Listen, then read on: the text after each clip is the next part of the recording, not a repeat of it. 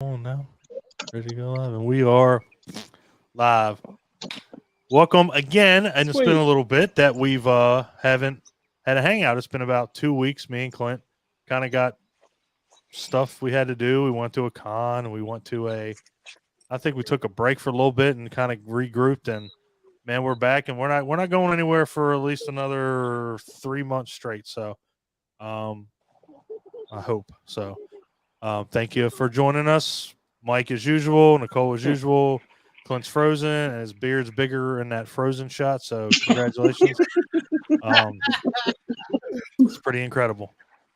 So there you go. It was awesome. Yeah, you the way it paused, like your beard looked like a beehive, like it was just a bunch of fucking bees. It was cool. God. It was wild. Okay. It was wild.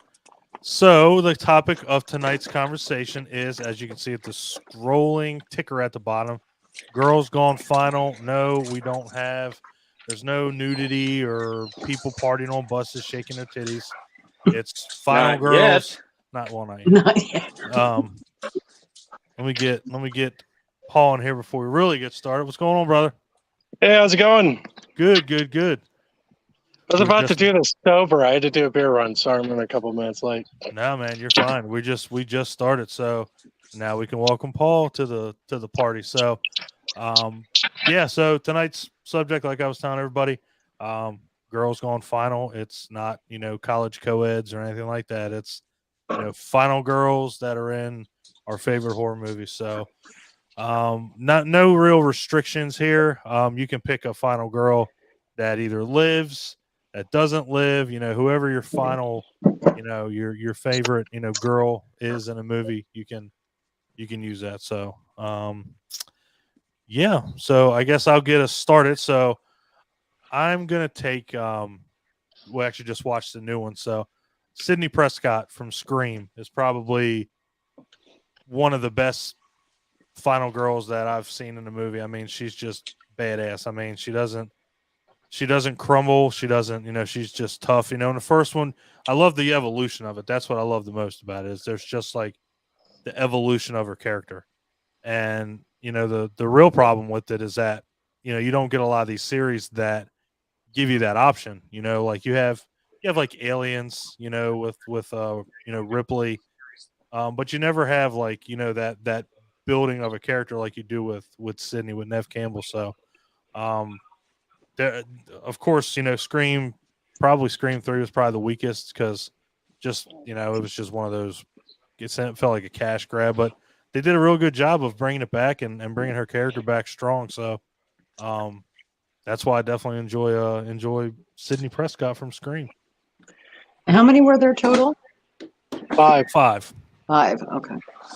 5. So I was a little worried when that, they announced, well, there's going to be a 6th one too. And now it kind of worries me now because you're taking a franchise that revitalized the slasher for, after being dormant for years. And now you're treading that path of, well, now we're going to have 6. Now, granted, they're all good on their own merit. They're all good. But it's just now you're on 6. So you're kind of getting up there with like, Nightmare. I mean, yeah, Nightmare had, I think it was, I'm not considering Freddy vs. Jason. I think it was, if you include the reboot, I think it was 8. So you're pressing it now. But I mean, I like the franchise, but I definitely like Sidney Prescott. I like Gail Weathers too. I like Courtney Cox's character too. So really that's like a 2-for-1 in a franchise. So yeah, I'm going to go with Sidney Prescott. So I know she's the moneymaker, but I was hoping they would kill her. I mean, they tried every way, shape, or form in this newest one to do it. I'm not gonna lie. I was kind of hoping Dewey lived and they offed her. Spoiler alert! But if you haven't seen it, I mean, it's kind of it's been out for 5 months. I mean, so if you haven't seen it, yeah, go you've watch had it. enough time. Yeah, right. Yeah. And if you haven't, cool. Mike's like, fuck that. You had time. Yeah. If you're watching this, the odds are you've seen it. Exactly. They should have had Gail kill her. Yes. Just have her say, "I'm just sick of this bullshit." Yeah. That's not a bad. That's not a bad They would have No, like she could just be like someone trying to revitalize her career. It would have been totally Because ironic you and think about funny. it always surrounds Sydney. So, like, if you get rid of her, like, won't the killing stop? And like Paul just said, you know, as in the new one, as she's talking about it, she's like, you know, I'm not trying to write a new book. I'm not trying to do this. But if all of a sudden she killed Sydney, and she could just be like, now I have a subject for a new book. I killed Sidney Prescott. Like Yeah. that would have been pretty badass. I like that idea. That'll be what happens at 6. Yes. So, all right. Well, got mine out of the way. So, Clint, if you say anybody other than what I'm thinking, I'm going to be kind of upset with you. What are you talking about? Because I know who your favorite final girl is. One of them. Come on, man. Well, you kind of already said one of them. Yes. When you brought up aliens, you know. But so I do have Ripley on my list. Well, go with Ripley, man. Yeah. Phenomenal character just in general. Yeah. Absolutely awesome. And it is true what they say. If everybody had listened to her, it would have been a lot fewer deaths and they wouldn't have had to blow up the ship. Very true. I mean, it's always how it goes. Yeah. All you gotta do is listen to the ones with reason, and normally they're way to usually go, right. Captain Dallas. Captain Dallas. Yeah. I haven't. You're the alien expert without a doubt. Yeah. Well, I mean, and I can only really cite the first one on that. You know what I mean? Because that one was technically the only one of the first couple of movies that was a horror film. You know, and that was the only one where she was truly the last person standing, to where we could call her a final girl. That's true. And beyond that, she was pretty, you know, stable and secure as a character, you know, and maybe she grew a little bit. I mean, she was completely freaking terrified, but was still able to function, which is what made her, you know, amazing. You know, It's not what you do, you know, when things are going great. It's what you do under pressure. So she was just a great character, written really well, and I will always love that one. I don't think you're gonna get any arguments here, man. I mean, you know, I don't think so either. You know, I think she's what made a lot of the movies just in general, even the shitty ones. You know, Aliens 3, Resurrection. I mean, you know, Winona Ryder was in Resurrections, but you know, it was overall Sigourney Weaver as Ripley. I got to go back and watch Resurrections again.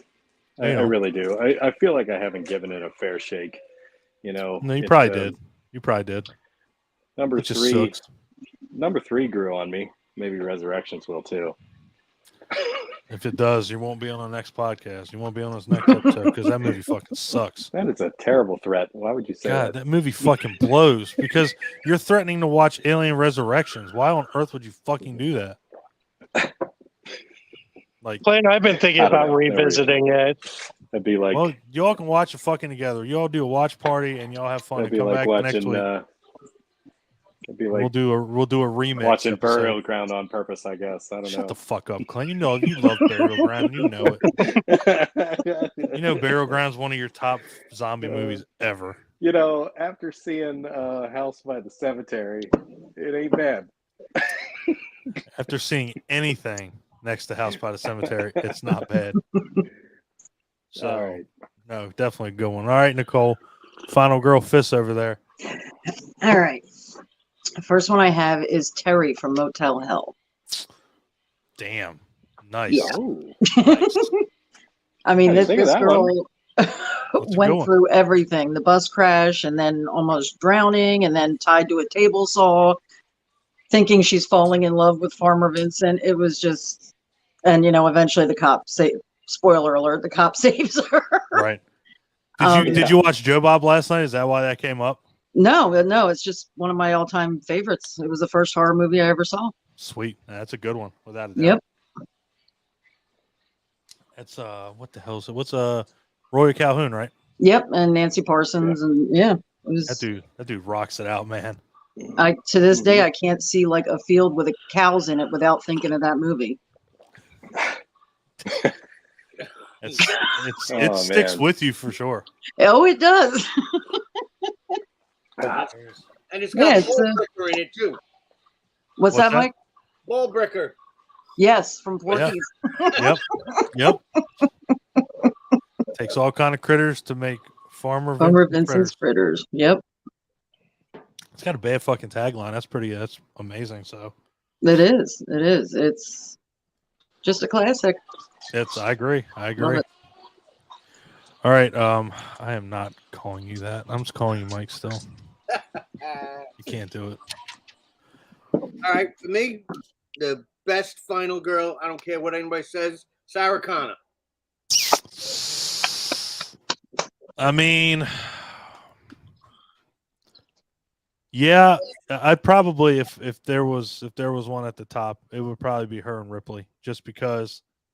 I mean, she didn't only have to deal with the Terminator; she had to deal with the whole idea of this dude coming back and telling her he's from the future. Like, what the, Yeah. No. Yeah. You're right, man. That's that was definitely. I mean, for its time, you didn't have a final girl like that, other than Ripley. But and again, I think that we're going to get a lot of comparisons with those two because, these other final girls, they don't deal with the stuff that they do. I mean, maybe like even Jamie Lee Curtis through like the first timeline of Halloween, wasn't anywhere near, didn't do anywhere near what those two did for their franchises. Yeah. So yeah, man. Sarah Connor's badass. I mean, Linda Hamilton, Sarah Connor. Yes. Yeah. Let's make sure we are definitely clear on that. It's the Linda Hamilton version. I'm not gonna. And even the one that was on the series, what was it, Sarah Connor Chronicles? I never saw it, but I heard it was great. And I'd like to get my hands on that and watch it because I've heard good things about it. But was it Amelia Clark? Didn't she try to do Sarah Connor? I don't know. From Game of Thrones, I think she tried to. And I was like, what in the holy fuck is happening? Where is Linda Hamilton? Please come save this movie. But yeah, that'll always have a place in my heart because that was when that came on. We had HBO, so obviously I didn't see it in the theaters, and my dad didn't want me watching it. And I think I was home sick from school one day, and I put it on, and I was like, it was just the violence. I was just like, this is just the best fucking thing I've ever seen. I got nothing will come close. No, you're right. I got to watch Die Hard for the first time when I went to work with my mom, and there was a guy that was staying down in the dorm, and he was like, "Hey, you can play any games you want." He had Nintendo 64, so I would just rock the piss out of Star Fox. But he said you can play any game you want, but you can't watch any R-rated movies. So I don't know why the one day I woke up and I was like, I'm gonna have some balls today, and I'm gonna watch Die Hard. So I'm like, let me turn on Die Hard. So of course, get through the movie, start watching it, and he comes back in as soon as that chick yanks off the table with her titties hanging out. I'm like, well, guess I'm not gonna get to do this anymore. So yeah, I was like, fuck. It's like of all the times, and that's the same thing. Like my old man, like Total Recall, chick with the 3 titties. I'm like, God damn it, Dad! Like of all times, why do you come in here when she's on the fucking screen? That's how it always was. It's just so like I don't like you just look and then you look back at the screen and you're like, I mean, you already saw it. I don't know how to argue it. What am I supposed to say? So it's like fuck it. I get to see 3 boobies. It's okay. So yeah, Sarah Connor's a good one. Paul, who you got? Okay, so I'm going to do, it's probably my 3rd favorite slasher film of all time. I'm starting out with Val from the Slumber Party Massacre, the first one. I liked her because she was not invited to this. Well, she was invited to the slumber party, but she didn't go. And, but she shows up and, helps the girls survive, the remaining girls survive. It was played by Robin Style. Mm-hmm. And I don't know. I'm just a huge Slumber Party Massacre fan. I am too. I love that movie. The first one is incredible, and I love when somebody brings it up because remember, a woman was behind that movie, which was just for its time. It was like holy shit. The whole franchise, actually, still even the new one is all women and like writing and directing and producing, which is awesome. Like it's a great ass movie. Like I absolutely love the first one. I know the second one a lot of people get it gets hate, but that one like kind of grows on you to steal that from Clint. I mean, it's a slasher musical. What can you hate about it? It's very true. Very true. You're not lying. But no, that's a good one. That is a good one. I love there's not really a lot of the characters in that movie that I really don't like, and I love how they do everything about it. All the way to where the sister is trying to go and check the fridge, and the dead bodies in there, and it's like it's just got some really cool tropes in it. So yeah, man, I can definitely get behind some Slumber Party Massacre. Yeah, and I think the second one wasn't the. Didn't I hear that the killer was the son of the guy who started Little Caesars Pizza? Holy fuck! I'm going IMDb for that one. Yeah, I'm pretty sure that check that one out. I think it's great. Hold on, I gotta check that. And knowing that, going back and watching the movie, I just want him to say "pizza, pizza" so bad. Oh, you would. It would be cool as shit though. Let's see. Let's check this trivia out.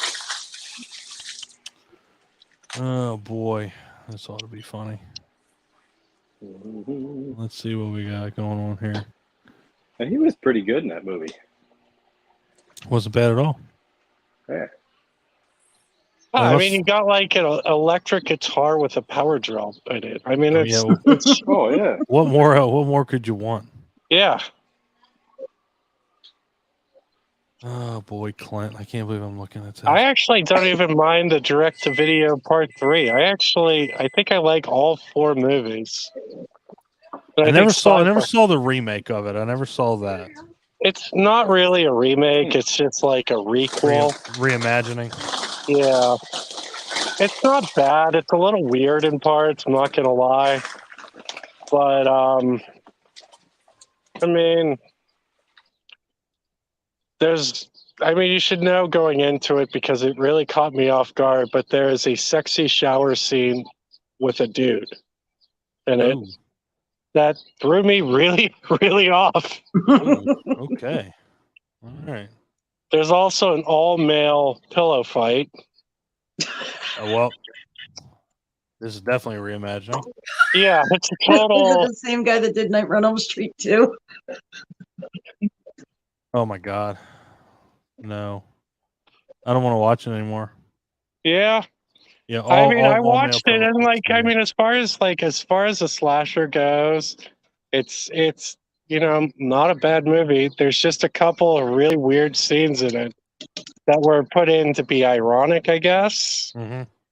But I didn't know that's what I signed up for with my $2.99 rental. Uh-oh. You know what, Clint? You might. Oh boy. He might be on to something here.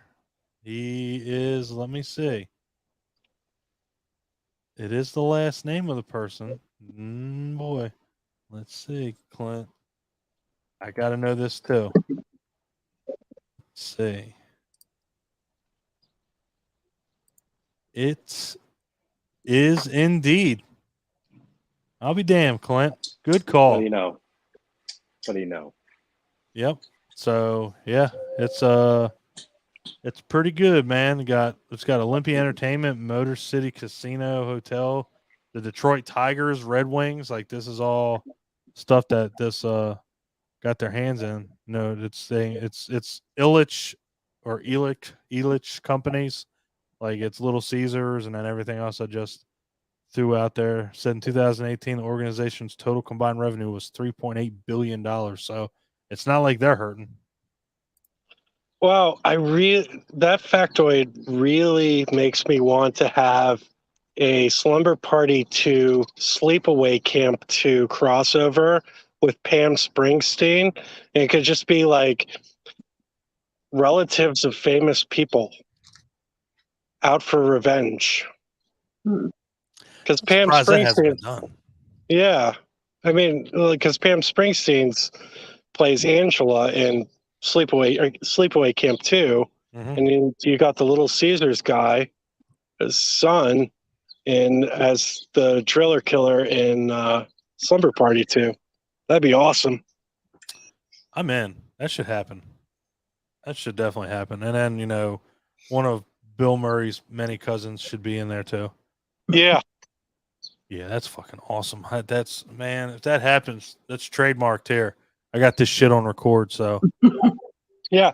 And then they all have to fight Nick Cage, who's Francis Ford Coppola's nephew. Well, Nick Cage is going to fucking win because he's just going to bore him to death. Come on, guys. Just don't do anything. That's what's going to happen. God, it's insane. We were just talking about that dude last night. About how fucking terrible he is, but you know, he's not that bad. Again, the roles that he was given, I mean, the dude crushes them. I mean, he's not the best fucking actor in the world. We all know that, you know, but there were some movies that he definitely got the short end of the stick. Ghost Rider, thank you, but that wasn't his fault. That was just a shitty directed movie and a shitty written movie. So I don't know what you expected from him. He tried. He definitely tried. Yeah. It might be our next episode, and we might do a Nick Cage thing, but we can't. Oh, I'm a Nick Cage apologist, so I'll be good. Oh fuck, never mind. Because we can't. Well, one, we ain't got enough. One, we ain't got enough horror movies. And two, I don't know if I can listen to somebody, you know, kind of say, well, but he's so cool. I'm like, well, I'm glad I can mute people. So, but now we're good. I like Nicolas Cage. He's not bad. So I'm gonna skip me because I'm going to Clint.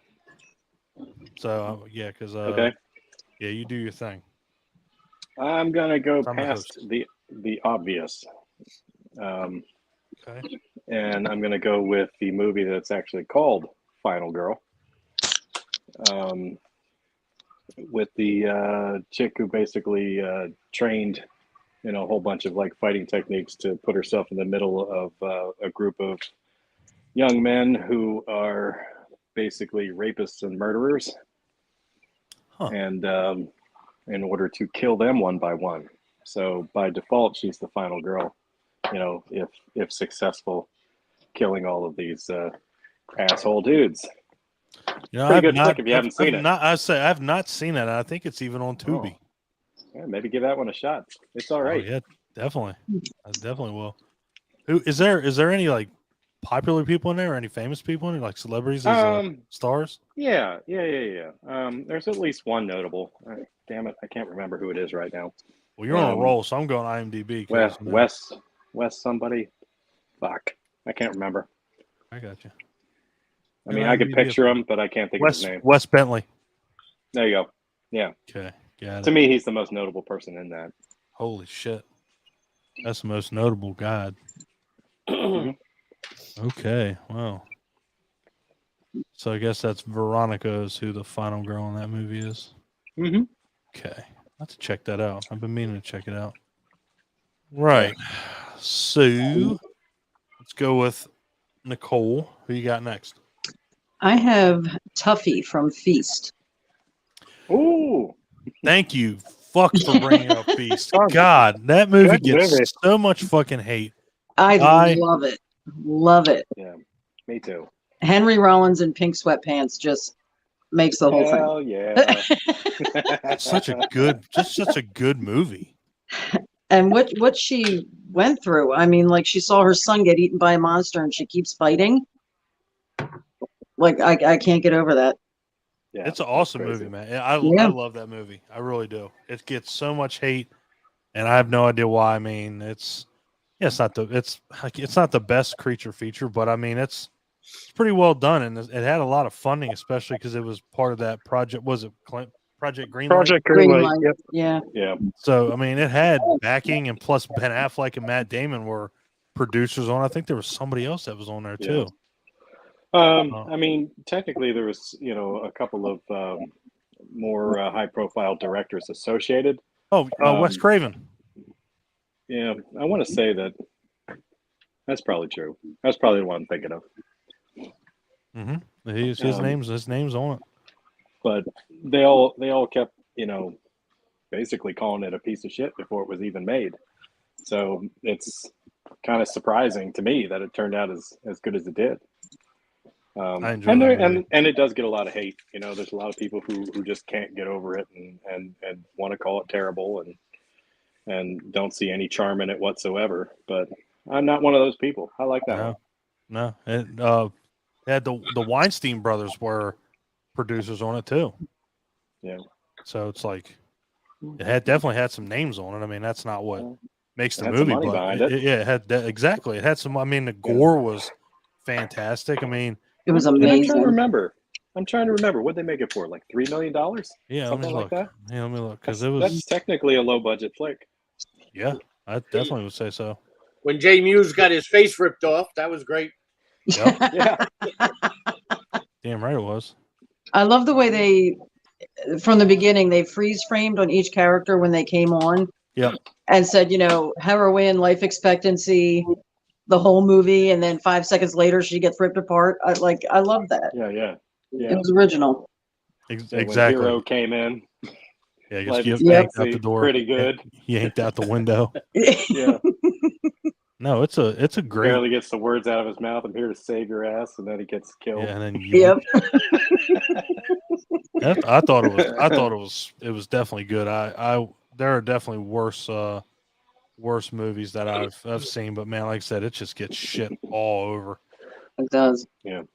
Yeah, I don't see the budget, but I think you're right, Clint. I think it was. Oh yeah, you go. Budget was 3.2 million, and the gross worldwide. Now, the one thing that I do know is that once this movie came out on on video and DVD and everything, that's when it started to make its money back. Yeah, was because it only had the first. Let me look on the gross worldwide. It didn't even crack 1 million, so it was like 719,000. So, I mean, yeah. Once the DVD sales and everything hit, that's when it kind of started to see profit. So, I mean, again, if you can do it, because I mean, there are worse movies that I've seen that suck worse than that movie. I love Feast. I never saw the sequels though, Clint. Did you? I know you said you checked them out, or you were going to check them out. Did you ever have a chance? Yes, I did like both the sequels. The second one I felt was the best one of the sequels. It wasn't like 3 was terrible.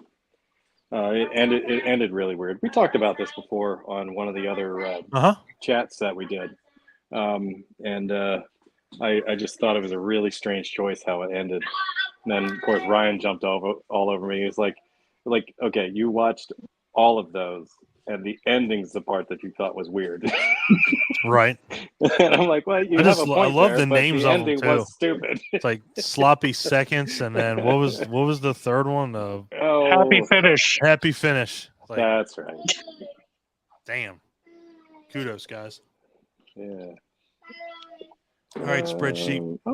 There's comments. I see comments now. Yeah, Ryan's on the YouTube chat.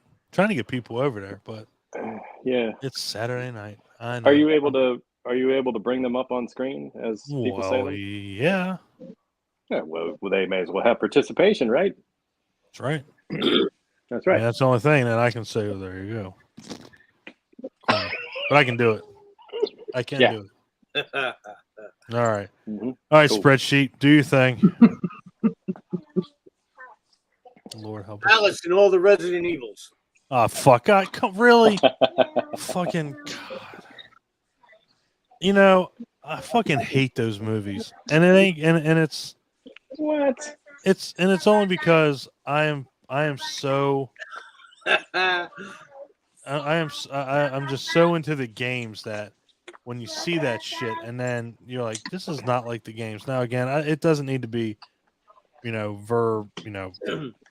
Yes. Scene for scene.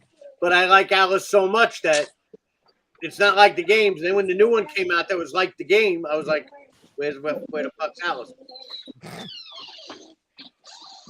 Well, I mean, I won't lie. I did like the first one. First one was cool. I liked Nemesis because Nemesis was like my favorite villain out of them until I realized that he looked like a big ass fucking like rubber suit, and you could see that, and I'm like, what the fuck is happening? Yeah, he had like that leather S&M suit on. Yeah, I'm like, this is not cool at all. You know, they could have done something better with that. And I think that is probably other than Die Hard, it is probably one of the most fucking stupid edits of a movie if you watch it on cable. I know. I think it's either Mike Epps or Eddie Griffin, and I think it's Mike Epps or Omar Epps, one of those motherfuckers. Mike Epps. And he gets the Gold Desert Eagles. Desert Eagles, yeah. And he's like, look at that big mother falcon with that big mother falcon gun. I ain't messing with that mother falcon. Like that mother falcon got a rocket launcher. Yeah, that's the best you can do. And that was the same thing when USA with Die Hard when Hans Gruber fell off the roof. It's like yippee-ki-yay, Master Falcon. I'm like, stop. If you have to edit that, just fucking don't even show the movie because you're killing the best part. Well, I told you my favorite. Yes. My favorite overdubs. Yes. Years ago, I watched an overdubbed version of Repo Man, that Emilio Estevez movie, and every time they said "motherfucker," it came out Melon Farmer. I loved it. It was hilarious. I think the most notorious TV edit I saw was Scarface on network television. Oh, God. Jesus. There's no why point do you in it. even bother? I was like, why bother? But, he's like, there's the line where he says, like, this town's a pussy waiting to get fucked. They changed the line, this town's a chicken waiting to get plucked. And it's like my favorite overdub ever. I will look that shit up just to hear it because I have to hear that. Oh my God, what the fuck is that? What why do you even do it? Ryan, oh here you go. Yeah, here we go. Now that Ryan's on the comments, Ryan says the best ever of all time is when instead of eating I'm gonna say eating pussy because I'm pretty sure you didn't mean pushy. It's eating pineapple. What the fuck? It's one thing if you're gonna edit it, but if you're gonna fucking edit it, at least make it look like they're gonna say the word. Pineapple, pussy. Come on now. I can't. I'm gonna watch. That's the opposite end of like oral sex. Yeah. No shit. It's like what the fuck, like, guys. God, Jesus Christ. I'm gonna watch that tonight. I'm pulling it up on YouTube. I just turned this to X-rated because I guess I don't know. No, we don't. We don't have. We're non-rated. We're unrated. Okay. If YouTube wants to kick us off, but that ain't gonna happen. So, all right. So I guess I'll go. Let's see. It's skipping me.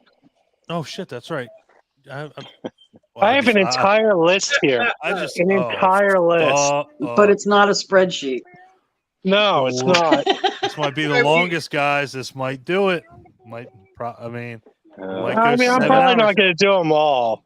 And I had Ellen on mine, but Ellen Ripley. Yeah. Oh, yeah. So I'm going to go. My most controversial entry on this list for final girl is Ash Williams in The Evil Dead. He has every characteristic of a final girl, but it just happens to be a dude.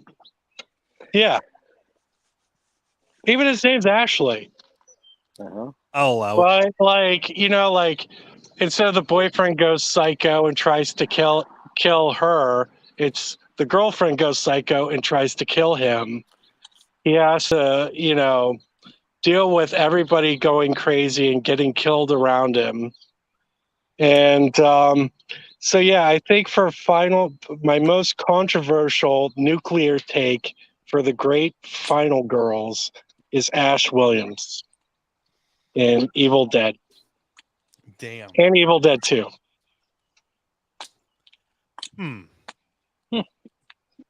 I don't know where to go with that. I'm kind of shocked. I'm like on the fence about it because it's. When you first started, I half expected you to call out the remake. But that's another point. Like in the remake, the Ash character, like, or in the reboot, the Ash character is female. True story. So I'll allow it because I fucking love Ash's character. I really do. I mean, Evil Dead. I mean, man, it's just synonymous with Sam Raimi. I mean, you just can't bring that up. You can't bring Sam Raimi up and not mention Evil Dead. I mean, it's synonymous with him and with horror. I mean, it was just so different for its time, and I mean, even like right now, I mean, and this is something that we talked about with our game episode, our video game episode, is look at the games that have come out, and look at the franchises that have games. Friday the 13th. Texas Chainsaw is actually getting ready to get one that's done by the same people that did Friday the 13th, the video game Gun. The Evil Dead game just came out, and that's pretty much it. If you think about it, as far as like the new age, you can go back and you can do like Jaws, Friday 13th, Nightmare on Elm Street for Nintendo, Texas Chainsaw, Halloween for the Atari. I'm just talking about like in this day and age. So, and Evil Dead still. I mean, honestly, I think Evil Dead probably has the most video game iterations than any other franchise. I'm pretty damn sure I'm right on that because, I mean, they had the ones for PlayStation 1. Yeah, one came out for the Dreamcast, PlayStation 1. Then you had another one that came out for like Xbox, PlayStation, and you had another one come out for PS2. I think. Yeah, PS2, and then you got this new one. So I mean, that's 4 games. That's pretty impressive. That's pretty good. That means people are definitely checking it out. So,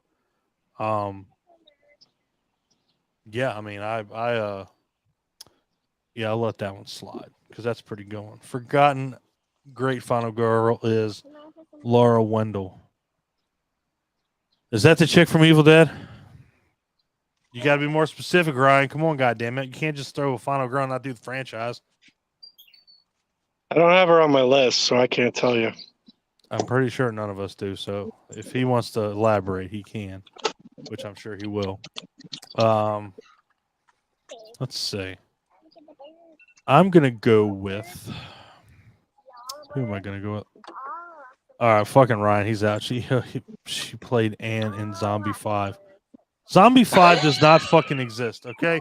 Let's get this straight. Killer birds. He knows how I feel about that movie, which is why he's doing it. He wants us to do an episode on it. It's not fucking happening. He wants us to do any. Well, then you can come on, take my place, and go with Clint because I'm not doing that fucking movie. The movie is hot fucking garbage. It is terrible. I don't even know why it's called Zombie. There's no fucking zombies in it. Barely. Fuck Clint, you go now. I'm mad now.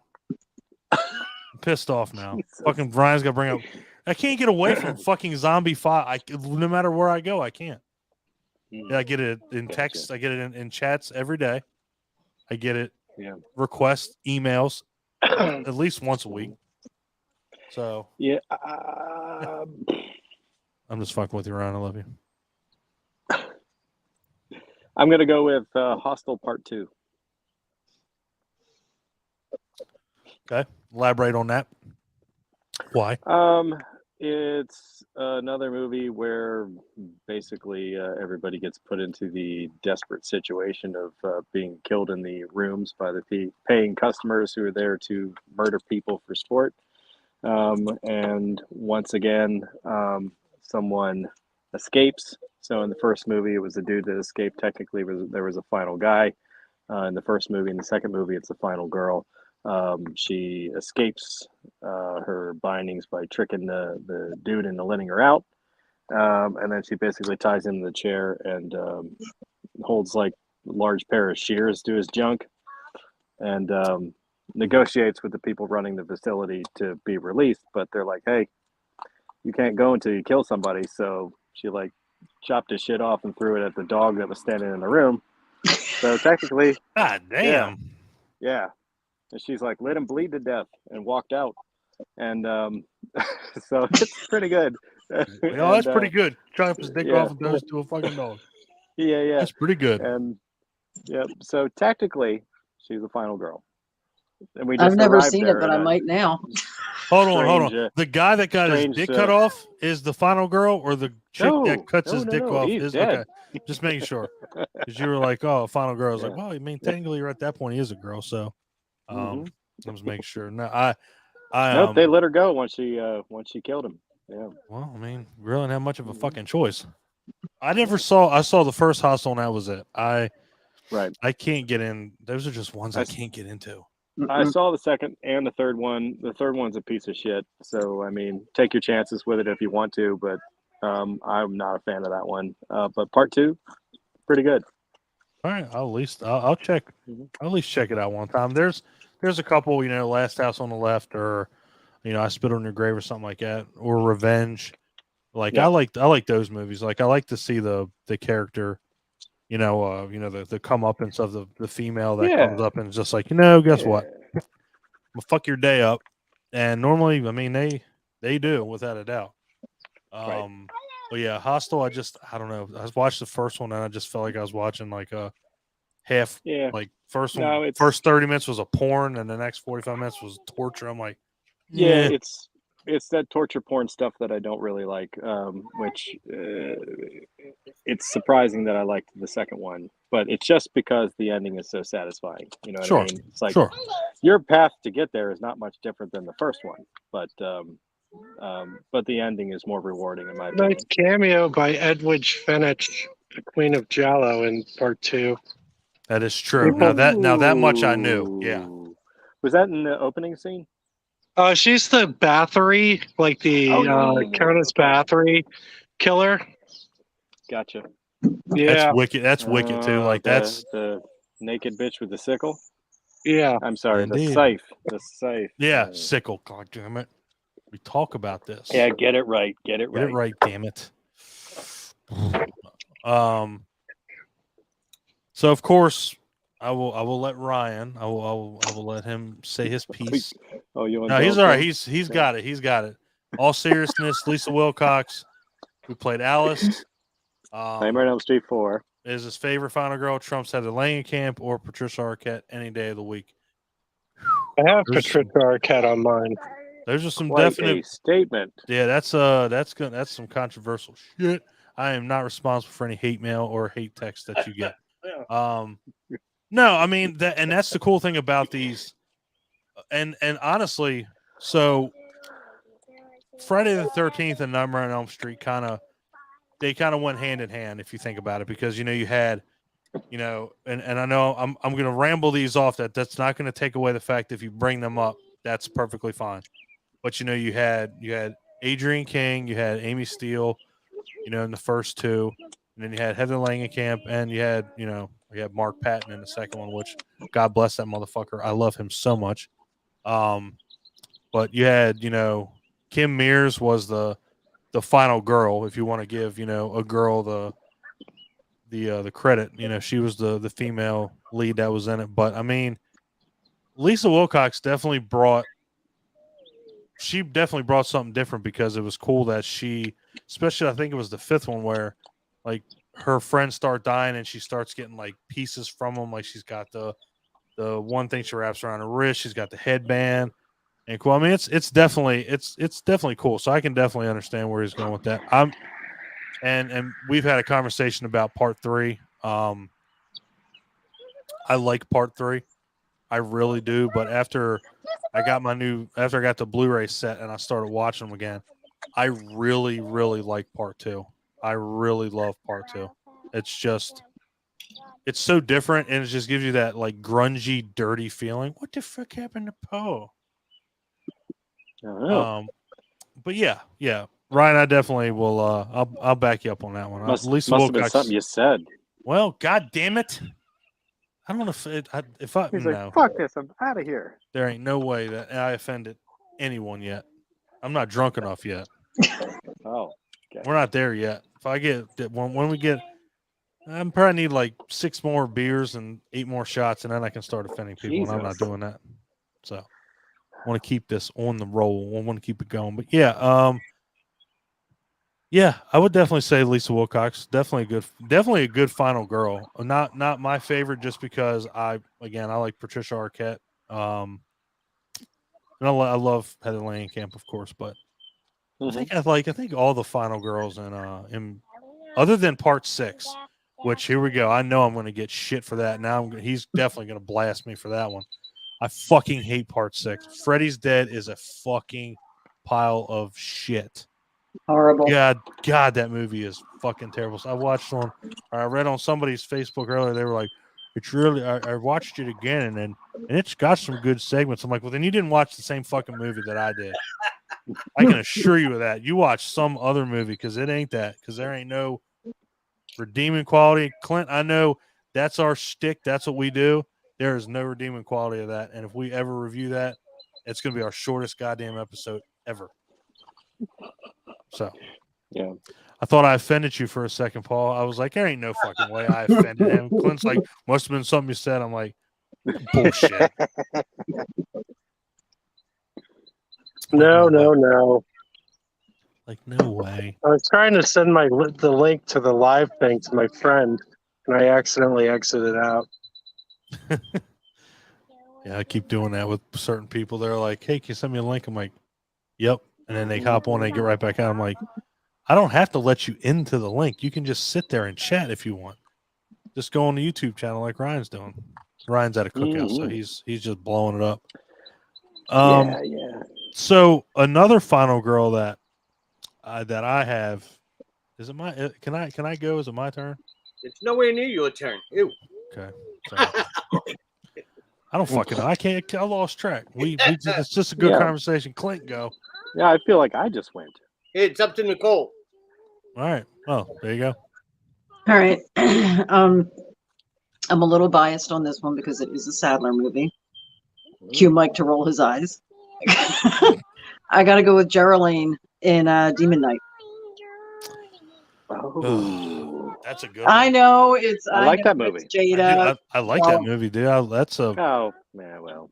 That's that was like pre-bullshit days. That was she just fell into a good role. That's all. That's a great movie. I like both of the Tales from the Crypt that's movies. A good one. I did too. Yeah. I love Bordello of Blood. That Angie Everhart was fucking incredible in that movie. Smoking hot she was. But yeah, I think Geraldine in Demon Knight was the ultimate final girl. She had the task of keeping the world safe for the next hundreds of years, and I really love that movie. It's a great movie. I what's really funny about that, I actually saw that for the first time not that long ago, maybe like 2 or 3 years ago. And I know it's been out since, I think was it late 90s? Yeah, it was 90. Was it 98? Yeah. And even if you watch it now, 95. There you go. It still holds up. It's a great movie. It really, really is. And Billy Zane, I mean, that's just, the way he plays that villain. It's just somebody that you want to strangle through the fucking screen. It's like, you are such a dick. Like, I just want you to die. But that's a good thing. I mean, he just plays a really good villain. And yeah, Demon Knight's definitely, just an underrated movie in general. Yeah, definitely. Clint, you want to obviously touch on that one? It had Lowell from that freaking Wings. What was it? Wings? Yeah. Wings. Getting his nipples tweaked and with a car battery. Yeah. What a great fucking show that was. God, Wings. What a son of a bitch. What a good show that was too. God. Yeah. It was really cool to see him get betrayed by the demon. You know? I didn't like how it happened, but it was definitely cool. I mean, nobody should have that happen to their nipples. It don't. I don't care how bad you fuck somebody over. You just can know. It's just terrible. Hey, he was paying for it, you know? Yeah, but it's goddamn. I just can't do it. Can't do it. All right, Crunch and Munch. What you got? I got Tina Friday, the New Blood, Our Park Lincoln. Nope. Great pick. Nope. You know why? Nope. Because that was, especially when I was younger, she wasn't just a final girl that got away. She kicked his ass. Yeah. I hate that fucking movie. I'm sorry. I'm gonna get so much shit. I know Peter Anthony's probably listening. I hate that fucking He's not movie. watching this. I don't know. He might be that one person. 7, It 8, Might 9 be were the like I fucking hate. I mean, you had Bernie in the movie. Come on, man. Let's. Nope. That was great. It was just so. It's so off the wall. It was stupid. Yeah. I just like. It's always been my least favorite. Like I like 8 more than I do 7, and 8 is fucking absolutely ridiculous. 8 is so boring. Oh my god, how can you like 8 more than 7? Oh my god. Honest to God, Yeah. they're both equally boring. Honestly, if you think about it, I mean, Mhm. 7 had the sleeping bag scene.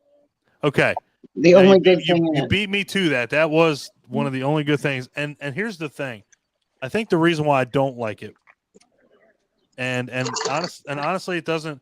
It's nothing about the acting or anything. Laura Park Lincoln is phenomenal as Tina, without a doubt. I hate the fact that as time went on, they just could not get away from the MPAA. They just could not get anywhere with them, and they absolutely butchered their movies. They butchered number 6 got away with a little bit. 7 didn't get away with jack shit, with nothing. I mean, Yeah, 7 did, like, they really cracked down on 7.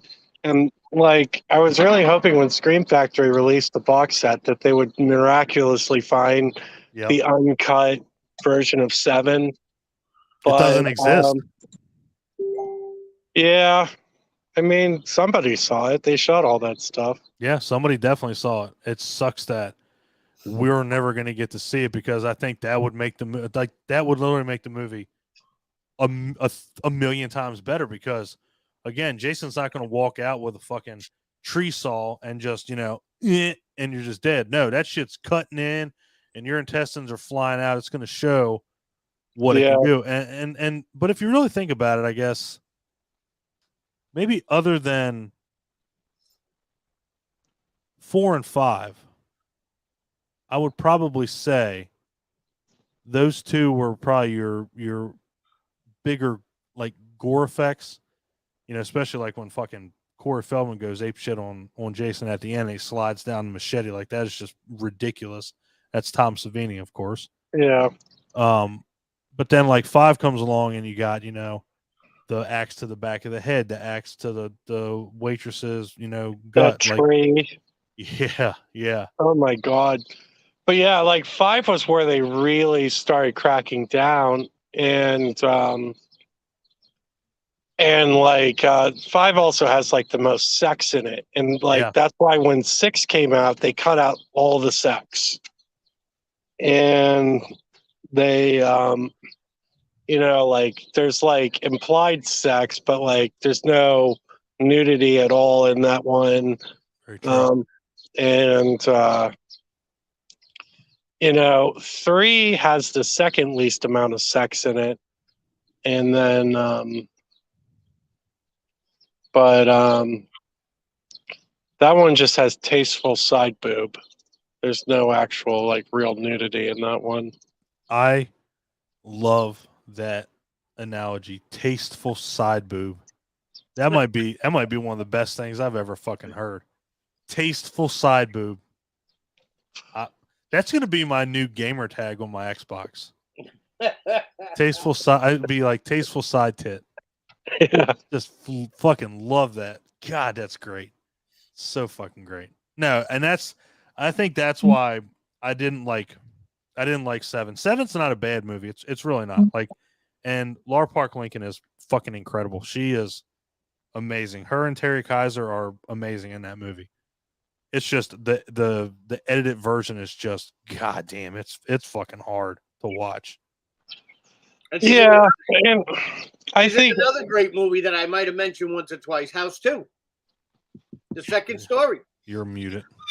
That's mute. Fucking muted. Adam.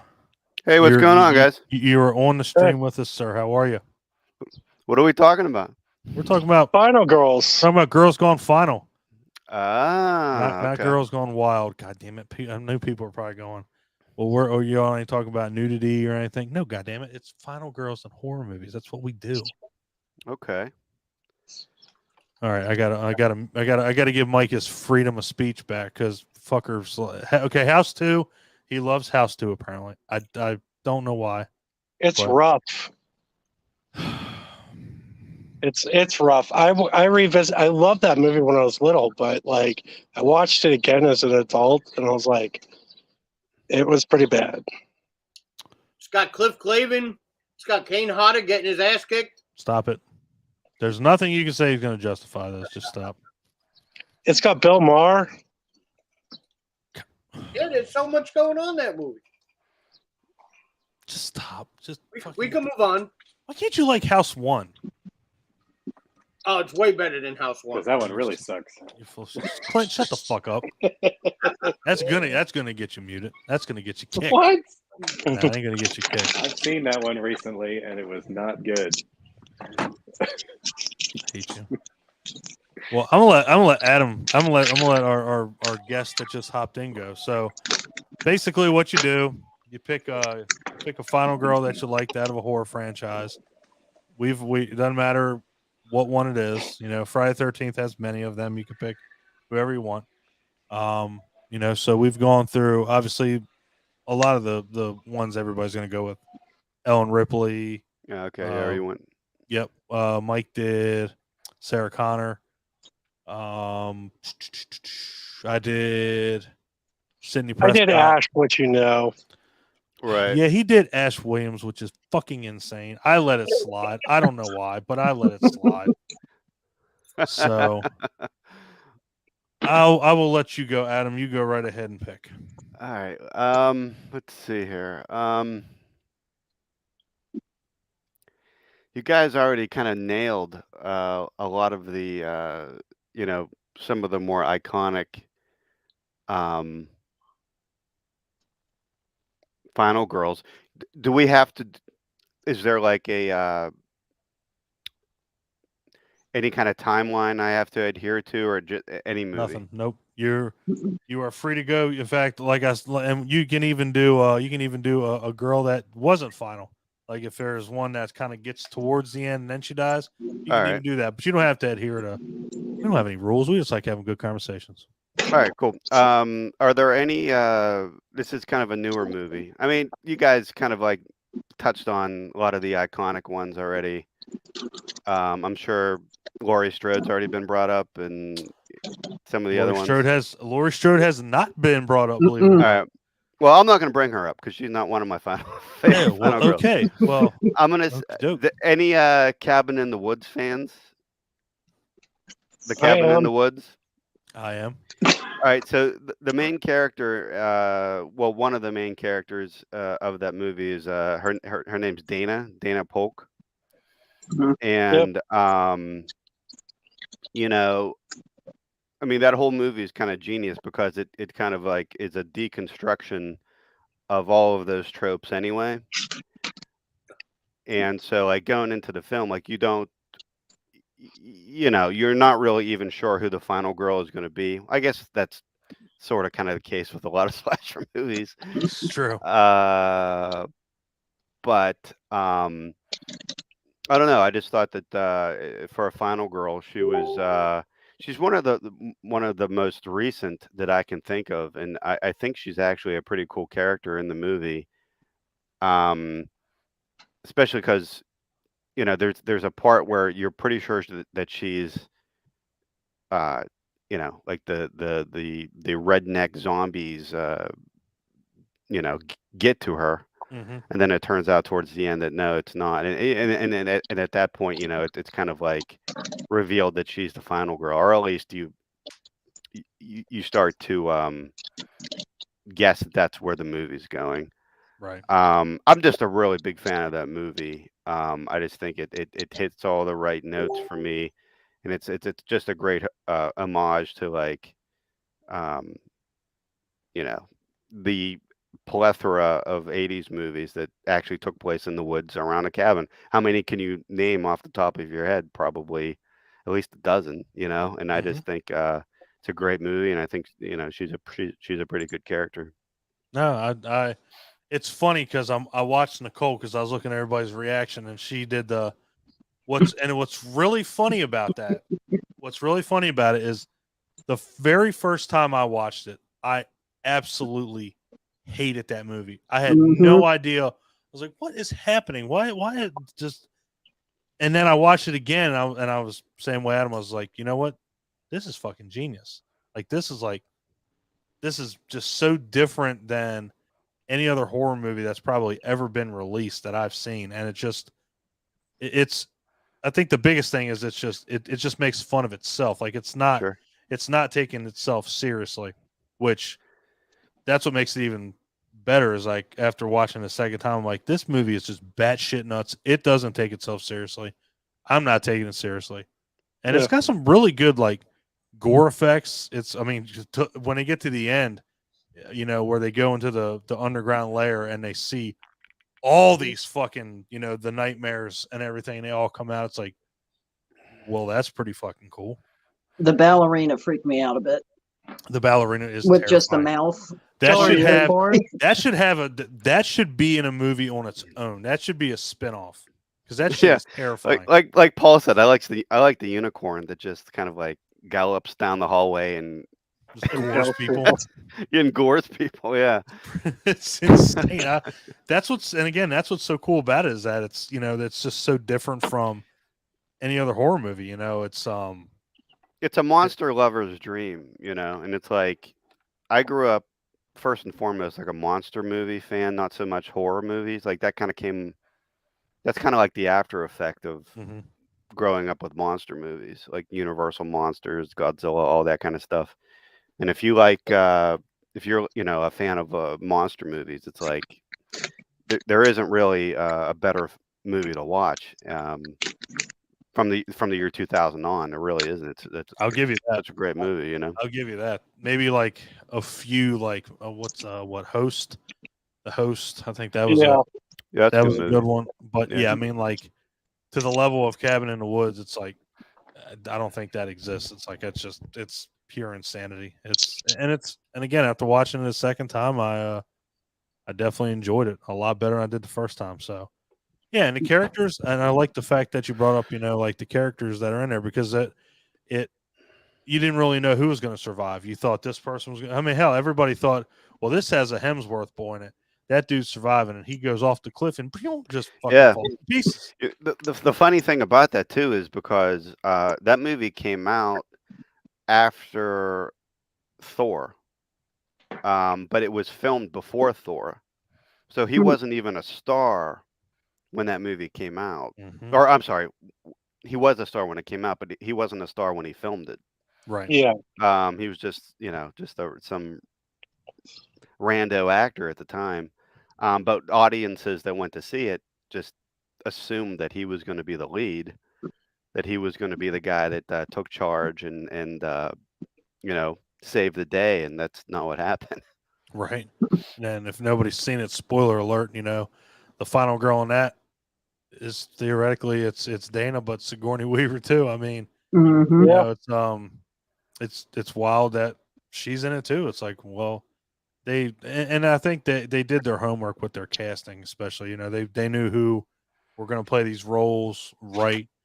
And again, I had to watch it a second time to appreciate it. So, I like the fact that that's kind of like a under the radar pick because, again, everybody's going to go with the mainstream as much as we can. But yeah, I like the fact that you pick Cabin in the Woods. Definitely a good one, without a doubt. All right, Clint, Are we going to Clint? No, I got to do mine because I don't want to make. I want to make sure that nobody takes mine because it's one of my favorites. So God, fuck it. I love her name because nobody can say it right. Kirsty from Hellraiser. Mm. I It's on my list. Love her character. Ashley Lawrence plays that character so well. And Hellraiser just has a really special place because that's one of the movies that I watched with my dad. So, anytime it came on, me and my dad watched it, as horribly edited as it was on AMC when we watched it.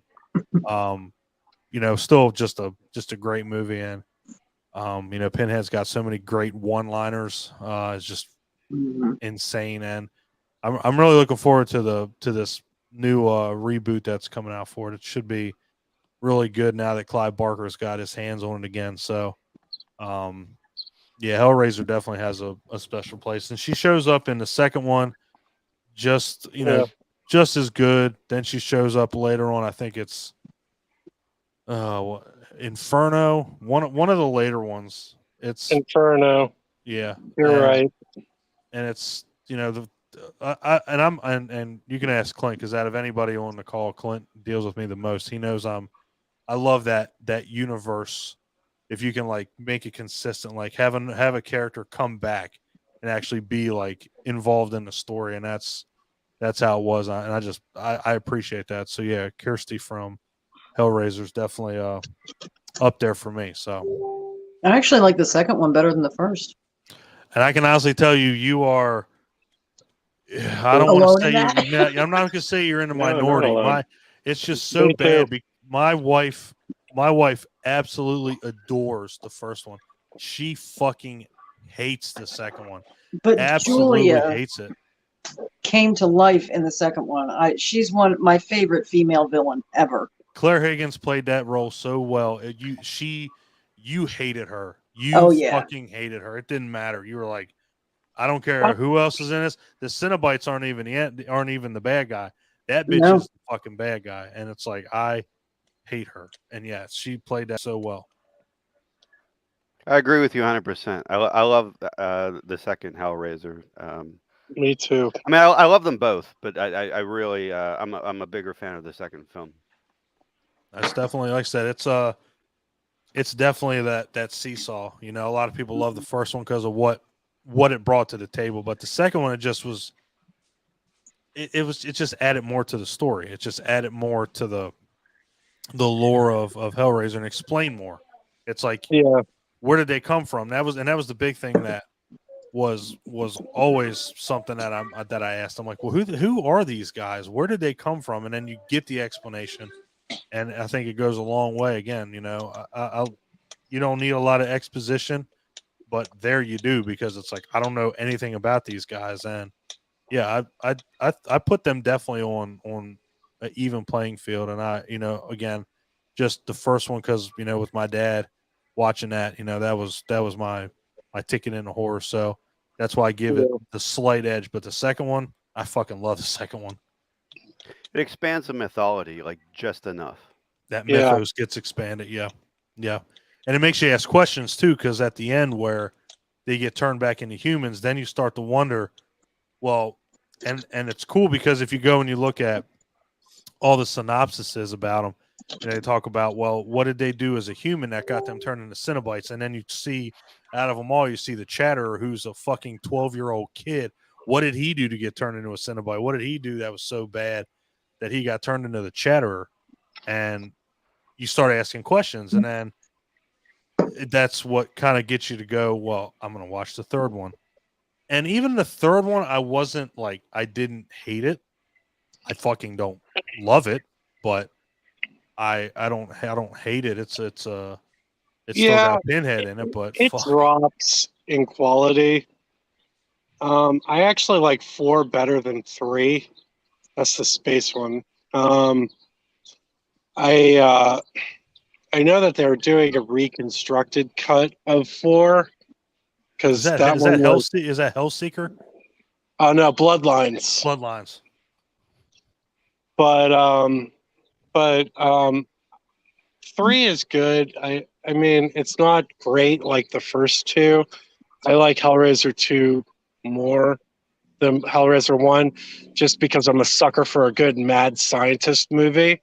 And that's a great mad scientist movie. You ain't lying. Dr. Chenard is absolutely insane. And that, can't remember his actor's name, but man, he fucking just destroys that role. I mean, just owns that. Oh my God, when he becomes a Cenobite and he says, oh, to think I hesitated. I was like, oh, that line is so cool. It's so great. And that just, and like, I think like Dawn said, how it kind of like opens up other questions. And it's kind of like he's been fighting to be a Cenobite the whole movie. Yeah. And then he's finally a Cenobite, and he's just like, like he loves it. Like he's like, he's just this is my true calling. Yeah, it's like his true calling. Yeah, right. Yeah, and he's I still. I should have told my high school guidance counselor that I wanted to be a Cenobite. It said that on the bottom of your yearbook, most likely to be a Cenobite. So fucking great. God, that should have been in there. It would have been fucking fantastic. Love that. God. Paul, most likely to be a Cenobite. Fantastic. Oh God. Awesome. No, good. That's like I said, it's just a really good love the story. I love Pinhead. You know, and again they get a little out there. You know, but honestly, I mean, yeah, it's I don't think until you get to like 8 or 9 is where they really get just fucking batshit nuts, and it's like, okay, I think we've had enough. But I'd probably say the first 5 or 6 they're not bad. The virtual reality one was like one of the shittiest movies I've ever seen. Which one had Lance Henriksen in it? Was that the one that had him in it? Like Hell World? Hell World. That one's fucking terrible. It's so bad. It's like unbelievably bad. Yeah. But I don't know. Doug Bradley's a local legend here in Pittsburgh, so Doug Bradley is a fucking legend. Period. The fact that dude that he could withstand all those movies up until Judgment, I think, is the one where he bailed out and was like, I can't do this anymore. And I had hope for Judgment, but like I like the idea of Judgment, like a Cenobite cult, and I thought that was kind of a cool little like idea, but the execution was absolute shit. Right. Good idea, bad execution. That's 80% of horror movies. Yeah, absolutely. All right, Clint, what are you doing? I don't know if you'll allow this one or not. I allow fucking Ash from the Evil Dead. If I let that roll, I don't know what I'm gonna say. I don't know what you can say that I'm gonna be like, no. No, I think you'll be okay with it. If you bring up the chick from Showgirls, I won't allow that. I'll shut you down. What? Yeah. Don't I'll shut that shit Okay. down. That's on my list. Jesse from Saved by the Bell. It is a horror movie. It is a horror movie. You're not lying, Mike. Without a fucking doubt, it's a horror movie. It's a horror movie for sure. Mm-hmm. All right, Clint. Sorry. Yes, go. Whatever you're gonna say, I'll allow it. Unless it's anything to do with Zombie 5. No. Okay. I'm gonna go with the first Saw movie. Amanda. Yes. I can do that. Everybody else died, but technically, she became a final girl in the middle of the movie when she told her story. Mm-hmm. So by default, the fact that everyone else died, she became a final girl. Yeah. No, that's. I thought you meant Carrie Ellis or whatever his name is at first. Well, you know, he's got Carrie. Well, we believe in the first movie that he died. Yeah. That dude. So that dude is like Liam Neeson. That dude's like the Great Value version of Liam Neeson. He's just overacting everything. But he's great in that movie. I absolutely love that movie. He's great in everything. He is really good. Yeah. Kiss the girls. Princess Bride. I mean, fuck. Well, it's definitely Princess Bride. I mean, he's a douche. Sorry. Whoa. In Princess Bride, he was a douche. No, in person. You must have. You met him in the real life. Yeah. Well, you can't just end it now yet. Well, we're broadcasting live. I don't want anybody. Don't send her letter bombs. I want to know why he's a dick. There aren't many of them, but I've got a short list of horror actors and that were not kind. Wow. Yeah. That sucks. That's fucking. Yo, if you're gonna get ice, mute that shit. God damn it, that's terrible. It's a horrible sound. Oh my god. Fuck. God. Is this an ASMR channel now? Yeah, absolutely, without a doubt. He's like, we tapped. I think no. I've heard a couple. I've heard a couple people say that Cary Elwes is a kind of a douche. Which it's a shame. I mean, honestly, none of these people should be douches. I mean, I agree. Is he a jerk or is he just British? Well, that is point, Paul. that is true. Yeah, that's definitely brings up a good point there. Yeah, I just it's a shame, but yeah, I definitely think he's like the Wish version of Liam Neeson. He just goes buck fucking wild with some of these roles, and Dr. Gordon was definitely one of them. I was like, damn, dude, like you are just trying to get an Oscar for a horror movie, and it's not going to happen, son. But he was great. He was great in it. His character coming back in part, what was it, 7? Yeah, was fantastic. Yeah. I got excited about that. Yeah, when I saw it. And I like Clint bringing up Amanda because part 2 was I like part 2 a lot more than like part 1 because it's just it instead of you seeing 2 people, you're seeing all these people that are they're all intertwined, and I love the fact of like that the big guy, the one guy that's in there, he's like, well, give me your fucking number, and they're on a neck, and he's like trying to cut everybody's neck skin off, and it's like, and then you find out that the one guy is, I think it's his son, like the son of the cop that got him put away. It's like, that's a good twist. Like that's one thing that those movies, at least the first 3, and then 7 where his character came back, but the first 3, I really enjoyed them. I thought they were good movies. I love part 6. Part 6 is one of my favorites. I have to check them all out. I have them all on Blu-ray. I know the one that had Chris Rock in it, Spiral. I think maybe if Will Smith would have slapped him sooner, he probably wouldn't have been in that movie. So probably could have saved whatever career he had. Damn. Wow. Cold-blooded. Hey, we're not political. Well, we try to be politically correct, but I mean, goddamn, I mean, that movie was fucking terrible. It was. Boo. So good one, man. I like Shawnee Smith. She's fantastic. And she's another one. It's not like she just escaped anything. She got there because she did what all the others wouldn't do. Yep. Yep, that's true. That is true. All right, Nicole, what you got? All right. I got one of Mike's favorites, Reagan from The Exorcist. She's the final girl? She lived? Hell, she's the only I'm going to girl. have to throw a flag on that. Oh, shit. I'm throwing a flag. Paul, who the fuck's this guy? He's throwing flags on here. What the fuck is that? The fuck?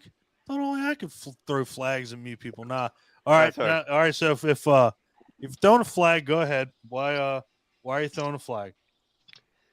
Well, I mean, she wasn't like, okay. I'm sure she already has this very well thought out.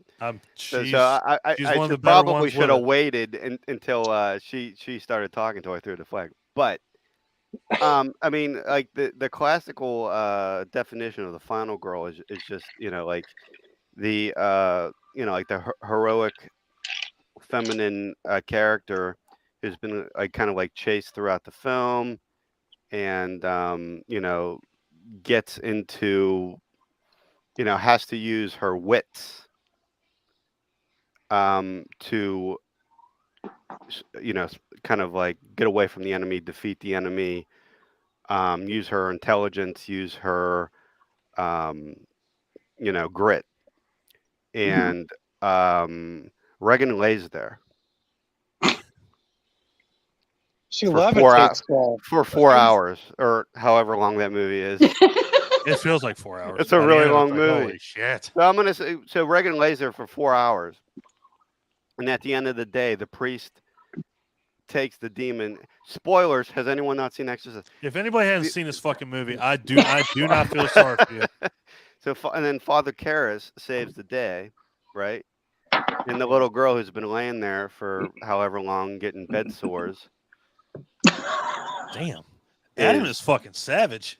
Well, I mean, she makes it out.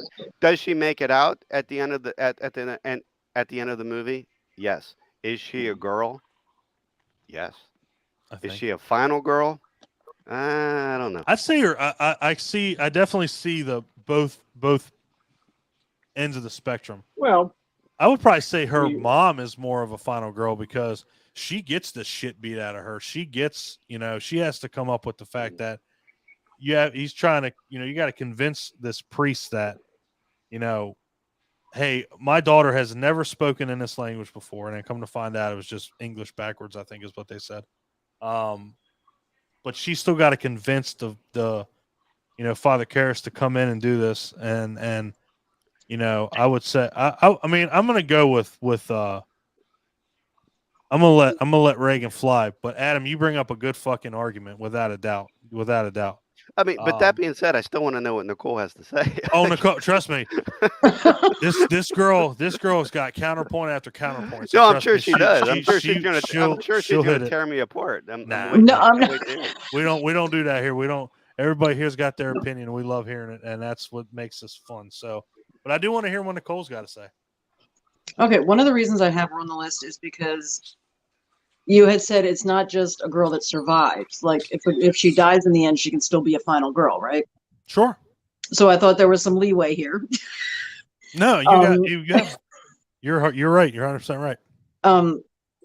But the fact that I know that she just lays there. That's true. All the medical stuff she went through. If you remember whatever the hell that test was, they stuck a thing in her neck and all that, she went through a lot of pain. She was literally possessed by the devil and came out of it. To me, that's a final girl. That's good points. It is. Again, I can understand. I agree with that. I can understand both sides of the coin without a doubt. I said she passes as a final girl, and I think that movie sucks balls. And we could possibly argue that she was heroic at one point because we don't know exactly how the demon left her body. Did it willingly leave her body because the priest demanded that it enter him, or did she shove it out in that moment? No, it left her body because he was pounding on her and saying and threatening her and insulting the demon and insulting the demon's come into me, take me. Well, maybe the best, but maybe she shoved him out. Could be. We don't know. If only we had like a Toxic Avenger 4 fight scene inside her mind where like little Reagan's fighting Devil Reagan. Damn. Wow. That shit, that I have never heard more of a left field fucking comment than that right there. Out of wow. That was Look at Ryan. I need Ryan to comment on that. I am completely blown the fuck away on that one. You didn't throw up his last comment. Oh well, yeah, I gotta throw that one up there. That's coming this fall to FXX. That'll be where that's at. Yeah, I can definitely go with that. I can understand, like I said, both ends. But we can all agree that Exorcist 3 was the better movie. So move on. Oh, definitely. Exorcist 3 is so good. The best jump scare I've ever seen in my life. It's so fucking underrated. Now, Paul, I hope, are you somewhat there? Because Paul is a lot like Ryan, and I know Clint will agree with me. How it's always everybody's like, yeah, it's so fucking good, and you're like, that movie sucks balls.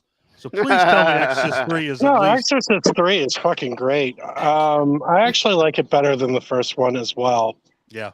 The first one, I appreciate what Exorcist 1 did for horror movies more than I appreciate the actual movie. Yeah.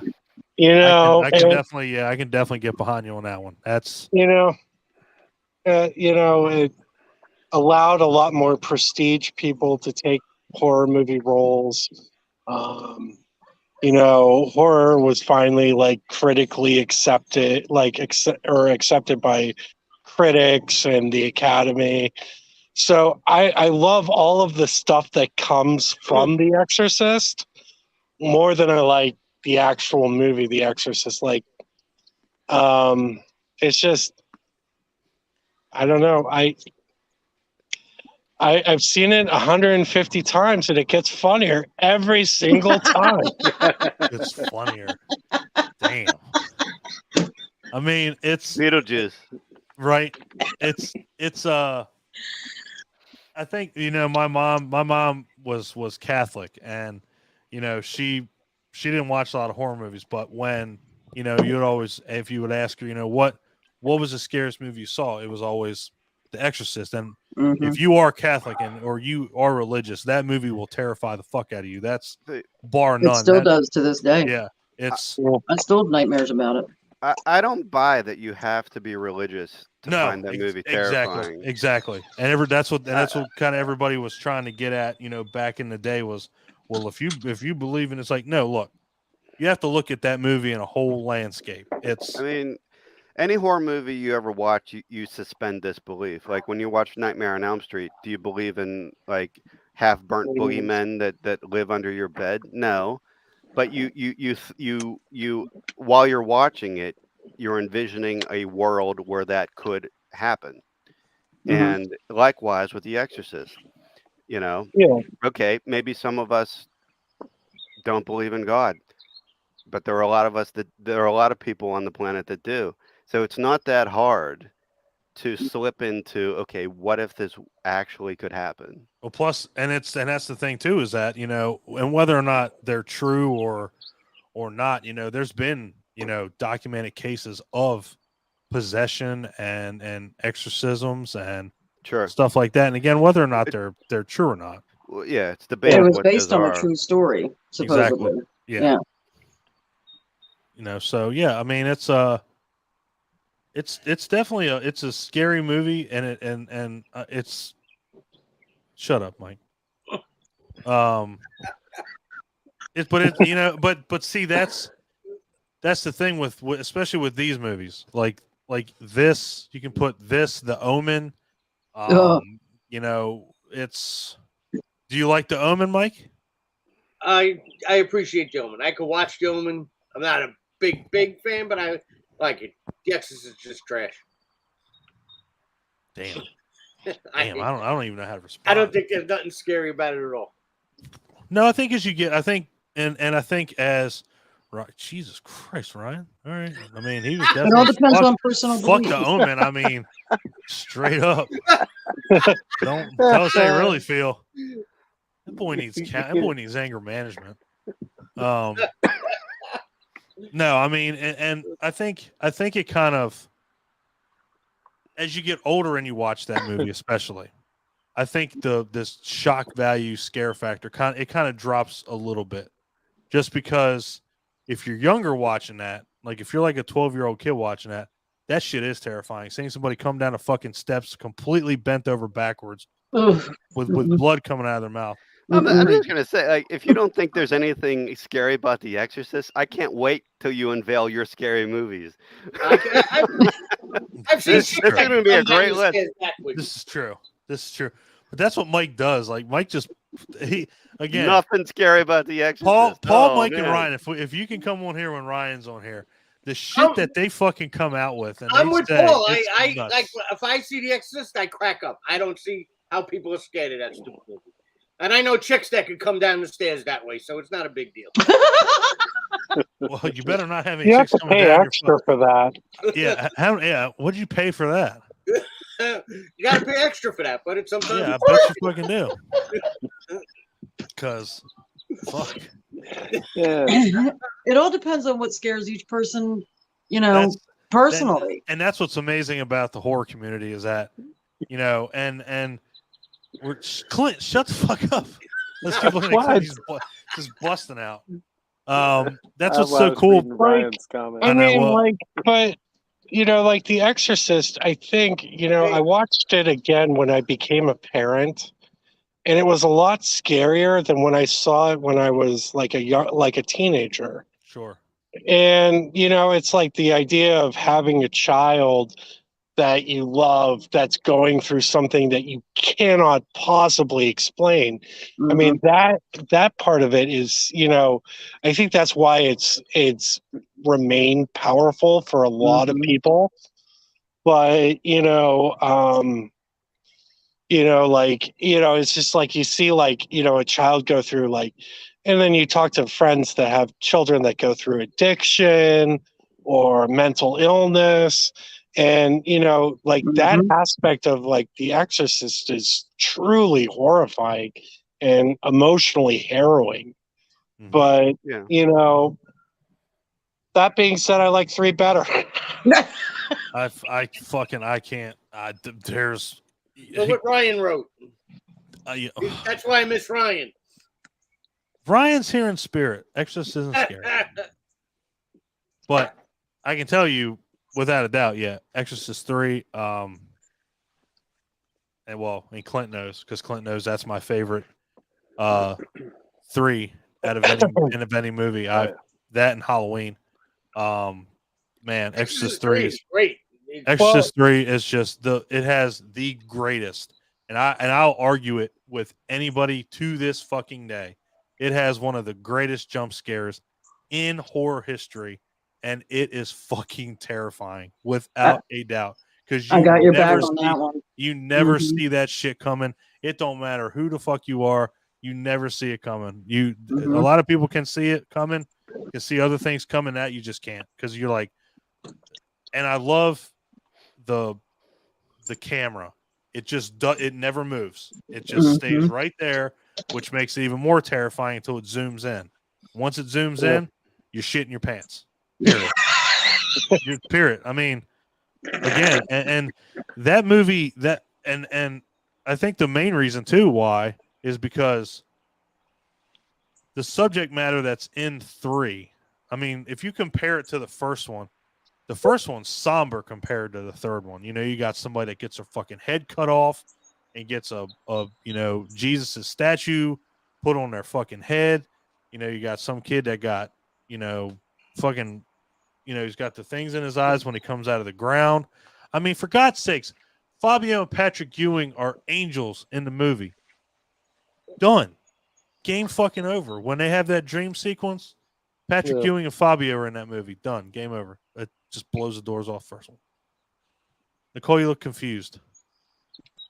Oh, no. I'm actually pulling up that scene. It's incredible. On YouTube. I love it. It's incredible. I'm waiting for Ryan to comment, fuck Fabio. I'm just waiting for him to say fuck anything because, I mean, at this stage, fuck the Omen. I mean, God, Jesus. There's some harsh-ass fucking words. All right. The Omen does suck, Ryan. I agree.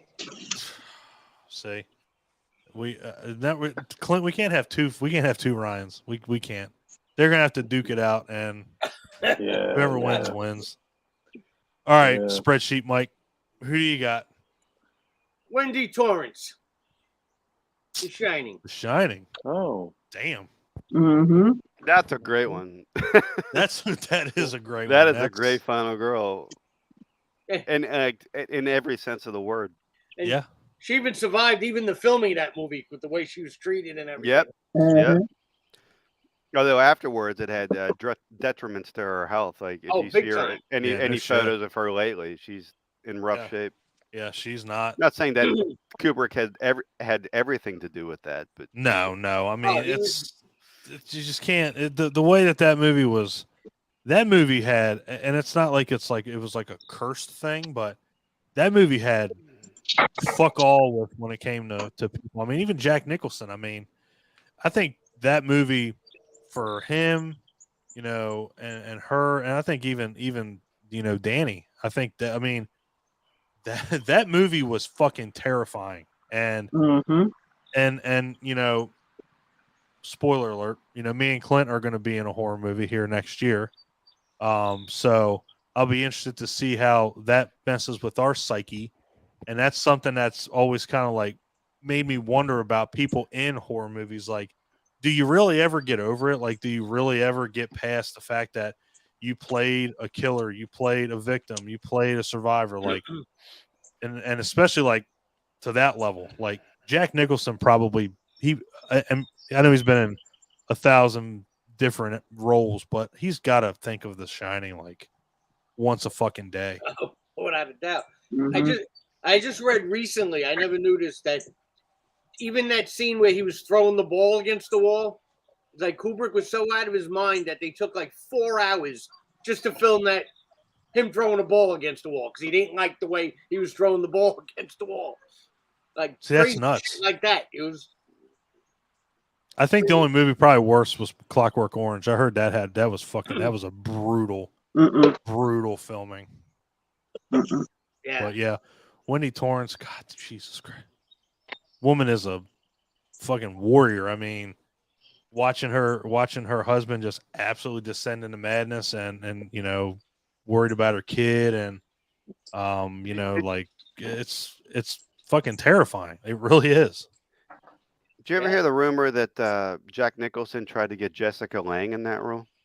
Yes. Yeah. Yeah.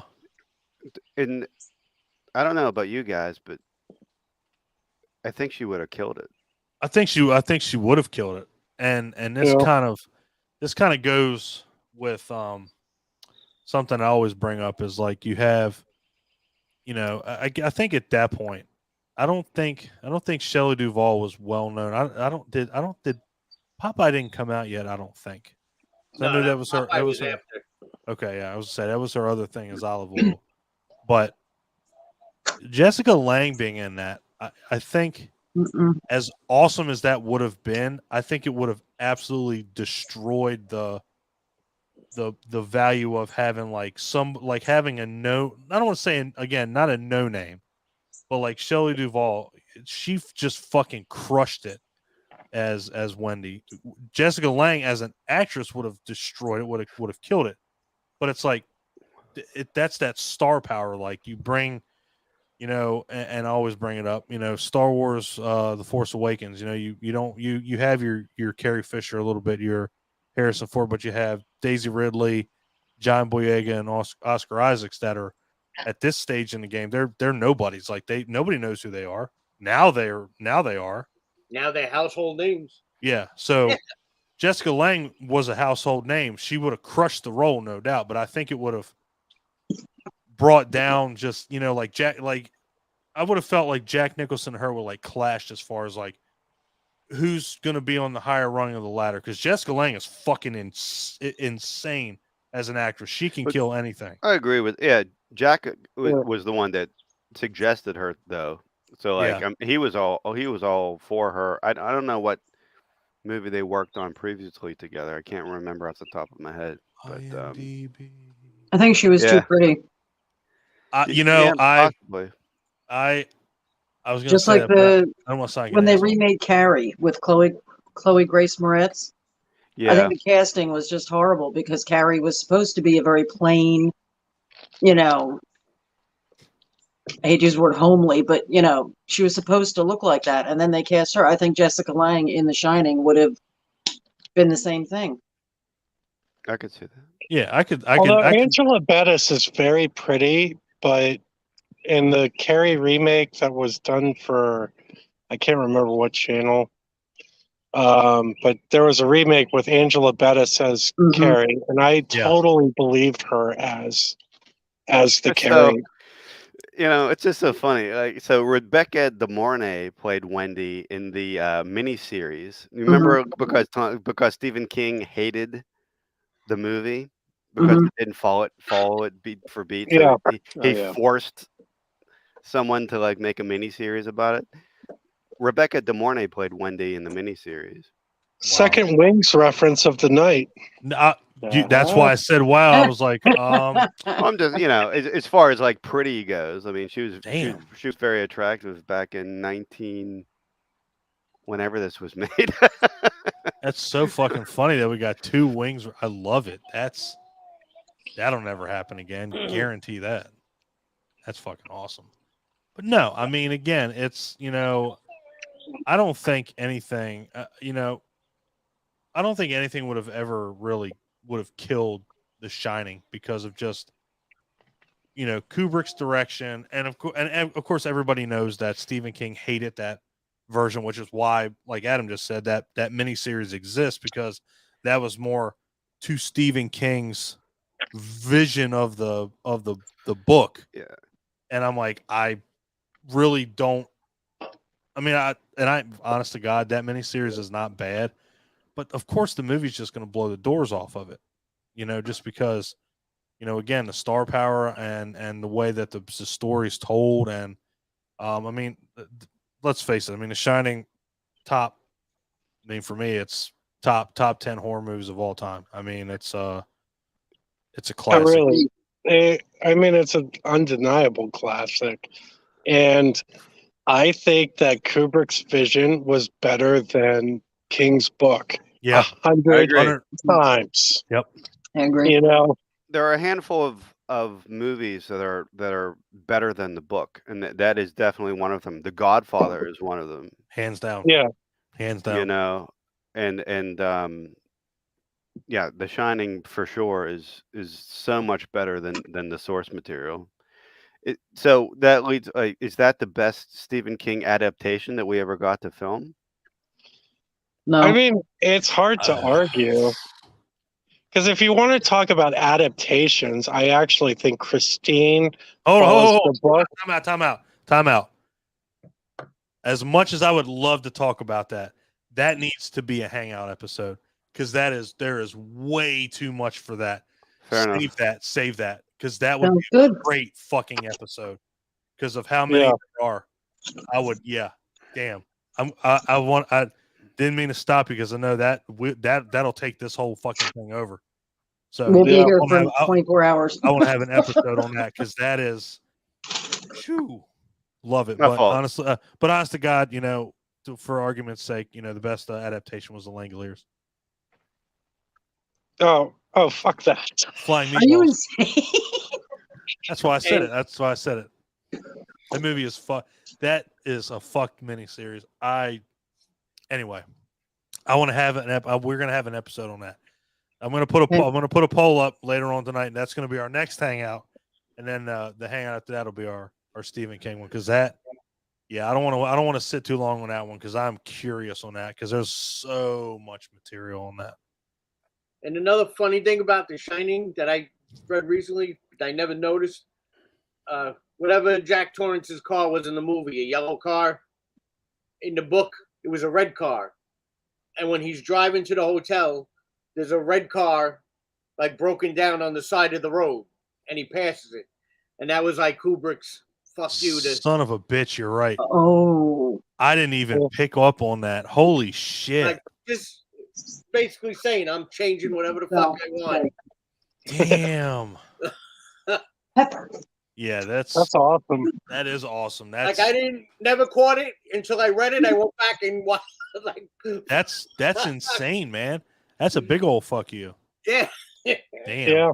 Nah, but Paul, like, I love the fact that you brought up that. That's a good way to put it. Is that Kubrick's vision on that was better than King's book? I don't think anybody will ever argue with that, because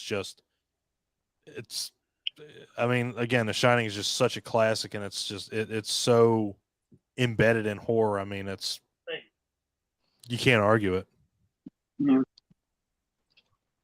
So okay. So you're up, Paul. Speaking of all right, devil. So get your mute button ready. At this point, fuck that. I'm letting it roll. Okay. All right. So I'm going to talk about a remake of a classic that is better than the classic itself. Never mind muting. No, go ahead. Adam, you realize if you come on a lot of these, that's my threat. Because I'm like, well, Yeah. I'm just gonna mute your ass, or I'm gonna change your I've name. I've watched some of your guys' shows before, so I kind of get the gist. Well, I'm glad you're on. I'm glad you're with us, man. It's definitely good All right. stuff. So I'm picking Erin, played by Jessica Biel in the Texas Chainsaw Massacre remake in 2003. I knew All right, that. I gotta that let was, the dog out. And I want to say, point blank, ain't it is the coincidental. best supporting role played by a pair of blue jeans in any movie. That's a great pick. That's a great pick. That's a great pick. I like the Texas Chainsaw Massacre remake better than the original because Franklin's not fucking in it.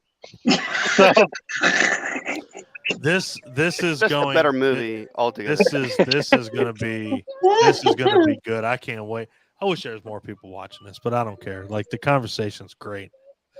but yeah, I mean, argue have- a better pair of blue jeans in any movie, and I'm all ears. Huh. but there oh my god, there is one, and it's a remake, but it's the 1990 remake of Night of the Living Dead with Barbara. Patricia Tallman wears Wonder when those the hell you're gonna jeans say that. pretty good. That's But I don't know if awesome. they're- I I'm don't know if they're- actually next. I'm going to see a cast screening of that. I think in like 2 weeks. Yeah, that's is that the Living Dead weekend? Yep. Fucking awesome. That's me and Clint were gonna go to that, but we're Come back our way. well, did he just flick us off, or did he just give us a one? He gave us a I don't 1 know. second. He's He's got a young one who's exploring. I thought he was like, God damn, sorry, brother. No, He thought about Jessica Biel in those jeans and had to excuse himself. I almost had to mute. I almost had to turn the camera off too. No, man, this has been a hot topic at one point or another. I definitely enjoy the remake. Honestly, probably a lot better than the original. And the only reason, if I really had to pick why, is damn. Okay, thank you, Mike. Fucker, sending me messages of people in blue jeans. Slacks, actually, jeans, not even right? blue jeans. They were slacks. I just the Franklin thing is definitely up there. I mean, that is one of the most annoying characters in easily the movie. most annoying character in any horror movie. Oh no, like worse than Bob in House by the Cemetery. He said it, Clint. God damn it! I was gonna say it. That's insanity. That is pure fucking insanity. Because that kid, that is one kid that I would not. Bob never stopped anyone from getting laid. So that's true. Oh my god, he's so fucking right. But Michael from Burial Ground did, because his mom was getting it on, and he walked in and was like, "Mommy, get the fuck out of here, Mom." If nobody's seen Burial Ground, god damn it, watch that movie, because holy shit. Oh my god, I love that movie. Yeah, I'm still trying to get Adam to cut his hair like Peter Bark in Burial Ground. Oh, dude, Adam, you need to do that shit. You gotta do that. That's all right. If you donate to my Patreon, I will. I'm just kidding. Yeah, all right, fine. We'll do it for the Halloween special. But how much I got to donate? That's a lot to donate to cut your hair like that, little fuck. Because man, I don't even remember them. I don't even know who we're talking about, to be honest. Michael Peter Bark in Burial Ground. I've sent you that GIF 100 times. I feel like I just watched that recently too, but I don't know. But hey, I trust you guys. I know you wouldn't want me to look bad. I'll do it. Don't trust. Don't, God, please. Are we talking about the character? Don't trust me. About? Yeah, you've known me long enough. We're talking about Michael from Burial Ground. Adam's gonna cut his hair like that kid. I don't recommend it. Whatever you got me. Whatever I got to do. Keebler elf. Keebler elf fucker. Get that right. Yeah. Franklin is the worst character of all time. Like, legitimately. Like, I would take all of PJ Souls' totalies in Halloween over over listening to Franklin whine throughout the 74 Texas Chainsaw Massacre. In fact, every time I'm getting ready to watch Texas Chainsaw Massacre, I'm like, do I really have enough drugs and alcohol Here you go. to put up with Franklin? This is the end all be all. Would you take Franklin or Jar Jar Binks? Franklin. Get the fuck out of here, Adam. I'd take Franklin. Jar Jar. Oh my, yeah, God, Jesus. Yeah, Adam, you're right. I fucking God, Jesus. I mean, you asked the question. There was only two answers. Yeah, and you did, and even Paul said fucking Jar Jar. That's insanity. Holy shit, you gotta have you. Jar Jar also never cockblocked anybody. He cockblocked Anakin and Amidala. Well, he was like 7. That's the only time it's okay to cockblock somebody. That's besides the point. Well, any viewers we did have will be gone. Wow. That's a different kind of pod racing, Paul. Well, wait a minute. First of all, they might not even be humans like we're humans. Just because... never mind. He's gonna. He was a child. We're not opening up that can of worms. Oh my God! Here we go. Oh fuck! Jesus Christ! You brought up Jar Jar. Oh Ryan, I shouldn't have, because now Ryan commented, "Sally Weesa lost. Sally Misa here. Something over there. God damn! Jar Jar in a wheelchair. Son of a bitch. Man. That's Ryan Joyner. That's Ryan Joyner. All right. So that's Jessica Biel was my pick. I definitely like Sally either way. Like I like her in the original and the new one. Good final girl, but definitely better in the remake. She just the way she fights back and the way she does. And honestly, I love the final scene when they're in the plant. That's just it's just an added bonus and added tension to it. So yeah. Do I get muted now? No, not at all. Okay. I can't, and Ryan will back me up on it. I like the 2003 remake of it. I do. I enjoy it. I think it's a good movie. What's the number one way to get muted? I'm trying to learn the killer birds. I'm trying to learn the etiquette. If you say that Zombie 5 Killing Birds is your favorite movie, I won't mute you. I will boot you from this fucking thing. Zombies 5 Killing Birds. So as long as you don't bring that up. Ryan Joyner, Clint, look what he just put. And he knows he's full of shit now. Be me? No. Be me. Ryan, I think, has got muted on more of these than anybody else. Apparently, if you make House 2 the next story, get you muted. No, wait a minute. Now wait a minute. You completely randomly brought that shit up. You're just like, oh, House 2. Like the second story, I'm like, where does that fit in this conversation? And it doesn't. I interjected in everything. That'll get you muted. But I'm just fucking. When you do a review of it on the podcast, then I'll stop talking about it. Ryan's record is 4. He has been muted 4 times in one episode. That is true. But it's not for long. It's like 30 seconds. Like I don't mute you very long. Yeah. But, Yeah. It's like the penalty box in hockey. So pretty much. But you got to fuck up really bad.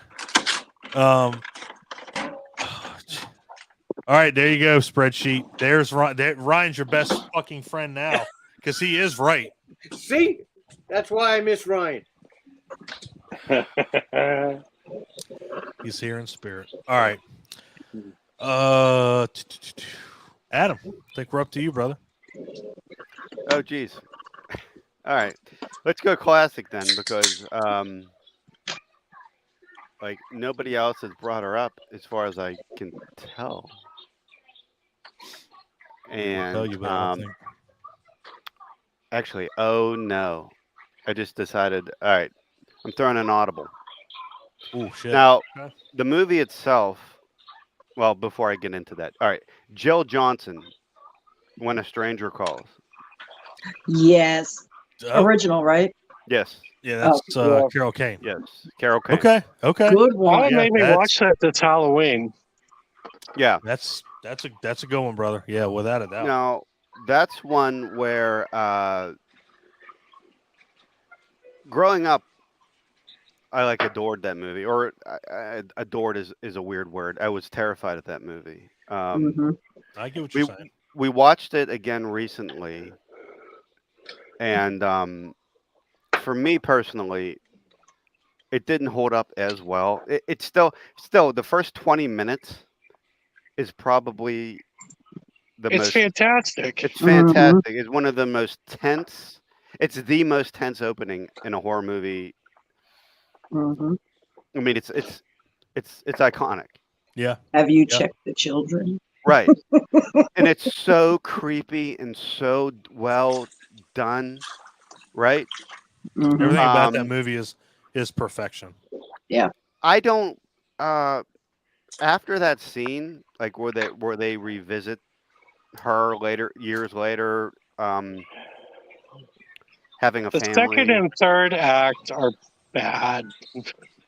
It's not as well done as the first 20 minutes, I will say. Mm-hmm. Yeah. You know, I mean, the first 20 minutes are like the iconic urban legend, right? Mm-hmm. And that's what I think everybody had heard like a variation of that tale. Mm-hmm.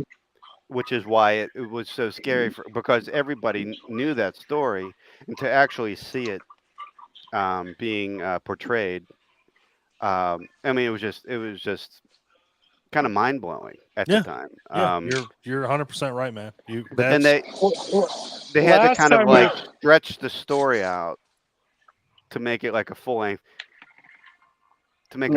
film. Yeah, and I don't know. On our second rewatch, it was a little. The rest of the movie was a little lacking. But anyway, I know this is about Final Girls. Not the movie. That's definitely explain it. Get into it because that's not everybody has seen that movie. And the thing about it too is that if you have kids, it's even more terrifying. It's even worse because the way that movie is like okay, so the first 20 minutes occur, and obviously he kills the children, and he's caught. And Carol Kane as what's her name? Jill Johnson is like irreparably damaged mentally. Mm-hmm. Yeah. And you don't see her character again until the end of the film. Yeah, like which the is third act. very, very interesting. Mm-hmm. The rest of the movie is just the it's the watered down Lifetime version of Halloween, where Michael Myers is rehabilitated after he went after his babysitter massacre and is released onto the public, and just kind of like walks into bars and gets into fights with a very effeminate English accent. That's a damn good analogy. That's a damn good analogy. It really is. And then at the end of the movie, he says, "Oh, well, I guess I'll go torment her again." Right. When she wasn't even a vocal point, she wasn't even a focal point for him until he just wasn't able to acclimate back into society. Right. Like he thought he was going to be able to get out of the mental hospital and just walk up to girls and be like, "Yeah, I'm weird. Come home with me," and it never worked. And because it never worked, he just needed to wait like 40 years because now that works. Yeah, because it works now. Oh, absolutely. Yeah, without a doubt. That's just just got to give it time, brother. So I'll give the movie credit though, because during this kind of long, tedious, drawn out story, you almost forget about Carol Kane's character. So when they bring her back in the beginning, you're like, "Oh, her! Mm-hmm. I remember her. I liked her." Right. And and I mean, it's Carol Kane.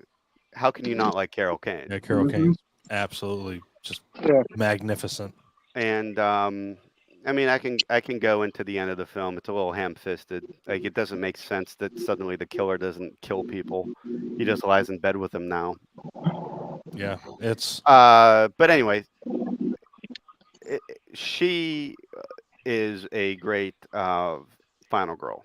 The first 20 minutes everyone has seen, and honestly, when you bring up this movie, that's what you remember. 100%. It's the first 20 minutes. You don't remember the rest of this film. When A Stranger Calls was what I brought up on, like, last time we did this, when we were doing the anthology movies, is a prime example of a feature-length film that should have been cut to anthology. If that was an anthology segment about urban legends and it was just that 20 minutes, it would be a fucking classic. You know? You're not lying there. You're not lying. You know, but you're not. I like when a stranger calls again. Ryan just said that. He said a little better the sequel is he said she's badass in the sequel too. Yeah, and she is badass. Is. I mean, she was like Laurie Strode before Laurie Strode. Well, let me check the year. Well, 1979. Nah, I guess not. Yeah. I guess not. You're close. But you know, I mean, but not only that. In the sequel, her character is significantly, like, she doesn't just like, her character has moved on, and she's gotten the necessary education to consider pursuing, you know, trying to bring these killers to justice, and it all makes sense within the framework of this world, and I just think she's a great character altogether. I will 1,000% agree with that. That is a movie that everybody needs to see, or again, at least YouTube the first. No, I agree. 20 minutes. You know, check it out. It's definitely a great movie. I gotta wait. I'll wait for Paul to come back in. No, I'm not. So, unfortunately, I'm just saying unfortunately because I have pretty much the ultimate final girl that's going to blow the doors off of everyone's. Mm-hmm. And that is Maddie from Hush. Oh. Deaf and mute. And there's a home invader. I mean, what more can happen to somebody? What more of a handicap can somebody have? And still survive a killer. Just probably, like, at least in this, you know, from 2010 to now, probably one of the best horror movies I've ever seen, or at least one of the best home invasion. It's on that precipice. You know, is it a home invasion, Paul? Like I just told everybody else, I just blew everybody's doors off because I just hit I heard you. I was just okay. Cool. I was making sure. There's a beautiful sunset behind Paul. It is, man. Oh, yeah, it's some beautiful shit, man, without a doubt. But I got my slasher film Hawaiian shirt on. I wore one of those at our Fear Fest, and here's what was funny too, is so I wore my Hellraiser shirt the second day we went. Some asshole wore the exact same shirt I wore the first night. And I was like, that fucking poser. I did it first. That's like wearing the same dress at a wedding. You can't do it. You just don't do it. Good thing it didn't happen on the same day. Happened on the same day, I would have murdered that motherfucker and went to jail. Yeah. But no, I mean, Hush just in general is just a great movie either way. But as far as like a final girl, I mean, I don't know how much more. I agree. Hush is fantastic. I watched it randomly when I was trying to justify why I pay money for Netflix, and right. And I was like really, really impressed by it. It, you know, kept me on the edge of my seat. I do like home invasion movies, like Inside. It's not Inside. Inside is probably the only other one that would compete, I think, in terms of File Girls be the girl from Inside. Oh, absolutely. Who's pregnant? Yeah. Because I mean, like, if you're like 9 months pregnant and dealing with like, that's the only thing that can compete with deaf and mute. You know? Yeah. That's damn. Yeah, you got me there. You definitely got me there. Pregnant. That's on another level, without a doubt. Morning sickness, and someone's trying to kill me. Right? Fuck. Yeah. And your feet hurt. I mean, like, just like. Damn, that's fuck. Yeah. I don't have the ultimate final girl. That might be. That could be. Because, damn. But Hush is a great movie. Hush is great. Hush is great, though. That's probably one of the best things I've watched on Netflix, like, ever. Yeah, and I like Mike Flanagan. I really do. And you know, Katie Siegel, she's good too. You know, Midnight Mass was I enjoyed it. But I like a lot of Flanagan stuff. I like Dr. Sleep. Dr. Sleep was great. Yeah, so I mean it was great, but yeah, Hush is just man, it's just on another level as far as like the shit that can happen to somebody. I mean, because that, and I think anybody can agree, home invasion movies are probably the more terrifying ones out of them all, because that shit can happen. Maybe not to the level of what they depict it as, like, you're next or something like that, but that shit can happen. And I'd probably say a close second would probably be like maybe like the paranormal, not like Paranormal Activity, but just stuff like that could happen. But yeah, man, home invasion movies, they're just on another level, like, because that shit can happen to anybody. After I watch like The Strangers, I'll walk around to make sure all the windows are locked. Absolutely, 1,000%. It's Adam watched The Strangers with me outside, and that shit was freaky as fuck. Damn right, no shit, dude. You're not lying.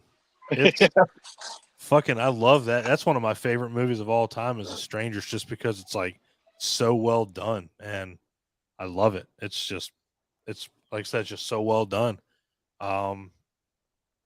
I think Scott Speedman in The Strangers had the worst day anyone has ever had. I'll agree with that.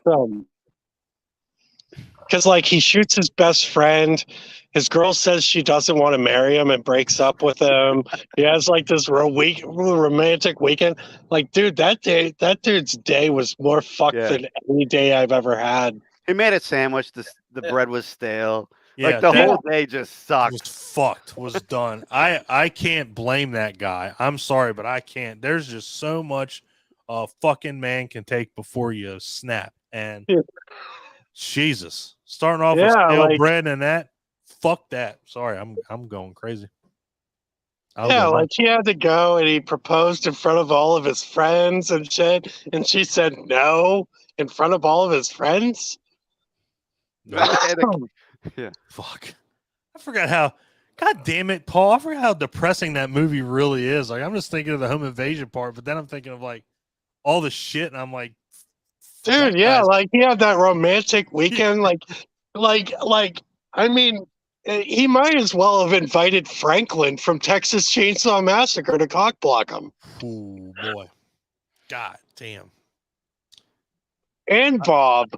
I feel like Franklin is going to be a running theme with our hangouts now. I just have a feeling Franklin's going to be brought up more than just this episode. I fucking know it.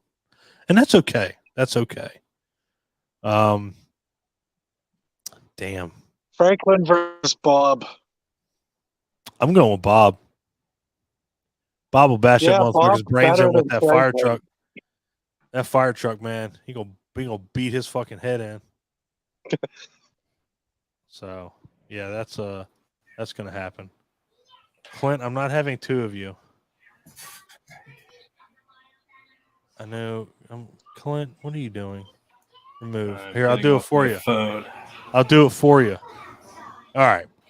So yes, Hush, great movie, great final girl. Again, very, very few things can compete with that, but we're gonna keep on trying. And Paul did a pretty good job. Nicole's on mute and Oh, not on video.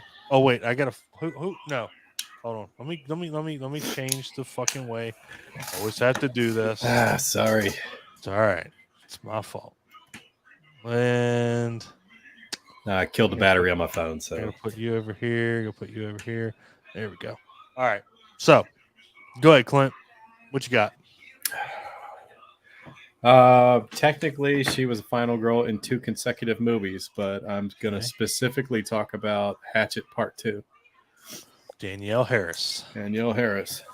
That's my girl, without a fucking doubt. And I mentioned, Hatchet 2 and Hatchet 3. Hatchet 2 was all right. It was pretty good for a sequel. But I actually think Hatchet 3 was a better movie. Excuse me. My allergies are acting up. Don agrees, and the podcast is over. I killed it. Oh my god. Like you just spiked the ball in the end zone. It's like there's nothing more to be said. I guess not. He's thinking about Danielle Harris and Jessica Biel's blue jeans. I don't want to blow up your spot because that's great. Like her and Hatchet, absolutely. Yeah. Like that for whatever reason that one like escaped me. But now it's kind of like she would have been an awesome Final Girl nominee for Halloween 4 and 5. I know a lot of people don't like those movies. That's cool. I don't hate them. But I think she's really good in those movies. Definitely. She is good in those movies, and I hate those movies. So. Absolutely. Yeah. Jamie Lloyd, right? Yeah, Jamie Lloyd. I think it was really stupid they made her like basically mute in Part 5. Right, because she was a really good actor, And they couldn't unexplain the ending. Yeah, where like they basically made her Michael Myers, but a little girl. Like she was going to take on like the mantle of the Shape. When they decided not to do that, they were like, okay, there's nothing we can do here. So they just like made her mute. Right. Like, all right, well, we just won't have her explain anything. She can't talk. I guess that makes as much sense as anything. Yeah, really. Yeah. I never could figure that movie out. I still have a fondness for those two movies, though, just because of when I watched them when I was like a kid, Yeah, the only one that I have to say that I really dislike is probably Part 6. Agreed. But I've run into people who love that one, and I don't know why, but they do. Do you remember? 6 is the worst of the franchise. I agree 100%. Did you ever have debates with your friends about who the Man in Black was from Part 5? Oh, sorry, John's back. Oh, what were we talking about? I heard Man in Black Part 5. That must be Halloween. Yeah. Well, being on the subject of Danielle Harris, it's Creighton Duke from Friday the 13th. Yeah. Oh, wouldn't that? Oh, that's great. Oh my God. I had my thoughts about that. I've had a million thoughts. I've never that's awesome. If they could have tied that together somehow, that would have been incredible. And that works well with what they did in Roseblood then too. Anybody hasn't seen those fan films, check those out, man, because they are Peter Anthony knows how to make a goddamn Friday the 13th fan film without a doubt. So if you have never seen them, check them out. Did damn good job. Okay. This I will somewhat agree with. I don't want to say it's a masterpiece. 4 is good. 4 is good. And 5, I enjoy. Who's this guy? R. Joyner. Right. Who is this guy? Right, so Ryan Joyner is one of our Canadian friends. Yeah. So Ryan, his name is Ryan? Yeah. We usually call him CBR, which is Ryan, you're one of my Halloween 4 brothers. There's a few of us. Yeah. I like 4. I do. Halloween 4 is an absolute masterpiece. It's pretty damn close. I won't lie. It's up there. I like this Ryan Joyner guy. Ryan Joyner's awesome. He's good. No, I definitely like I said, I like 4. I mean, if for anything, it's definitely the best of the sequels without a fucking doubt, other than 2. The first 20 minutes is nothing No, beautiful. 3. What, 3 is the best of the sequels. That's not a sequel. Let's go Michael Myers sequels. See, okay, 2 is the best of the Michael Myers sequels. Yes, without a doubt. But like part 4, like and then after 2, it goes Resurrection. Ooh, no, you're Oh God! What is? Yeah, that's mute. Hit him. Yeah. I got it. Somebody said hit him. Somebody said hit him. Yeah, I'm hitting him. Yeah, holy fuck. But like Resurrection, Jesus. If I can talk about Halloween 4 for 2 seconds, the first 10 2 minutes of that movie, it's not even 10 minutes. It's like a few minutes of the first. It's beautiful cinematography of just like autumn, like Midwest. You know, and it really evokes like the Halloween feeling and the Halloween spirit. Yeah, and more so than any of the other Halloween movies. And that credit when the actual title comes up, you know that. Yes, absolutely. Yeah, I agree. And it's got that feeling to it. Even the beginning of the film feels like almost like a Hammer movie. How he is reintroduced to the world, and you know. I don't know. He's almost like the Frankenstein monster in the beginning of the film. How they're wheeling him around, and you know, it's just a really underrated film in my estimation.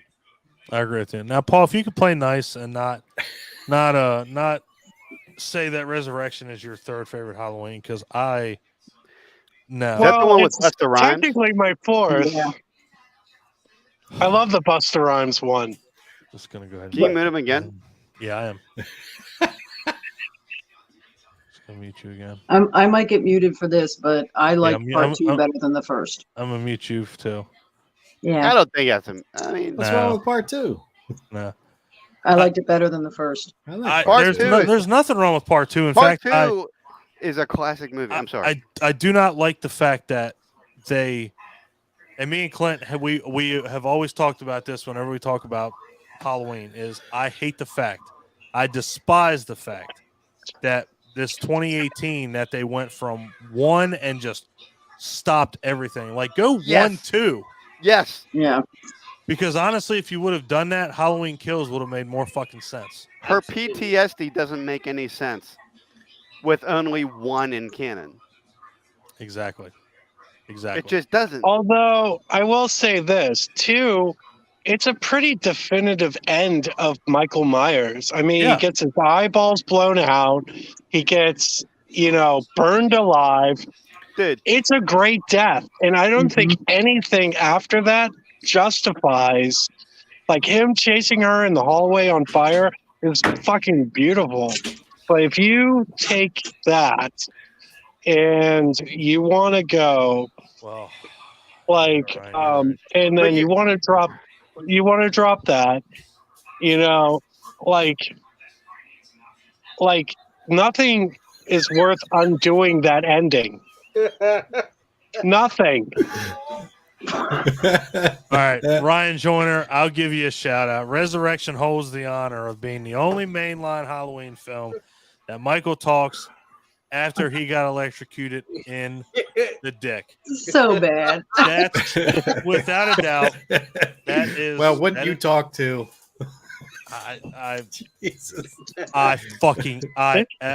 There's only, and I'm sorry to say, there is only one other Halloween movie that I fucking hate more than Resurrection, and that's fucking number 6. Number 6 is a goddamn train wreck. I'll agree with you that 6 is the worst of the series. Okay, cool. And then the 2 Rob Zombie remakes, especially the second one. Oh my god! Where they turn him into Jason. Yeah. That part is those are like the 3 really bad ones. Yeah. I gotta disagree with Rob Zombie's first. I like the first one, but I can tell you the first half of the first one. The second one is a fucking I don't know what's worse than a train wreck. a fucking plane wreck. I mean, yeah. I don't know what Halloween 2 was trying to do, but goddamn, it was fucking Rob Zombie's Halloween 2. Holy fuck. Phew. But William Forsythe in the first remake was so good. I like William Forsythe. He's amazing. As the stepfather. We just met him. Yeah. He was in the fucking restaurant we were eating. Yeah. Just chilling with us. Yep, really nice guy. Paul Rudd's. Oh, hold on. Ryan keeps on. I think Ryan has a secret hard on for Paul Rudd. Well, he was the sexiest man of the year. That's true. He's not. I've said this a couple of times now that I would have liked it if part 2 in Halloween would have actually been something that put Dr. Loomis into a coma, and that would be like the explanation in parts 4 and 5 in the 6th movie. So like part 6 would be him having some coma fever dream of him like facing off with Michael one more time, and he basically wakes up. We find out that part 4 and part 5 were just fever dreams of him in the hospital, after what would you guys blown up in part 2. What would you guys think of doing a episode on just the Halloween series?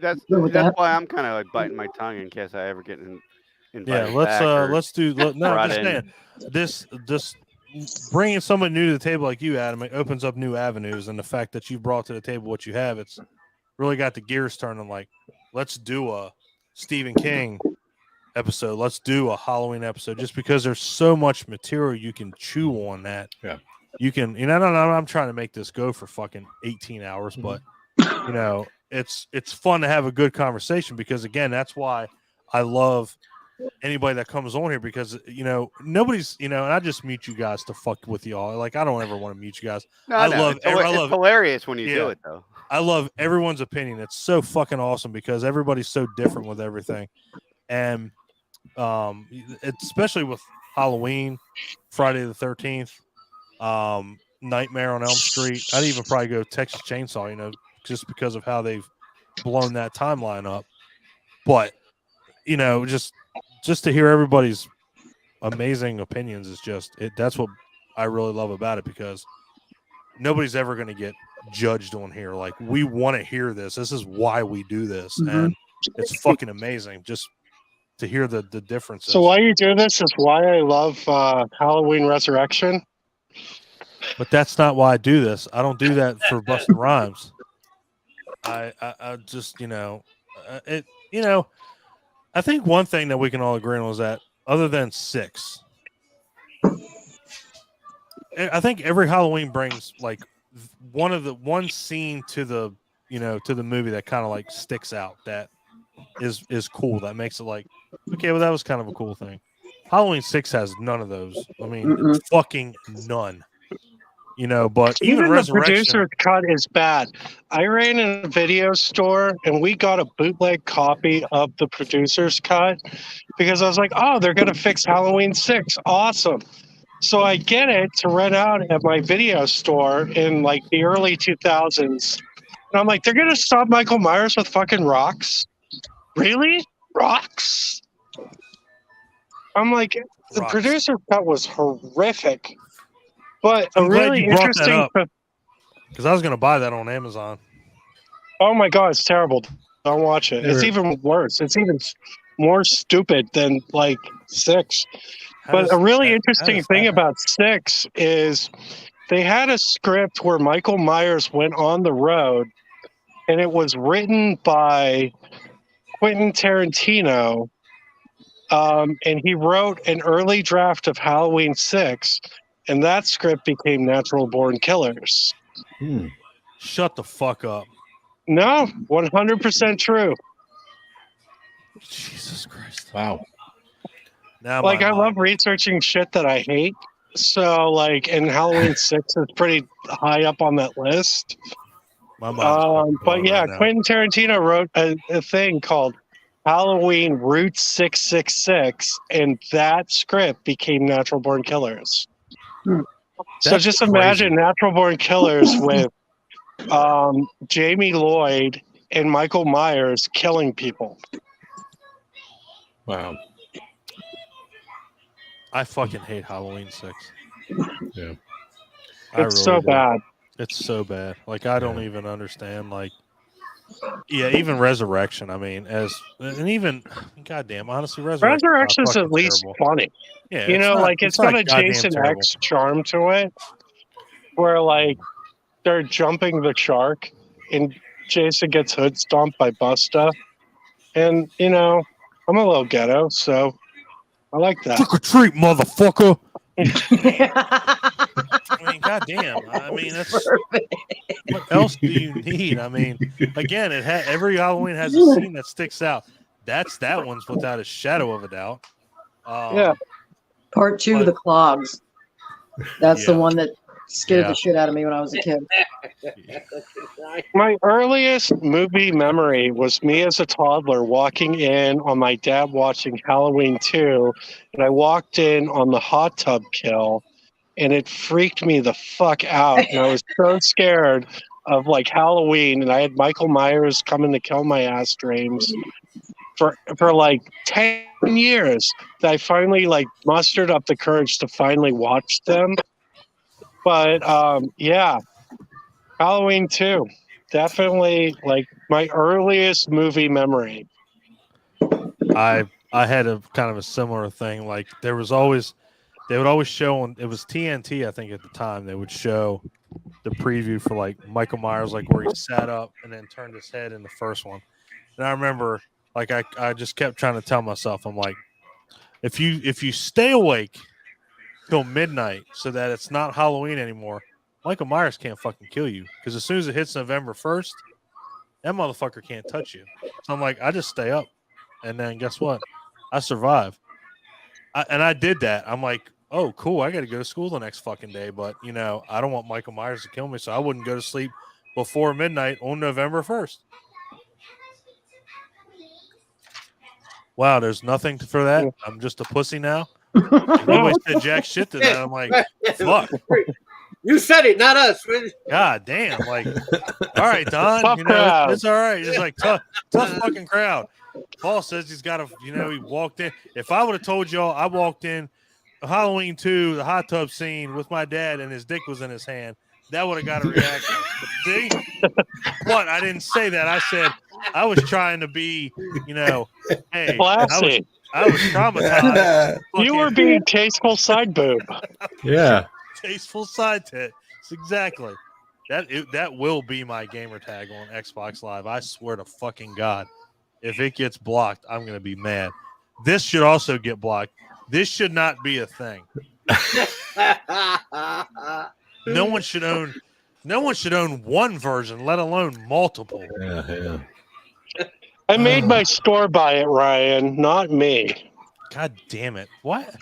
I just don't get why that movie is so fucking terrible. Like, I get it, but I'm like, how do you fuck that up? Like, god damn, man. Like, everything was lined up for you. The cult of Thorn is what fucked that movie up. Yeah.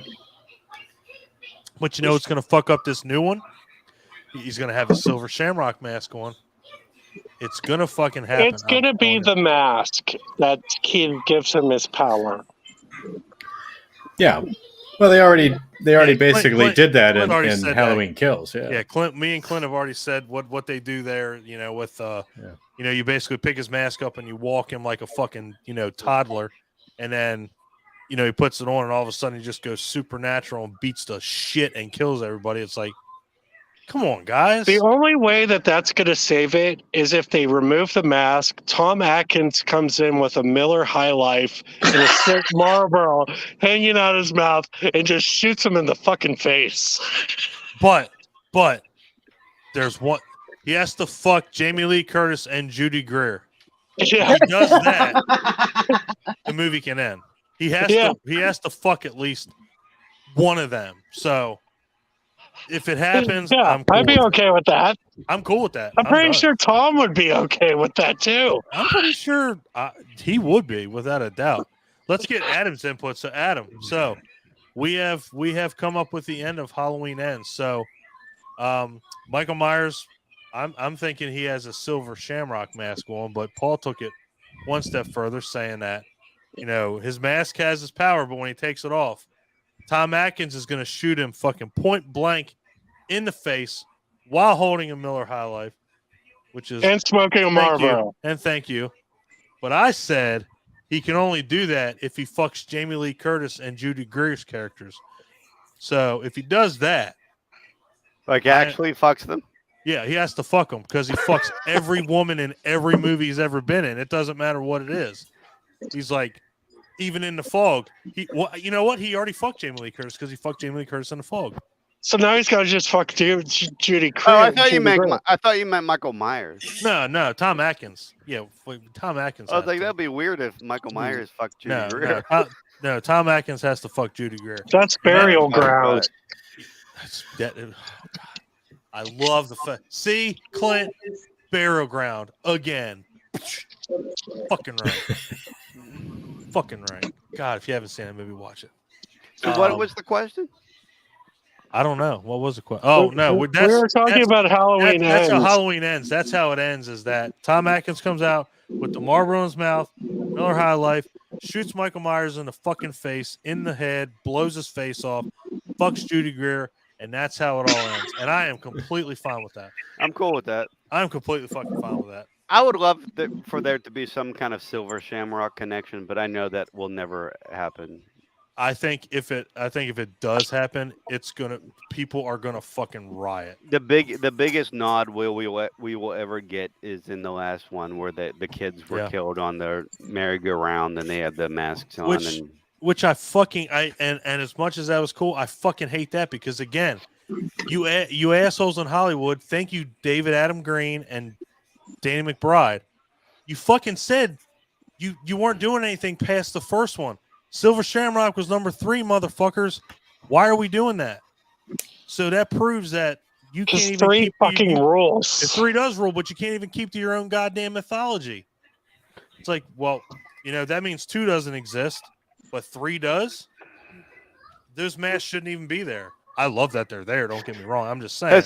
Has anyone already mentioned that it's a crime that the Thorn of Cult and Silver Shamrock didn't somehow intersect? I think would have made. The Thorn of Cult. Is that not a Celtic? It is, and I think if they wouldn't have tried to completely take away Michael Myers with the whole anthology thing, I think if you would have went straight through 1 through 5, and 3 would have still had that,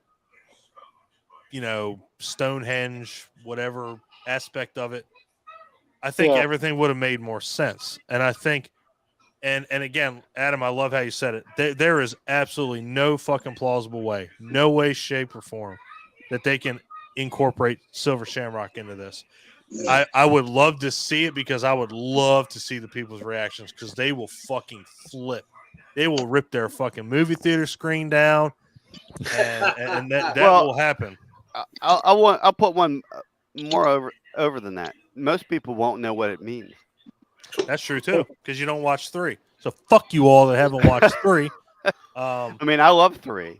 I think 3 is amazing. Going to watch these Michael Myers movies don't like your average Joe moviegoer. They don't know what Halloween 3 is. 1, 2, 4, 5. They don't even know what 3 is. Yeah. But you know what?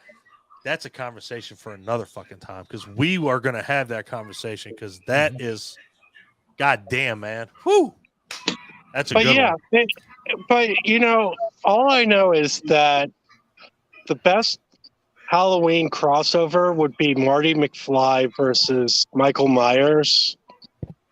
Like Back to the Future versus Michael Myers, and he keeps fucking up the timeline. And that way the whole series makes sense. That's hilarious. I'm down for that. I'm down for some Doc Brown and just being like, hey, can we go, Marty, can we go fix this timeline? Like how he shows on the fucking, like, when he's showing Marty, like, the timeline's skewed.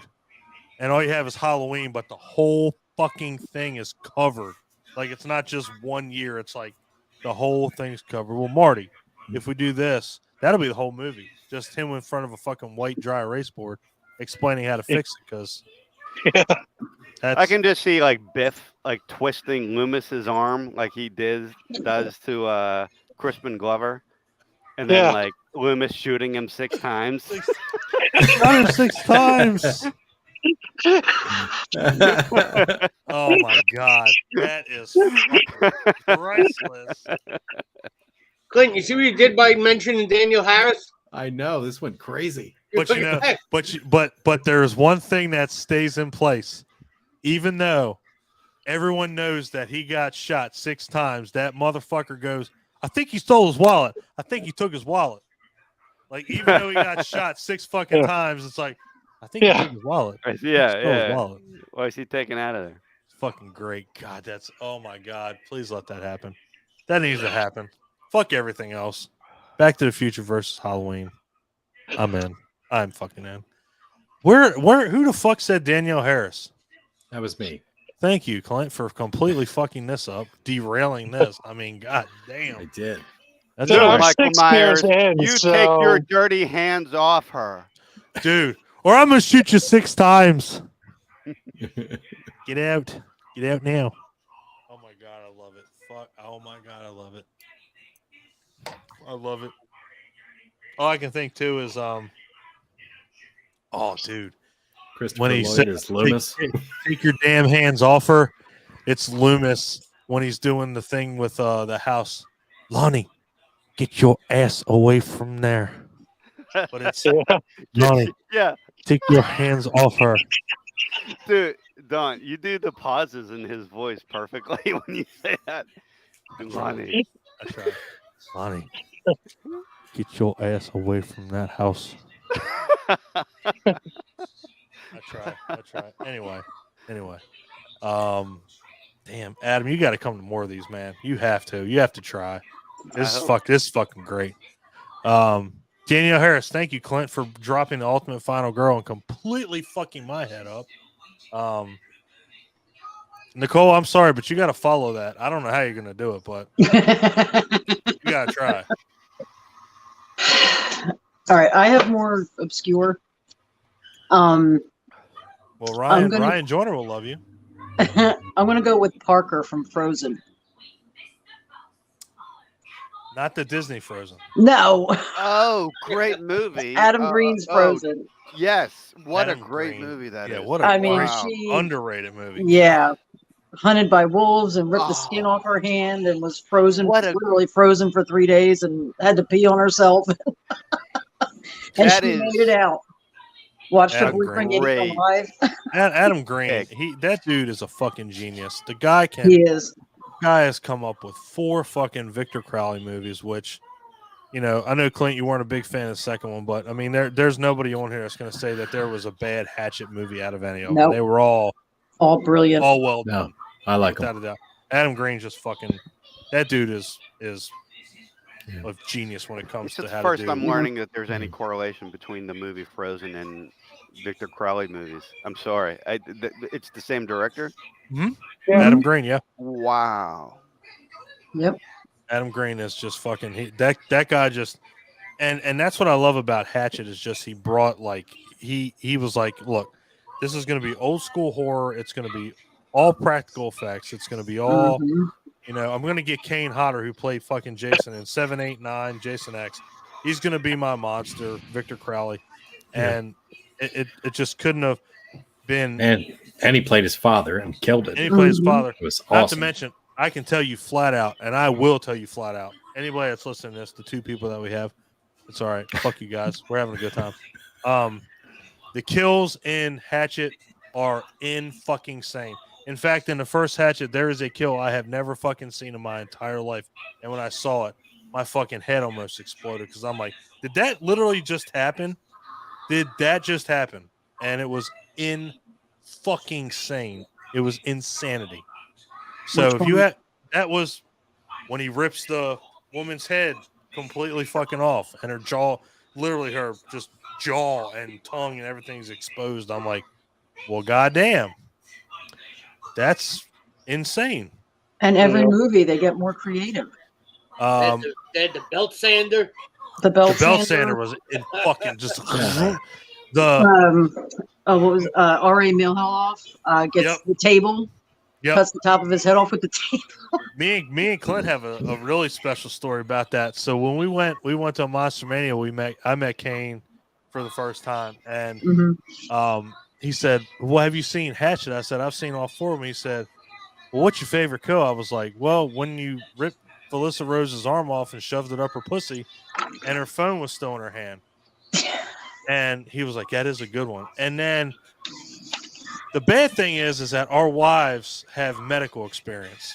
So they start talking about it going. Your wife does. Mine just watches 8,000 medical shows. Either way. At that point, that's medical experience. To me, that's medical experience. So she's pretty convincing when she talks about it. So they look at each other and they go, "That can't happen." And me and Clint go, "Are you going to argue with him? Really?" She's like, "That if you stick an arm up somebody's asshole, it's not coming out of their mouth." And we're going, "Are you fucking serious? We're going to sit here and have this argument in front of Kane Hodder. Are we going to do this?" It was fucking hilarious. They did show all the guts fall out. So, I mean, it could. It was funny, dude, because he looked and he was like. Although I don't think the phone would have stayed in her hand. That probably would have ended up in the body cavity, but whatever. It was, dude. That was funny as shit because he was looking at us and everybody's looking at each other and we're like, "Are we having this conversation right now?"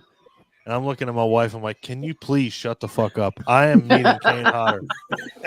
You know what you have to do is make her watch The Human Centipede Part 2. Ooh.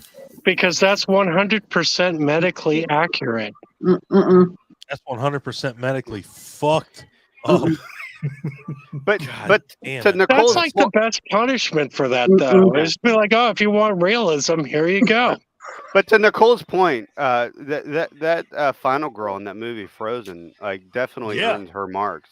Oh, 100%. I mean, that movie is brutal. It's a total survival horror. It's so underlooked, that movie, and it turns into something that you wouldn't even expect. That's what Adam Green, that's what he does, man. And like everything else anyway, I just think that that's a really inspired nomination for like Final Girl. I really think that's a really good one.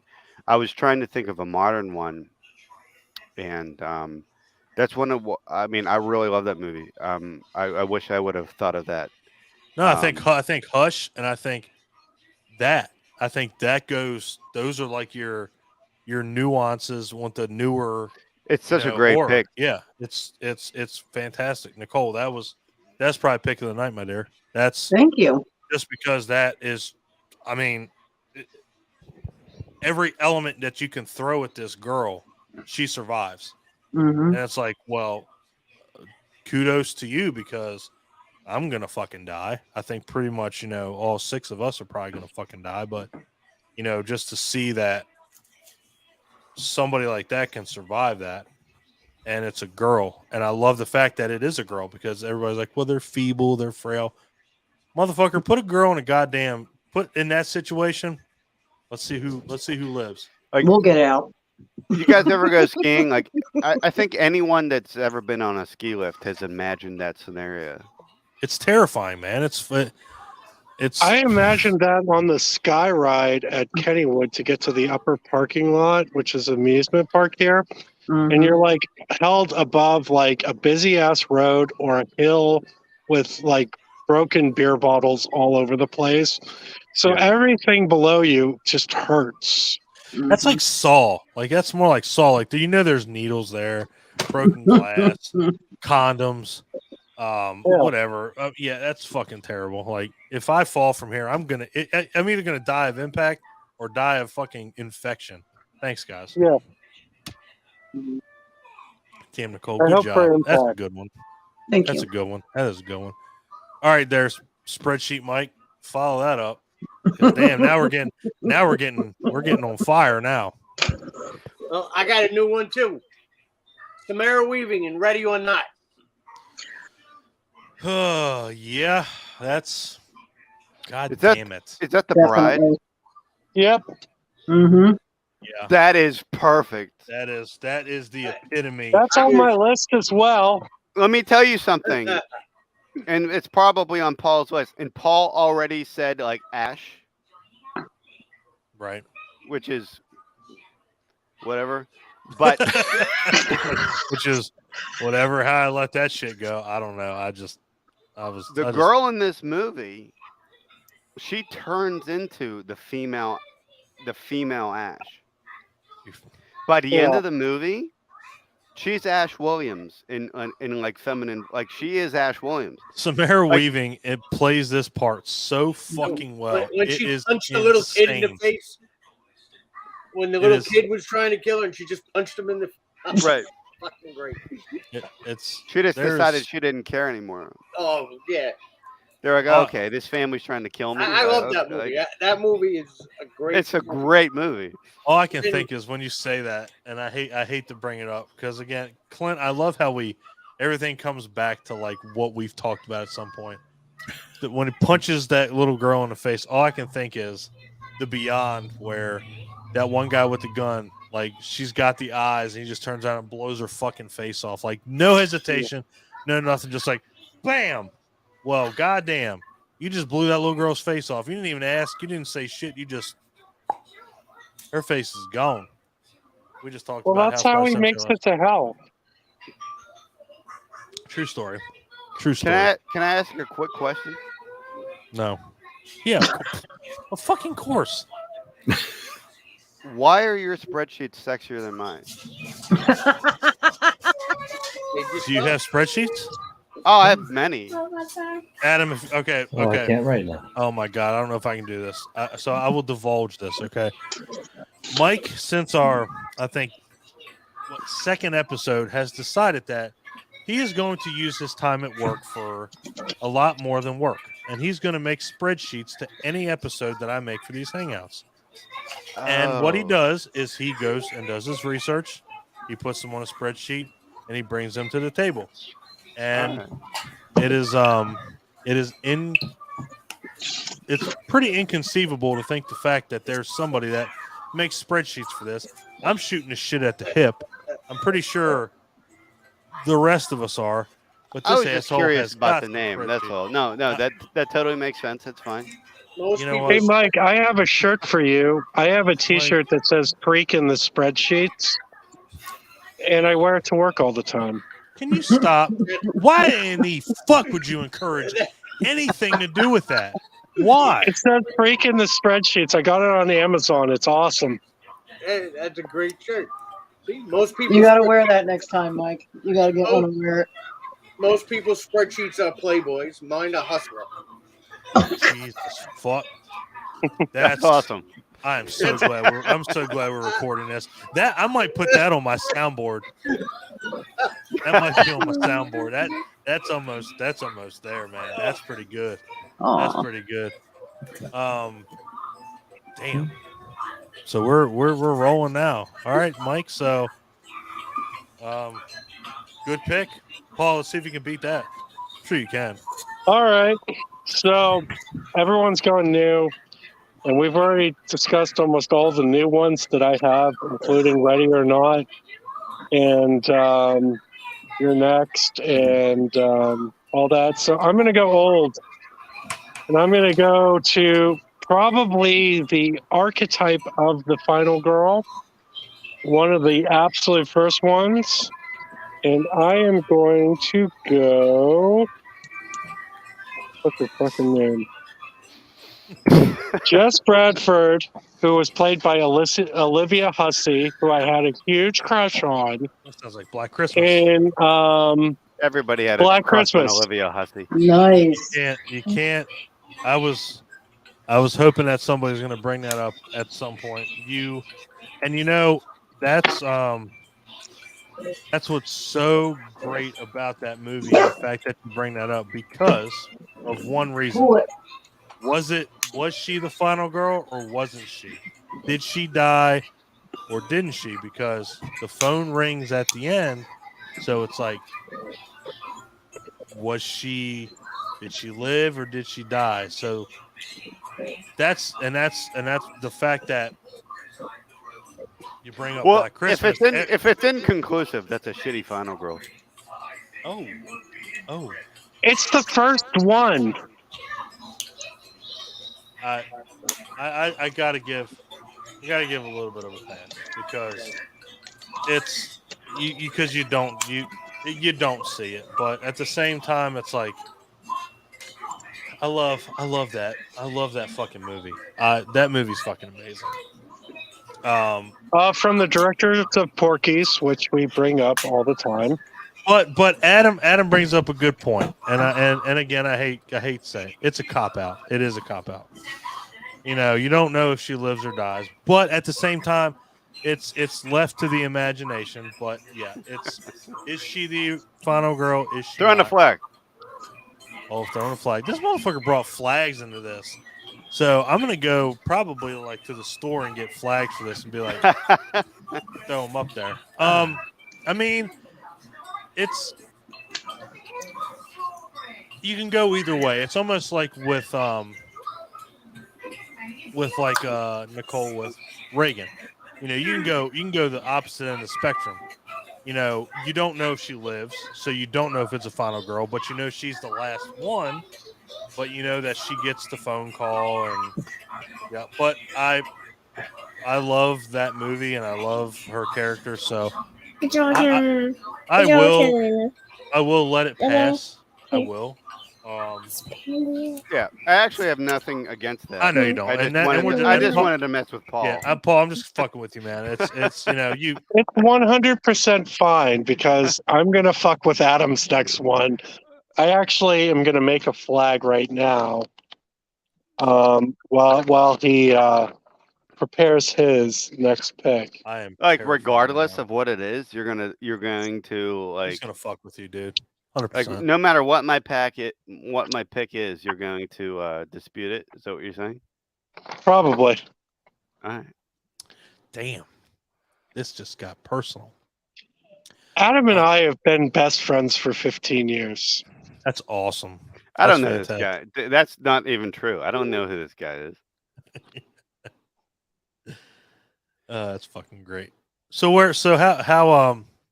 how do you know you guys? So I know he sent you the link. So, you guys just been friends, or you guys work with each other? How you guys know each other?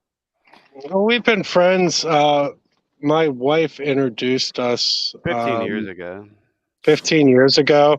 I used to work with his I had wife. a copy of Cannibal Holocaust in my car. Do you want to see it? And he said yes, and we've been friends ever since.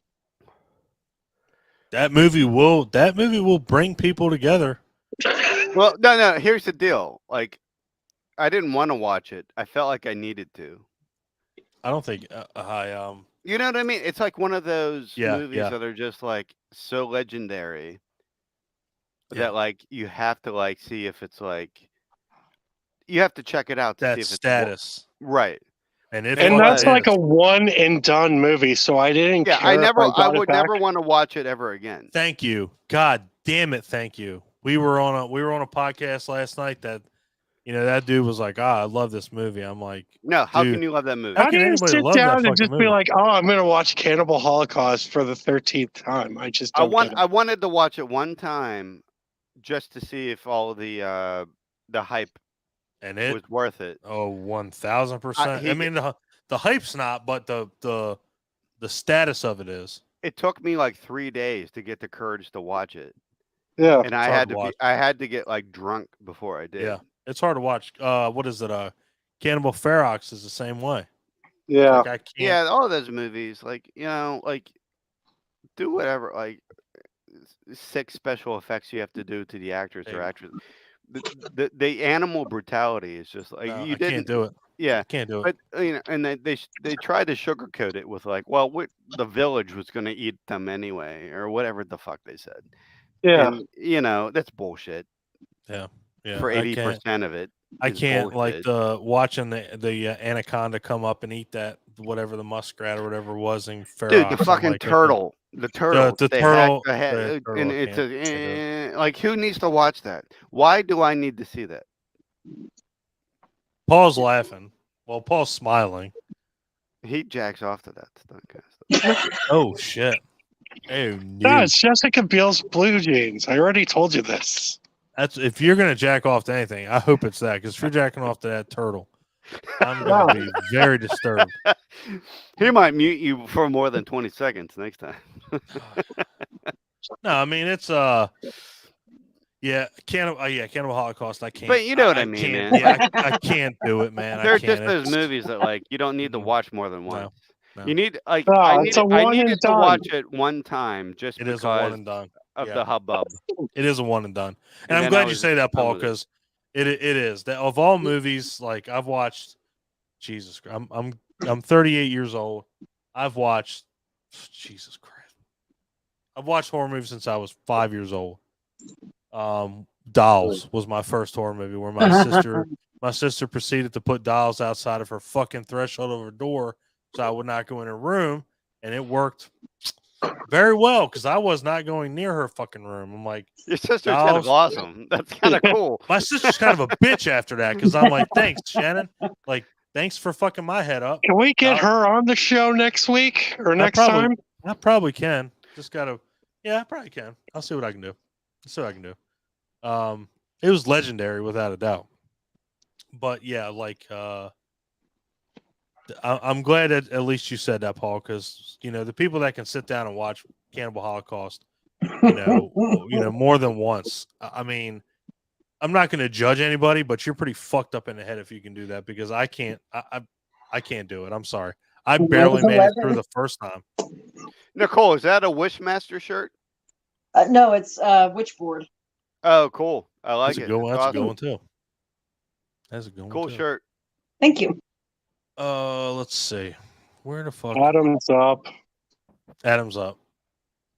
Thank you, Paul. I'm so glad you're here to keep me in fucking check.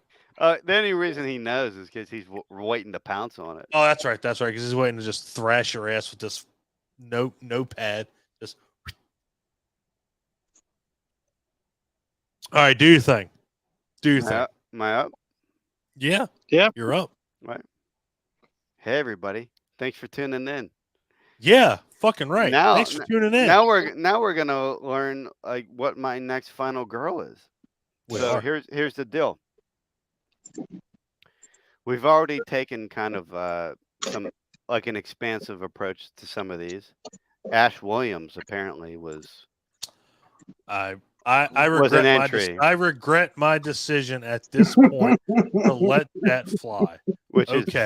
I'm sorry. Which is just silly. Just silly. Delay of game penalty. But all right, how about this? But I do agree that the final girl doesn't necessarily need to be a girl. And you ready, Paul? You getting ready? I'm ready. I'm gonna say Andy Barclay from Child's Play series.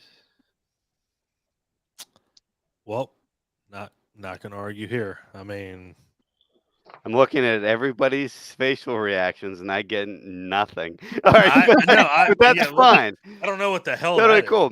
The whole, but like, is he not the final girl? I mean, he's the one. He is the one through 3 films that freaking Chucky is chasing after. I'll let that. I'll let he goes from surrogate family to surrogate family to surrogate family.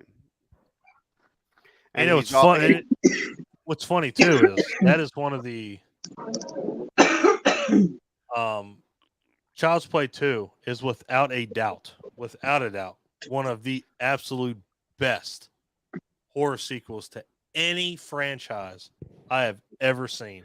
Child's Play 2 is awesome. Child's Play 2 is incredible. It is insane. I love it. I'm not a huge fan of 3. I like 3 without a doubt, but man, 2 is just, I fucking love 2. I absolutely love 2. I love the first one, but after watching 2, man, God, that's how you do a sequel. That's how you do a sequel with the 3rd movie, but like as a trilogy, it's pretty solid. And I like that David Kirshner was involved in all 3 of them. It's like, well, at least it was consistent. But 2 is just, I don't know what it is about 2. Like, I think it's like, and we've brought this up a couple times on the show on the Hangout is, bringing up like USA. USA was notorious for showing horror movies on Sunday at 2:00 in the fucking afternoon. Child's Play 2, Child's Play 3, Pet Sematary 2, Friday the 13th Part 7, Part 8. It was like, if you turn on USA at 5:00, you were probably gonna run into a fucking horror movie. USA was freaking awesome. Yeah, USA was incredible, and TBS. Up All Night was great too. TBS, yeah. Yes, TNT was good. TNT, yeah, Monster Vision with Joe Bob. Yeah, it was just that. Well, that's how old the old networks were. You don't have that now. You got. That's why we're here right now. It is right, exactly.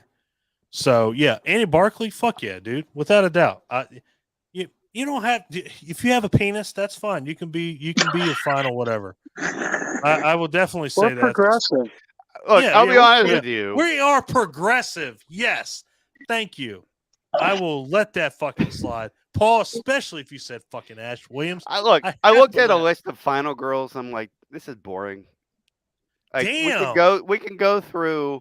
We can talk about Nancy from Nightmare on Elm Street again. I feel like I should. We can talk about. Should I remove him or I'm going to keep him because he's like, well, final. No, that's fine. No, like, God damn. You got to ban me eventually, otherwise I'm not part of the group. I can't. No, I can't do it because you make a good point. It is boring. But he fits all of the stereotypes except the criteria is there. Boy, criteria is there. But everything else, it's like he's definitely the final girl. Yeah, criteria. You can't even say it's the mom because he has a different mom in every movie. Yes, he does. That is. And apparently the Chucky show is very good, although I've never watched it yet. I haven't watched it, but I want to because I know he's supposed to be on that. I've heard he's in it. Yeah. And so is the sister from part 2. Oh, God. Is it not good, Nicole? No, I'm just think there's forgive me.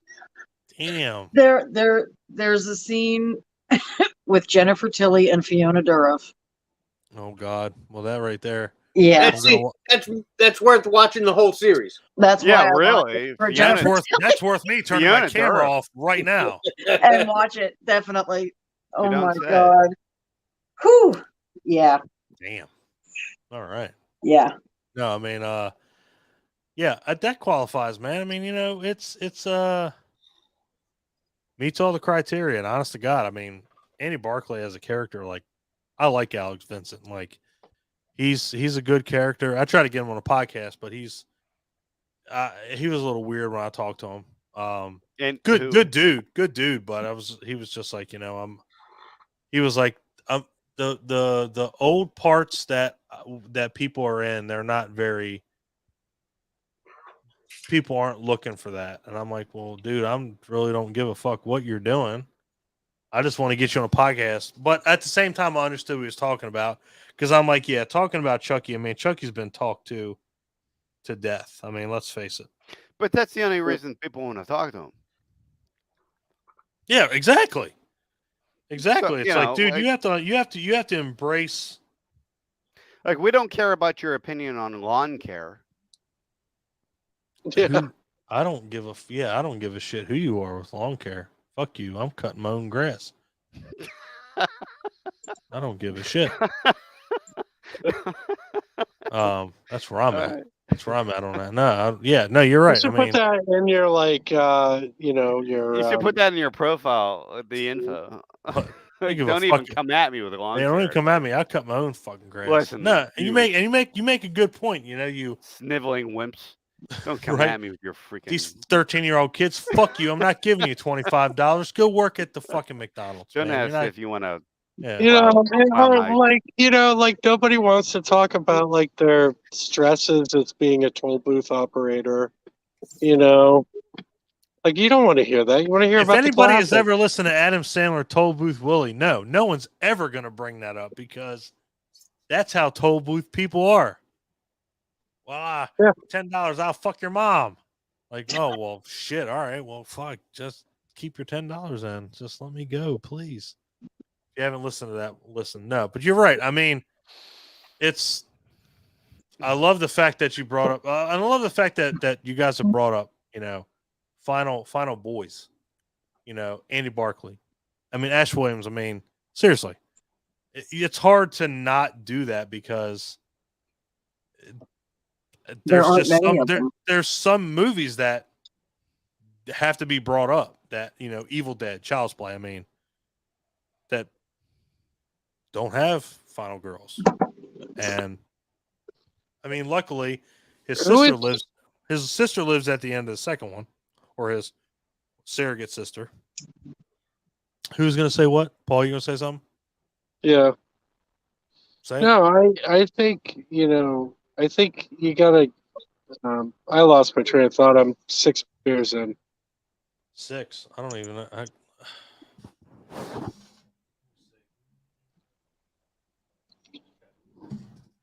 Yeah. Sorry, I'm not an alcoholic. I just like to have fun. That's how we are. Not to mention, I love your fucking shirt, and I love the fact that you got Christopher Lee Dracula behind you too, Adam. That's pretty epic. And look, if you guys were professionals, you wouldn't even fucking drink during the show. Whoa, holy! And then he just chugs. I am a fucking professional. We're not professional right now. This is just fun. I'm just kidding. Now we're good. Now we're good. And I love is that above the thermostat? That's Fright Night. Yeah, this is Yep. I mean, let's see. We got Creep Show, Fright Night, Show. Christopher Lee. This is Day of the Dead over here. We got some action going on. We got Alien. Yep. Fright Night, and then Christopher Lee. God, Alien. What a fucking franchise, man. Just what an amazing franchise. I mean, maybe not like Prometheus or Covenant, but dude, your definitely studio is freaking awesome too. I'm looking at your shit. That's fucking awesome. Your Universal Studio artwork is amazing. That was actually painted by Robert Kukai, who does a show every night, Transylvania Tonight. He's Drac on that, and he actually hand painted all 4 of those for me. That's amazing. And I bought them, and yeah, they're fucking incredible. Does a phenomenal job, man. That dude's awesome. I got shit back here. I got actually so Clint, so you saw when I wore the Shining shoes the first night to our con, so they're back there turned that way. I'm not going to wear them again. They're just going to sit back there. They hurt my fucking feet. So fuck those things. They can sit there. Anyway, where else are we going with this? Who's next? Nicole, did you go? Who went? I think you're up. Frozen. Oh shit, Frozen was my last one. God damn it! You're up, Don. All right, fine. It's back on you, Don. Fine, I got to move. Can I move people around in this full screen? Yeah, there we go. So let's see. I think it goes you, Clint, Nicole. Yep, there we go. There you go. Spreadsheet, me, then Adam. All right, so no holds barred. So if we're not, holding back or we're not picking anything particular, I'm gonna go with Claire Redfield from Resident Evil, from the video games. Because just kidding. What? No. Fuck that. Throw a flag, but I was just kidding. But we'll throw a flag. I don't give a shit. He ain't gonna mute himself. I can't. Can I mute myself? Hold on. Sure you can. You should if you could. Yeah. Mute yourself. Can that not count? She's into CG movies. Degeneration and played by what's her name? Is she what's her name in the Resident Evil movies? No. What is her name? Mila Jovovich. No, that's Alice. No, that's Alice. That was Mike's pick. Paul, yeah, I was saying Mike's already had a hard on that, so we can't. And this is who from Alice. You got my blessing on Claire too. So. I know. I'm doing Claire Redfield. From she started in Resident Evil 2, and she's kind of gone on. If you don't know who she is, I can definitely pick another one. I don't want to, fuck up the whole thing. But no, I mean, if you haven't played the Resident Evil games, you won't know who she is. No, I have. It's been a while. Yeah, Resident Evil 2 is where she started. like Ryan just said, Ali Lotta played her in the movie too. So Jesus Christ. Hold on. I gotta get out of full screen. Thank you, Ryan. Jesus Christ. The dude can come up with anything. It's fucking insane. All right. So I'll pull back on Claire because I want to be fair here because it's not in the game. I will go with, because no one else has brought it up. For my answer, I'm going with Princess Peach from Mario Brothers. I'm gonna punch this guy. I'm gonna. What the fuck? That'd be cool though. No, you know what? I'm gonna go with Clint. Maybe you can follow up with it, but right now I'm gonna go with Alice from Friday the 13th Part 1. Adrienne King. Pretty much. I mean, to me, one of the best final girls that's out there. I love Adrienne King. Love Friday the 13th. Love the character she plays. And that was weird with, honestly, part 2. Like he goes to her like apartment and kills her, which was fucking weird. Never got that one, but okay, either way. But nah, I love Alice. She's a good final girl. Adrienne King plays Like when her it comes very to well. Yeah, go ball. No, she's great. I think my favorite final girl in all of the Friday movies was hold on, what's her name? I have her here. I'll be right back. Oh shit. Chris Higgins from Part 3. Mm-hmm. I thought she was cool. She had that weird dream sequence where Jason rescued her from the woods or assaulted her in the woods. Yeah, he attacked her. Huh? Yeah, he attacked her. attacked her. Yeah. And that part of it's weird, but I don't know. I thought she was like one of the better final girls in that whole franchise. Second only to Mike's Lar Park Lincoln's in Part 7.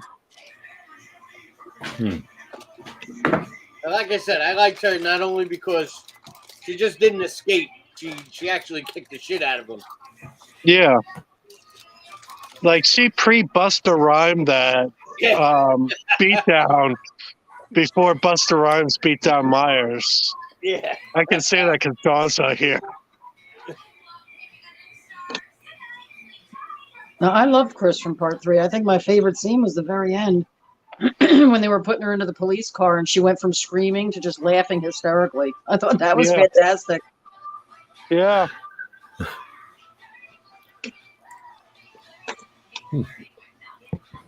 Where are you guys all from, if you don't mind me asking, like state-wise? Are you all in PA or different? I'm just outside of Philly. Oh, okay. Yeah. I'm in Brooklyn. Oh yeah, I could tell. My sexy accent? Yeah. It is. You're the man, dude. I love it. I love your takes, dude. You're great. Thank you. No, I've watched you guys on these streams before. You're all really great. Thank you. I think Dawn's out of Virginia. Yeah. I think he shut his camera off because he was gonna watch that one scene. So what scene? I don't know. What was the last one you were talking about? I went and took a piss, for Christ's sake. Jennifer Tilly and Fiona Dura. Is that what you're calling it now? I did look that up. I mean, I wouldn't shut my camera off for that. Yeah. I'll let y'all watch. Mm-hmm. I mean, I'm straight, but if I was in a room with that, all bets are off. That surprised a lot of people. Yeah. What, the scene? That scene, yeah, I know. Oh yeah. Like people that weren't that were just watching the series. They were like, "Did you see what just happened?" Yeah. Well, that was on a fucking Sci-Fi. So Yeah. like, yeah. or was it USA? It was on Sci-Fi, right? I think both. Okay. I'm like, how do y'all get away with that? But Yeah. I'm fine with it. So, me too. Nicole is very adamant that she is okay with that. Nicole, are you okay? Nicole, you good? It's getting Nicole, warm are you okay? Nicole, have you been drinking? Nicole, have you been drinking? No, I don't drink. Shit, that makes it even weirder. Do you smoke? Yes. Wait, smoke what? No, I'm sober. I haven't had a drink. YouTube's going to be like, hey, we got a lot of complaints. I'm like, what, from the 2 people that are watching us, which 2 of us are in this fucking chat? We'll just blame Ryan. You ain't lying, man. Fuck. Yeah, Ryan, dude. Hey, man. Sorry, man, but I have a feeling it's all your fault. There you go. Jennifer Aniston. Makes a good point. She might be the worst final girl ever. Did she get top billing after Friends was popular, or did she get top billing from the get-go? I think from the get-go. From the get-go, I think. I doubt it. I sincerely doubt it. And if she did, that would be insane. Because Warwick Davis should have been. Nobody knew who billing. she was. Yeah, like. It's like Courtney Cox in Masters of the Universe. Like Courtney Cox is all of a sudden going to be on fucking, top billing on Masters of the Universe over Dolph Lundgren and Frank, Langella. I'm pretty sure. No. Wow, I'm sure that happened. That's one of the worst movies I've ever seen in my entire life. I'm gonna have to ask. Debbie does Dallas. I have to ask you to shut the fuck up, sir, because no, that movie's incredible. Masters of the Universe, that movie's incredible. No, it's not. It's really not. Which one is great? Masters of the Universe with Dolph Lundgren. Oh no, that's not a good movie. It sure is. And it got Sarah Douglas in it. You can't have a He-Man movie set on Earth. Where was Eternia? Where was Snake Mountain? Where was Castle Grayskull? Where was half of the figures that we all played with when we were kids? They weren't there. They made up their own characters. Wasn't in the budget. Just don't make the movie. This motherfucker definitely. He's where I'm at. He's mad like I am. He's like, we got He-Man, and then we got this little asshole dwarf that I don't know who he is. And we got this fucking where's lizard. Orko? We got this lizard that's you have a He-Man movie. No Trap Jaw. No Trap Jaw. No Man-at-Arms. No Man-at-Arms. With this weird penis helmet. There was a Man-at-Arms. There was a Man-at-Arms. He's got the best helmet. Did he have a penis helmet? Because dude, that guy yes, he did. That guy can run and fuck a woman just by running into her. Well, I can do that. Helmet. Who played Teela? There was a hot chick that played Teela. I still don't know how many children I have. I can do because that. of Man of Arms? Well, because I can. Well, anyway. Oh, because you can run into people. There's no Skunk Ore. Awesome. There's no Moss Man. But there's no Mechaneck. He knows there's all these no people. Manny I love the fact that he knows them because love it. No Triclops. No Triclops. But I will say, Blade was a pretty badass character. Yeah, he was, but they made him up. Like he did. He easily could have been Triclops. Like Blade could have been Triclops. They had Beastman. At least they had Beastman. And Beastman actually looked pretty cool. Yeah, Beastman was cool. Skeletor looked cool too. Frank Langella pulled. But like the whole thing is like the mythology and like Castle Grayskull and like the power swords weren't a thing. There was no Panther and Battle Cat. Like there was no Battle Cat. There was no Battle Cat. I fucking love Adam right now, and I love the fact that his name is Adam, so we can call him. I'm calling him Prince Adam. That's not even my real name. Prince Adam. Fuck. However, Dolph Lundgren was a perfect. That is yes. That is. And Ryan brings this up. But Dolph Lundgren is a perfect casting. It did have Evil Lynn, and she was fucking. She was badass. fucking perfect. What is her name, Paul? That was Sarah Douglas. Oh God.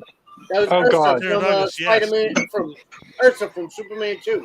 She was the girl that Roddy Piper kidnaps in They Live. Yes. Meg Foster. Meg Foster. She was the fucking perfect epic. Evil Lynn. Yeah. From a female perspective, Dolph Lundgren is perfect, period. He's my great uncle. He smells like aftershave and serious? cookies. I mean, like there's something about this man. He smells like what? Speaking of weird Quentin Tarantino credits, since we talked about It Halloween, smells like breadcrumbs and. have you ever watched the Dolph Lundgren smells like stovetop exercise video that Quentin Tarantino worked on? It smells like macaroni. And I met him a few years ago, and I happened to ride the elevator with him at the convention. You know, after I had met him for the photo op. And the elevator got crowded, and his back was like right here to me. Look. And my sister-in-law is next to me, and I'm smacking her, going, "Oh my God, he smells like aftershave and cookies." Yeah. He had like this musk bakery smell to it. I really thought she said he smelled like stovetop and cookies. I was like, he smells like stovetop. He smelled like stuffing. a saddle inside a bakery. It was. It was a weird situation. Me and my mother hugged him at the same time, simultaneously. He smells like Spam and like gingerbread. Fuck. This is incredible. I hope. No, you have to watch that exercise video that Tarantino did for Dolph Lundgren. It's insane. Oh my God. He like waxes existential throughout the whole thing. And he's like, he looks so happy. It's like one of the best things on YouTube. I swear to God. You know, I love the fact that everyone has a different scent. Like Adam's like Spam and gingerbread. Yeah, and then Paul came in with some like some this science is like shit. fucking stovetop and cookies. I would probably get in the elevator and be like, well, you smell like jizz and olive oil. So his wife was right next to him. And I'd be like, he smells but like jizz you. And I have my oil face in his back just going, just smelling it. Do you have a sunburn, sir? Because you smell like aloe vera and jizz. Thank you for putting that scent in my nose. Appreciate that. Oh, Dolph Lundgren, we love you. You smell like ass. I said no. I know Dolph Lundgren. Dolph Lundgren's one of the two people watching right now. I know fucking good goddamn well he is. And he was so nice. He was so nice. Do you know that he's a rocket? You know he's a rocket scientist. Yeah, that dude is smart as fuck. He's genius. Yeah. Yep. But the motherfucker played He-Man. Yep. And Ivan Drago. No Expendables. Shit. Expendables. Yeah, that's like, man, that motherfucker's smart as shit. Anyway, yes. Like hugging a block of cement. All right, Nicole. If you turn your camera off, we know why. Dang, I already turned my camera off for Daniel Harris. Cool beans. Dolph Lundgren. Well, Nicole, you'll really like the Tarantino exercise video. I swear. If I watch that and I jack off, I'm going to be mad. Video? Well, he talks about like how he likes to eat cereal with apple juice, like instead of milk. You talking about Dolph? Yeah. He can do anything. In this exercise video, it's fucking crazy as shit. He could stand there and play anything the like singing the alphabet song. I'd watch it. Christ. I'm posting the link. At least she's being honest. Yeah, he drinks milk. Yeah, motherfucker don't drink apple I have juice. an exercise video where he's milking the cows himself into the bowl of cereal. He's probably milking them into his mouth. Sucking the udders. Yeah, he has to be. He has All right, to guys, I'll be back in 5 minutes. No. All right. Shit. Make it 10. Look what Ryan wrote. Yeah, I know. Here it comes. What? Here it comes. I sometimes forget other people are watching. I don't even know what that means. Here was AJ is a crime against humanity. And he said Battle Cat was being contained by Meg Foster's metal codpiece. that I can believe. And Meg Foster was Evil Lynn. Yes. So that doesn't make any sense, Ryan. Should be Panther. Have another comment. He will. Pretty sure Courtney Cox was containing Battle Cat. Or that little dwarf fucker that could play that. Well, thermos Eva Lynn thing. was with Panther. You do realize, like, that's what that thing Panther was. was Skeletor's version Yes. of Battlecat. Battlecat. Battlecat was He-Man. Adam, you better calm the fuck down. Because I know this. I'm staying calm because I can think, what the fuck? All right, Paul left again. I guess we offended him with the He-Man That was talk. my All right. fault. I'm sorry. Okay. I embarrassed him with my. I mean, everybody realizes that little motherfucker that was playing that like thing was just a thermos with a bunch of spikes on it, right? That's all it was. I can't remember what that motherfucker's name was. Clint. What's that guy's name? Have you seen this movie? Oh, in the movie or in the cartoon? The movie. Oh, the guy with all the little spikes? No, the guy that played the thermos with all the little spikes. Oh man, I don't know. I gotta look it up. Hold on. Well, he was played by Liam Neeson. I know that. God damn it! I thought he was played by the other guy we're talking I about. just made that up. I have no idea. I love the fact that he was played by Liam Neeson. I like to think a thermos is played by Liam Neeson. It's pretty funny. Pretty sure that thermos is playing better than Liam Neeson is, at least for the first 5 minutes of the film. What? Come on now, Paul. I can't let you back in. Paul, a.k.a. TNA. What the fuck? I'm the TNA. In the slasher movie. I was the red herring, and I was originally the slutty best friend.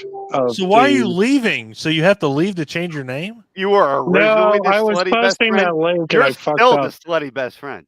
Okay. You are still the slutty best friend. What the fuck that was? What was I looking up when I did this? What the fuck is that guy's name? Okay, hold on. Got it now. Hold on. Ed Danson. Gwildor. What the fuck is a Gwildor? He wasn't on the fucking. Oh, he was the little guy. He was the little. Like, he was the little asshole that played the fucking thermos. The little asshole. Fuck, the guy that looked like he was from Legend. Yeah, that's the guy that should have. That was Orko. Like that's what Orko should have been. Should have been Orko, exactly. Yeah. But they're like, oh, why wasn't it Orko? It's like, oh, Gwildor. Like, what the fuck is a Gwildor? They couldn't get like a Jawa outfit for him. Like, there's only 200 characters in that toy line. Yeah, and that whole cartoon. toy line. And so they had to they had to make their own freaking characters. Now, and they never even made toys for those characters. Yes, the fuck they did. Okay, see, that's where I was going. Yes, the fuck they did. I am a He-Man expert on this fucker. So Sorod, that lizard-looking fuck, if he had a switch on his back, you could pull it down and he would have sparks come out of his mouth, which he didn't do in the movie.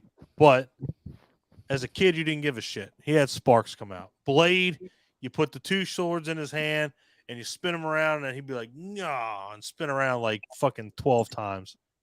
But overall, those fucking goddamn toys suck. I never got a Courtney Cox character. I didn't either, because I would have jacked off all over her face, and then I would have had to get another character. I had to get another figure. So no, that never came out because I know it didn't come out. So no, yeah, that never happened. If Dolph Lundgren's He-Man would have came out, I would have jacked off all over that and had to get another He-Man. Me too. So no, He-Man, Courtney Cox never fucking came out. I know it. Next final girl, please, because who's up? I don't fucking know. I think it's me. Why does Ryan Joyner? Let me correct you really quick. Will you stop calling this motherfucker Orca? His name is Orko. Orko. God, Orca. He's called him Orca twice. So I know goddamn well he doesn't know any better. Orca's a killer whale, man. That's a Canadian thing. It's got to be. Who's next? Flint. I think it's me. All right, cool. Um, And if you say Courtney Cox from Master Universe, I'm going to kill you.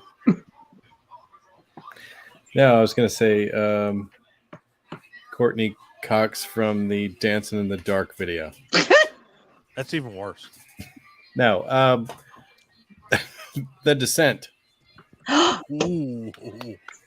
You stole one of mine. I can't remember what her name is, but Sarah. Sarah. Yeah, Sarah. It's Sarah. Mm-hmm. Mm-hmm. So, But did she make it or not? That was the question. Well, yeah, because she's in the sequel. Depends on if you yeah, part 2 or not. Right. See, that's what I'm saying. Yep. And I don't like part 2. Part 2's fucking shit. Part 2 kind of nullifies her final girl status. Right. Yeah. Yeah. It turns into a villain. But I am conveniently ignoring part 2. Part 2 I would too. sucks. Because they brought Juno back for that one too, didn't they? Part 2 is like Yeah.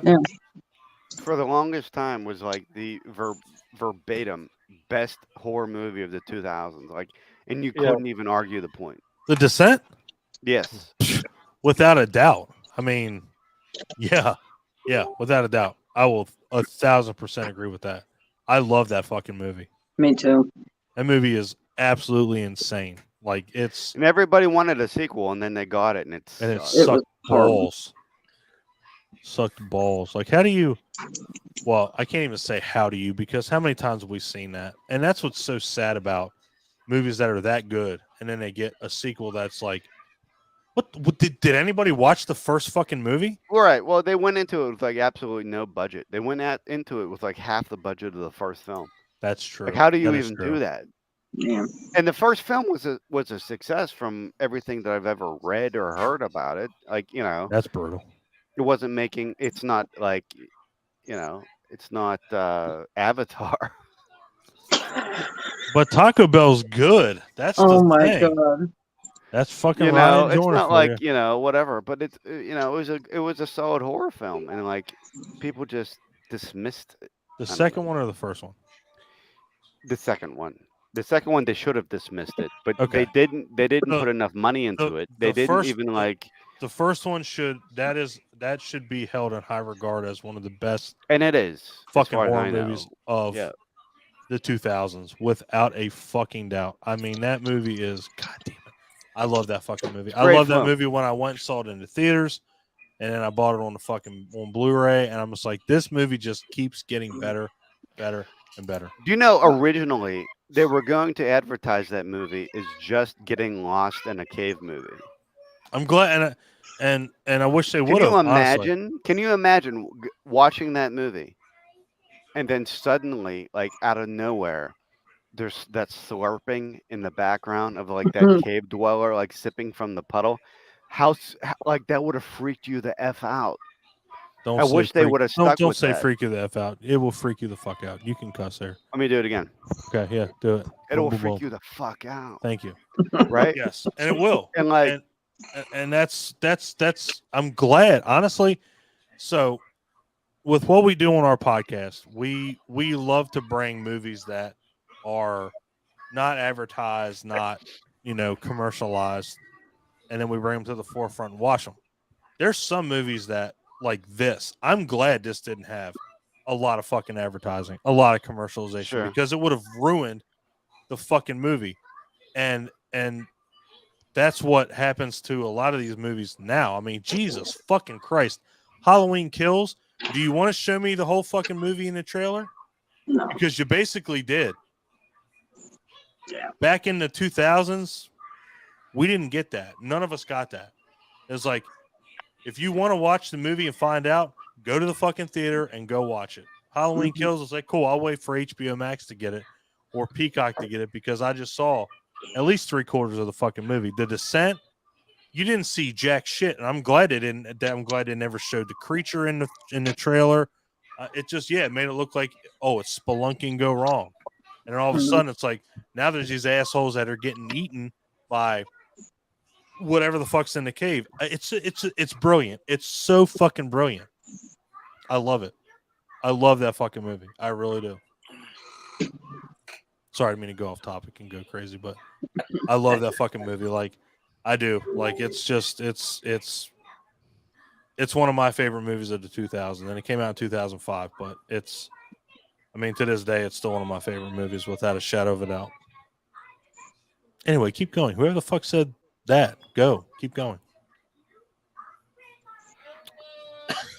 And nobody's gonna step up. Okay, cool. I completely killed everything. Like, God, shut. Well, I said that. I'm I'm just trying to figure out a way to follow up with that. So yeah. Wait a minute. Who did The Descent? Whose did. pick was it? Clint. That was Oh good. yeah, that was Way to Clint. go, You're Clint. up, Way to man. f- You're up. Yeah. Yeah, I'm up. everything up. What? Talk about The Descent? Talk about Or something, or you can throw it over to Nicole. Yeah.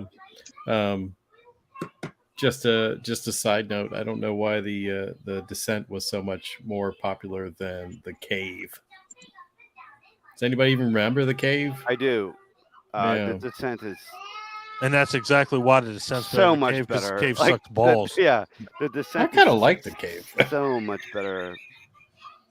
The Cave wasn't bad, but it was no. Like for like a sci-fi television Yeah. of the week movie, I thought it was okay. But like the Descent was truly like if you ever saw it in the theater, It was fucking terrible. because there are scenes where like it's total black. You just stare at the screen, like you And don't take your. all you hear is like you hear what they God hear. damn! I gotta fucking joiner.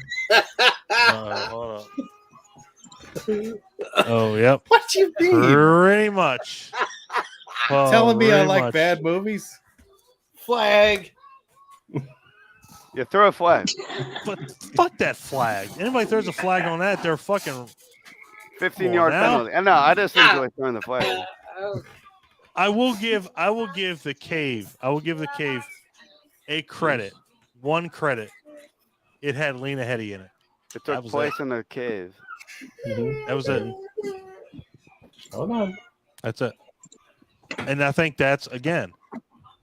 The Descent didn't really have anybody that stuck out. You know, it was like Yeah.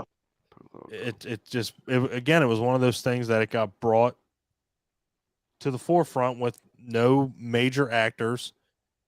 I mean, and I'm not saying Lena Headey was like, especially in 2000. Yeah, you know what? In 2005, yeah, she was. So fuck that bitch. Yeah, she was in the Cave. That's what probably ruined it. I'm gonna go see it because Lena Headey's in it. I'm gonna go see The Descent. Did anyone ever say that movie. ever? Did anyone ever say that ever? I'm gonna go see something because Lena Headey's in it. I'm pretty sure if anybody No. did, they're fucking. No one's what? ever said that. I got Lena Headey tattooed on me. So. No. What? Do you really? Like what? Her What claim, the her biggest fuck? claims to fame were what? Game of Her Thrones I picture can't see from, it. and Dread. She was in the Dread movie. Is like the big boss. I can't. That's off the 300. Terminator series box. Ah. What is wrong with you? You got a lot of tats, dude. Yeah, he's got a lot of shitty ones now. I got a lot of weird crap. I'm just on me, fucking but- with you, Mike. You know I'm just fucking with you. But I do have Lena Headey tattooed on me. So Ryan brings up a good point there. Did anybody mention Shawnee Smith in The Blob? No, but we mentioned Shawnee Smith in Saw 1 and 2. So fuck you, Ryan. We already mentioned her. You're fired. Yeah, we're done. And I did mention the Blob with the new one in a creature pod. God, the new. We're not talking about. We can't do that. I'm just saying. I The mentioned new Blob Blob. is amazing. New Blob is incredible. I gotta flip you guys. So who's I next? love the new Blob. It was Oh, written- 1988 Blob is fucking 1988. insanity. I love it. The new Blob. The new Blob. I mean, that's what it's the new. It's fucking. Yeah, I love it. totally. God, totally. I fucking love it. So, who won? Nicole, did you go? No. Mm-mm. All right, well, you go, my dear. Okay. I can't believe you brought this up earlier. Dolls. Judy. God, The little fuck girl. you, Nicole. Nope. I want nothing to do with that goddamn movie. Yep, I don't give a shit. That movie can suck my balls. Nope. Only if Nope. I can call you Dolph. No, Nope. Judy was That- a great final girl. That movie is fucking terrifying. I can't. No. Loved it. Loved it. The toy soldiers with the assassination of the one girl. Oh, it was just so good. It was so good. It's a great movie. It really is. It is. Like, it really is a great movie. But just my sister terrified the fuck out of me. I just can't look past it because I'm like, I can't. But it's after watching it again, like it's such a, it really is like a really good lore in horror as far, you know, because you wouldn't have Puppet Master without it. Right. There's no doubt about that. Stuart Gordon. Yeah, right. Exactly. And you know what else is another movie you wouldn't have? Small Soldiers. That fucking movie is amazing. You say Stuart Gordon, Paul? Yeah, Stuart Gordon made Dolls. Yes. Fucking that dude, I applaud that guy. Like that dude can fucking make anything. I mean, God, Jesus Christ. Any HP Lovecraft, he can rock it, man. Just about anything he can rock it. It's like, but then he can do dolls. Like, kudos to you for having that creative direction. And the makeup in it was fantastic. The practical effects with when the one blonde girl turns and she like leans over and her eyeballs fall out, like it looked like she was being turned into plastic. It was really good. Why it was terrifying. It's fantastic. It's pretty fun. It is fantastic, without a doubt. Good movie, like a giant teddy bear. Oh man. Yeah, Teddy. No, Paul. Flag. No. It's a great movie. Really is. Dolls is a good movie. And Judy is a good final girl, without a doubt, man. I mean, it's and Ryan even says you wouldn't have Child's Play without that. Mm-hmm. So that's a very good point, without a doubt. It was very influential and it fucked my childhood up, but still a good movie, without a doubt. Still a great movie. Wouldn't have Toy Story. Very true. I want a horror movie version of Toy Story. Mm-hmm. All right. It's called Child's Play. That's true. All right, Michael, spreadsheet, go. Caroline Williams, Texas 2. Beautiful. Clint Myers absolutely will sit on your dick right now. That is his girl, without a doubt. Yeah. You know what? He loves her, without a doubt. One of the guys I know just took a picture with her at a recent con. She still looks great. She looks fantastic. She does. She is, man. That movie is fucking God. That movie's so underrated. It really is. And her and Dennis Hopper just made, without a doubt, that movie. And what else was she in, Clint, that you watched? There was something else that she was in that wasn't Texas Chainsaw. Hatchet 3. Hatchet 3, yeah. Hatchet 3, yeah. She was the reporter, right? Yeah. Yeah. No, Clint loves her, and with good reason. She's great. She's great. Exactly. She is. She's great in that movie. Yeah, it was, and people want to say like Texas Chainsaw is like a filthy movie, dude. Texas Chainsaw 2, that movie is grimy as fuck. It is, and it's like totally different than the first one. Different feel and different everything. Oh yeah, it's a crazy movie. It is. Makes you want to take a shower after you watch it. Exactly. It's nuts, man. It is a nuts movie. And Ryan's right. She did have a cameo in Texas 3. Did she really? Yep. In the beginning. In the beginning? I think she was a reporter. I have to watch it again. Yeah. No. That's a hard dude, man. Texas Chainsaw 3 is a hard movie to watch. It's really so early in the movie. Boring. But yeah. Oh, I loved part 3. Really? Yeah. Viggo Mortensen. Ken and Foree. it's got Ken Foree in it too. But man, that movie, it's just so boring. I'm like, can something please happen? It's not a bad movie. I'm just compared to the first two. But I mean, after watching 2, as batshit nuts as that movie was, I know they tried to reel it back in with 3, but man, just watching Dennis Hopper go to a fucking power tool store and walk into the back with the fucking chainsaws and be like, yeah, and just lay that fucking money down. Then he gets that big motherfucker, and the guy that's watching him, that he's running the store, he gets off so hard when he's just fucking wailing on that fucking log with that big ass chainsaw. You just see him coming out. He's like, yeah, like, God damn, dude, calm down. You just made $600 on that sale. And just watching that movie, that's probably one of the most underrated fucking movies I've ever seen. And you know what the sad thing is? A lot of people still have not seen that movie. Yeah, and that whole It gets highway hate scene on was a great. lot by people because they don't like the humor aspect to it. But I think the humor aspect actually makes it more disturbing. Oh yeah. Oh, absolutely. Bill Moseley as Chop Top. Yeah. Oh, I know. Lick my plate, you dog dick. Yeah. It's a Burn fantastic like a movie. Wow. God damn it, Ryan. That old man had the first erection he probably had in 30 years watching Hopper use those saws. You're probably not lying. You're probably not, because that dude was definitely like, Watching Texas Chainsaw Massacre 2, not knowing what you're going to expect after being a fan of the first one, yeah, it's a lot like what Gremlins fans were feeling watching Gremlins the 2. Gremlins 2. Without a fucking You want a actual straight up sequel to the first movie that matches the tone, matches the sequel, gives us an update on the characters, and instead you're given this slapstick version of events of the first film.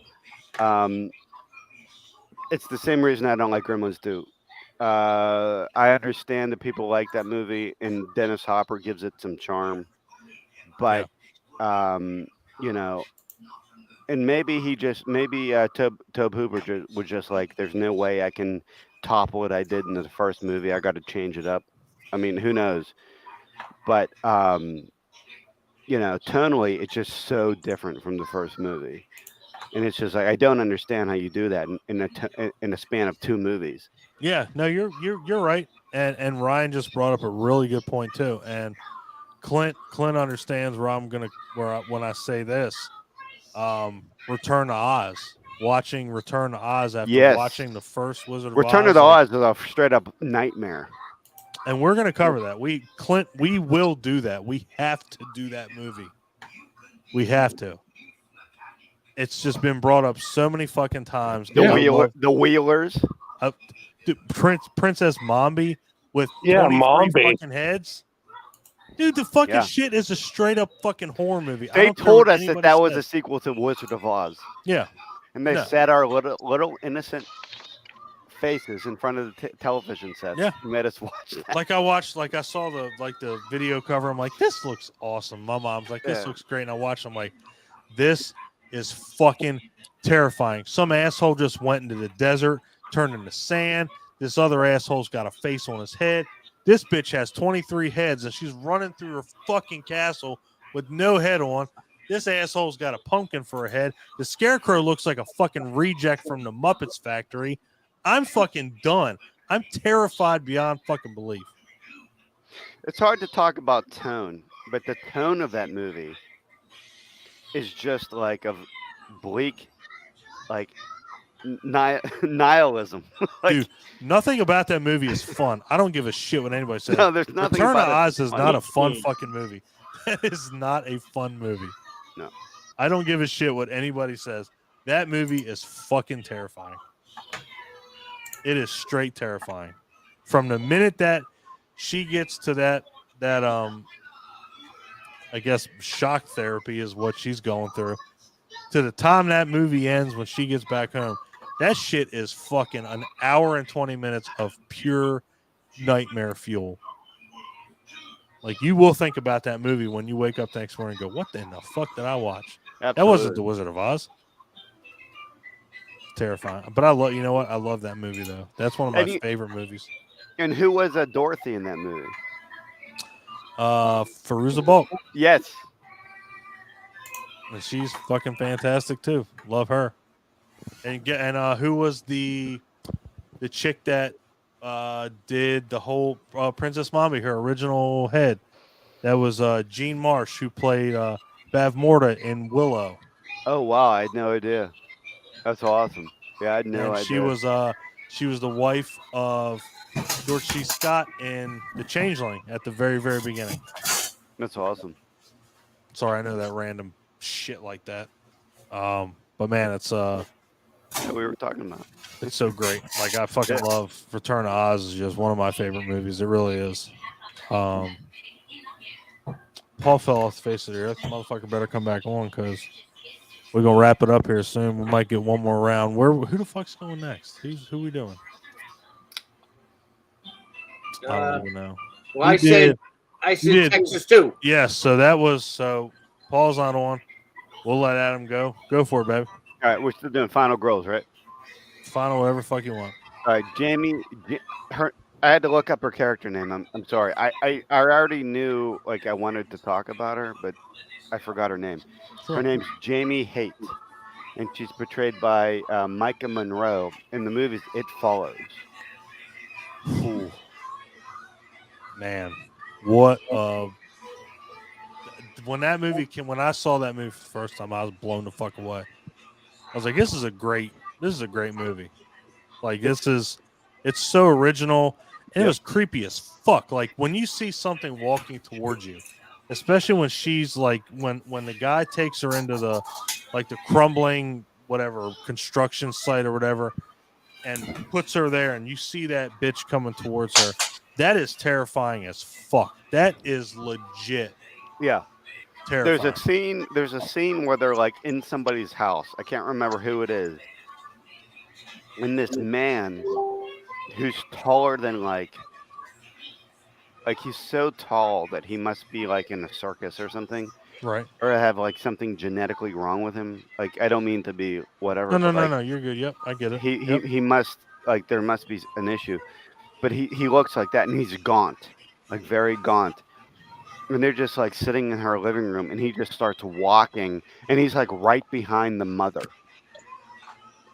I love that scene. It's so terrifying. It's terrifying. Terrifying. And like we're talking a lot about these horror movies, right? And all of us love these horror movies. Probably none of these movies really truly scare us anymore. But this was a scene that truly scared me. Like had me like jumping out of my seat. And there was no CGI. It was all just people in costume and practical effects, and it was just somebody walking behind her. Yeah. That's all it was. I think that's what makes it even more. It makes it even more terrifying because it's such a compelling story of like this demonic STD. Yeah, because that's essentially what it is. Yeah, you're 100% right, and it's and everybody's trying to get away from it. Like everybody tries to be the good person at first, and then they realize, okay, this isn't working. Yeah, we're fucked. Either way, so you got to just spread it because otherwise, everyone dies. Everyone dies. Yeah, it's goddamn. I love that movie so much. Like I saw that for the first time. She makes it to the end. At the end of the movie, she's still alive. Mm-hmm. She spread it on to somebody else through sleeping with them. Yep. And she's still alive. So technically, I think, meets the criteria of. She 100% does, brother.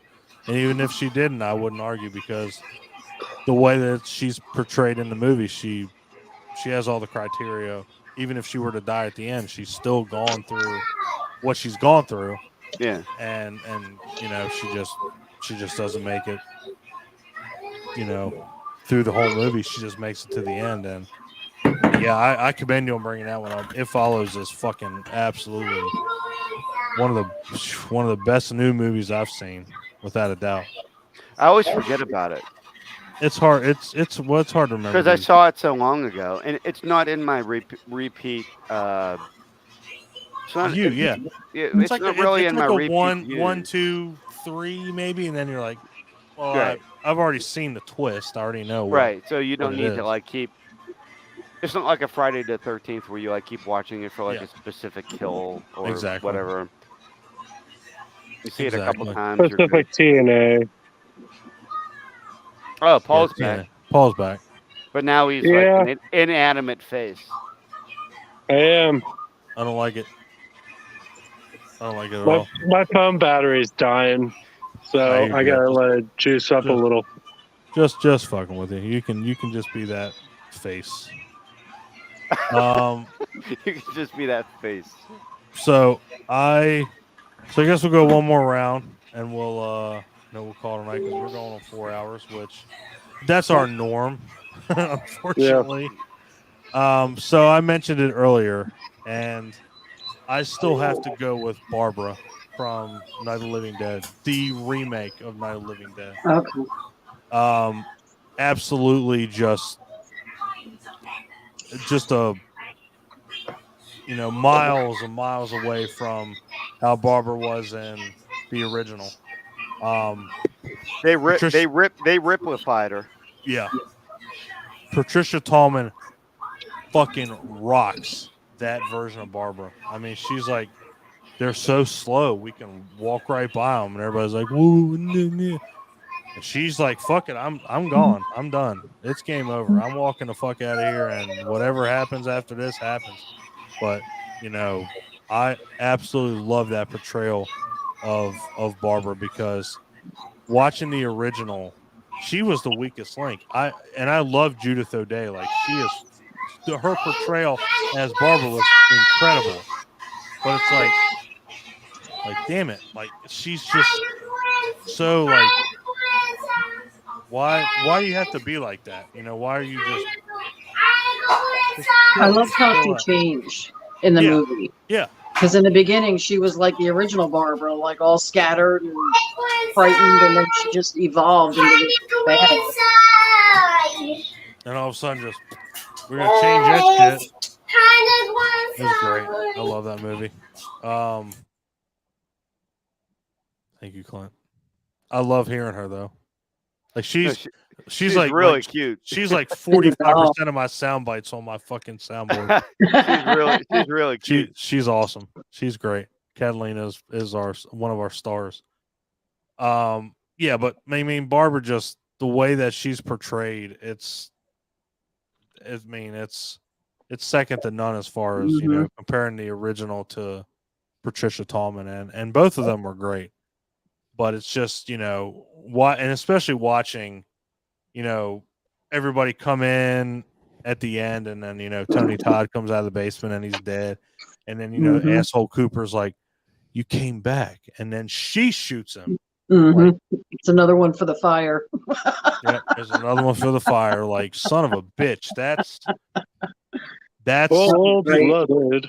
All you wanted was to see her succeed, and you wanted to see Cooper be that big of a dick, and you wanted to see him die, and you got it, because she was like, well, I think one of her best scenes in that movie was when the real skinny guy was coming through the door, and they're arguing, and she just starts shooting. Is he dead? Is he dead? Yep. Exactly. Yeah. You can talk to me about losing it when you stop acting like a bunch of 2-year-olds. God damn. Thank you. I love it. I mean, fucking verbatim. Yes. If I could interject a personal little note about that film, please. They had a world premiere for that movie at the Galleria Mall here in Pittsburgh, and Tom Savini was there, and maybe that's really all I remember. But I was 11 years old. My dad and my uncle took me. And I mean, it's not like the world premiere. It's just it's premiere. They have world premieres everywhere, but they had one there at anyway. And I was in line, and my social studies teacher was also in line, looking at me like, what are you doing still up? Because it was like so late past like our normal bedtime. Mm-hmm. But the entire mall was like encased with like this man-made smoke, and like they had actors that were like like dressed like zombies, like fake looking zombies, but zombies nonetheless. Yeah, right. Kind of going around, and like it just like added to like the atmosphere, and it was just so awesome, because it was totally a Pittsburgh thing, Yeah. And I saw it with my dad and my uncle, and it's like one of my greatest childhood memories is going with those two to see this movie. And I was scared to death. I was 11 years old.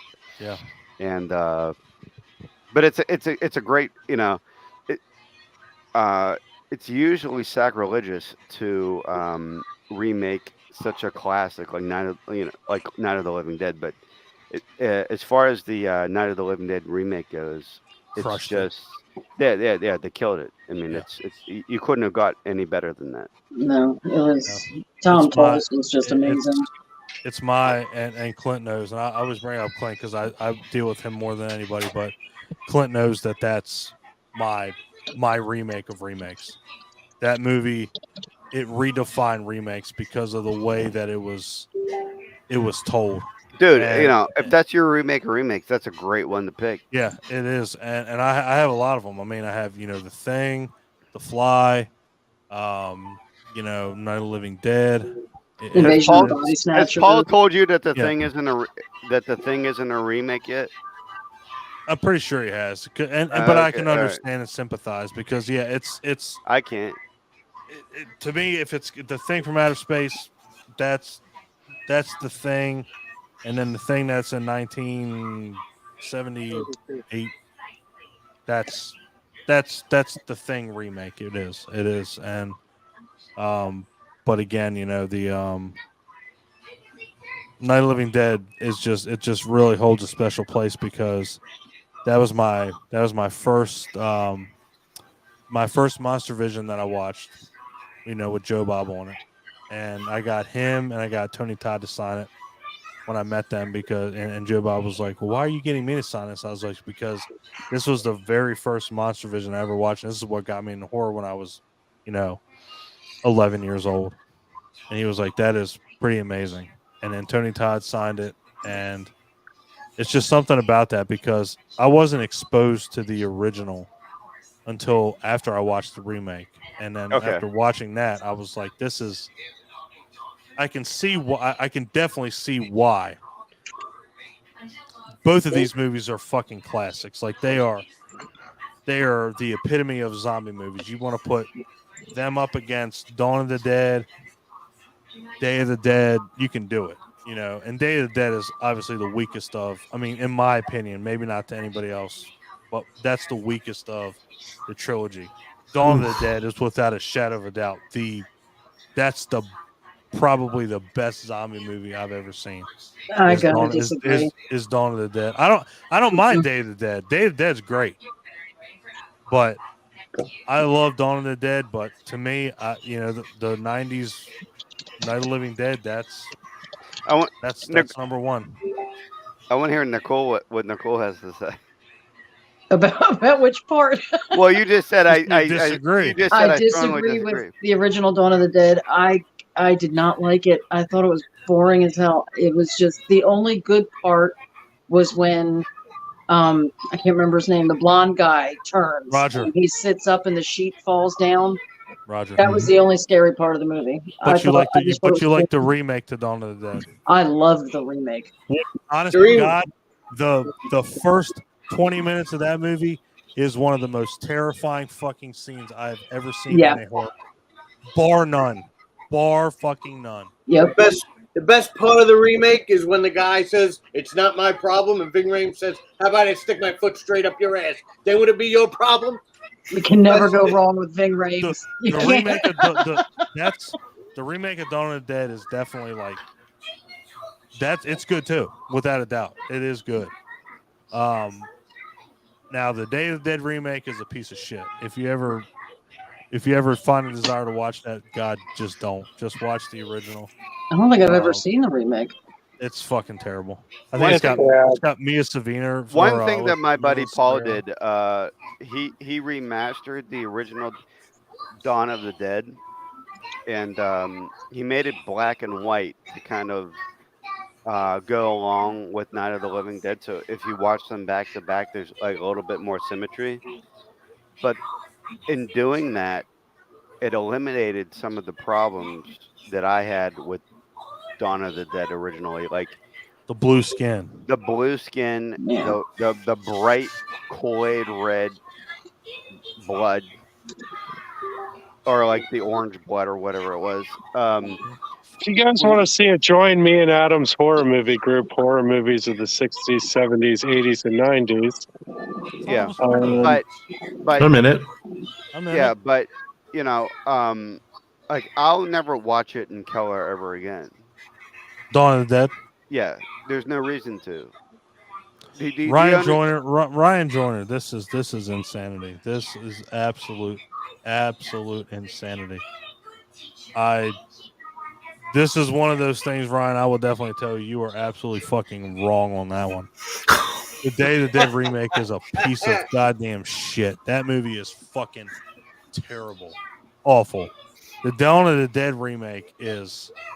I mean, of course, it's not a perfect fucking movie by any. It's a stretch really of good that, movie. but it's a really good movie. I mean, compared to the Day of the Dead remake, Like the only thing about the Dawn of the Dead remake that I didn't like was like the zombie baby. And that's That was hysterical. and that's everybody's thing. Is like the zombie I baby. live with But that once baby. You're Yeah, gonna once kill you my get- family? once you get past that, it's done. It's He's like got the okay, horse bit thing in her mouth. it's fucking terrible. Yeah, it's bad. that is the worst fucking part. But you of know the what? When you first heard of like there's going to be a Dawn of the Dead remake, like weren't you all like, "Oh my god, how could they even try?" Without time. George Every Romero, I without Tom thought they could only get Savini, better. right? Like, didn't you think like this is just going to be like terrible? So like what he actually did was actually, I mean, it's a really good movie. Let's not forget. If you separate it from the Dawn of the Dead title and call it something else, and you can almost do that. I mean, the only similarity between the two is that it takes place in a mall. in a mall. Yeah. And there's, And let's not forget there's who zombies. directs that movie. Somebody that gets shit Snyder. every day. Zack Snyder. Every day of the week.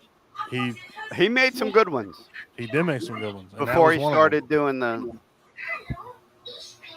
DC stuff. Day of the Dead DC. remake has zombies that climb up walls and crawl across the ceilings like spiders. Pure Day nightmare. of the But Dead remake that's is fucking zombies. stupid. Sorry, that's Yeah. fucking dumb. Zombies shouldn't No, do that that. is dumb. When I watch a zombie movie, I don't want to watch a zombie crawl across the fucking roof. ceiling. No, I think fucking- one of If I want to watch Cronenberg's The Fly, maybe Yeah, not right, when I right. watched a zombie movie. yeah, fuck that noise. I think one of the Ryan, biggest debates and, in and it. normally Ryan, I don't give you shit, but I'm going to give you shit. That fucking movie is goddamn terrible. It's fucking horrible. Sorry. And then they made a sequel to that, which was even fucking worse.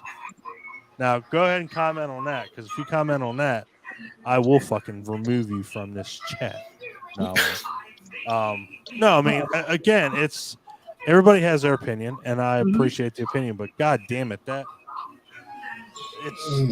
it's hard to argue with the Dawn of the Dead remake. It was well done. It really was. No, should the zombies be fast or Wasn't slow? Sarah Pauli's like everyone's like crush at some point? What's mine? Yeah. She was cute. What'd you say, Nicole? Should the zombies be fast Or slow? They If should. they're fast, they're not zombies. To me, they should be slow because again, Yeah. you have no motor functions. If you're running, you're gonna fall apart. If you're rotting, your fucking kneecap should just blow up. Dude, I'm not even rotting and I fall apart when I fucking run. True fucking story.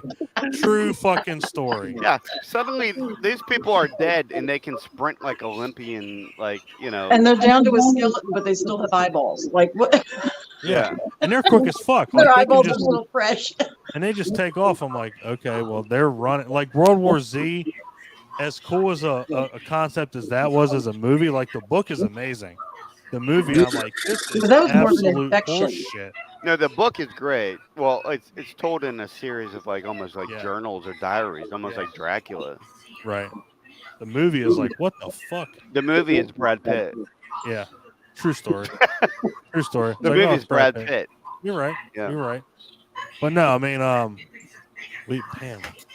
Adam, I love the fact that you're on it. We could I already got 3 episodes planned that we're gonna have because just fuck, like the ideas just churn in the head, man. It's so fucking cool to have somebody new to come in and just fucking start that. Thanks, dude. And it's gonna be I'm be happy fun. to be here. Oh, dude, it's Yeah. fucking hilarious. It's fun. I love it. I hope I'm not overstaying my welcome. You are not well. I know you'd five, boot me if I was. 5 of 6 of you are overstaying your welcome. Yeah. All you assholes, and I can just be like, bye. I'm going to bed now. Please, by all means, we can stay up till fucking 3 in the morning. Not doing it, but if we wanted to, we could. Why not? Who's next though? Oh, that was Barbara. Clint. Yeah. Rep, this is your last pick. You better make it fucking good, and you better make it who I think you're going to pick, or I'm going to whoop your ass. I don't think I'm gonna. I hate you so much. Really My wife mentioned this one this morning when I brought up the subject, and then I couldn't remember it. It took me all damn day, and I remembered it sitting here talking about this shit. Okay. So I'm gonna bring up J-Lo and Anaconda. Good God, good one. Holy shit! I love that. Are we movie. the only ones that like that? That movie's fucking amazing. No. I love that movie. That movie's fucking awesome. I'll say this: John Voight makes that movie. John Voight. Oh God, yeah.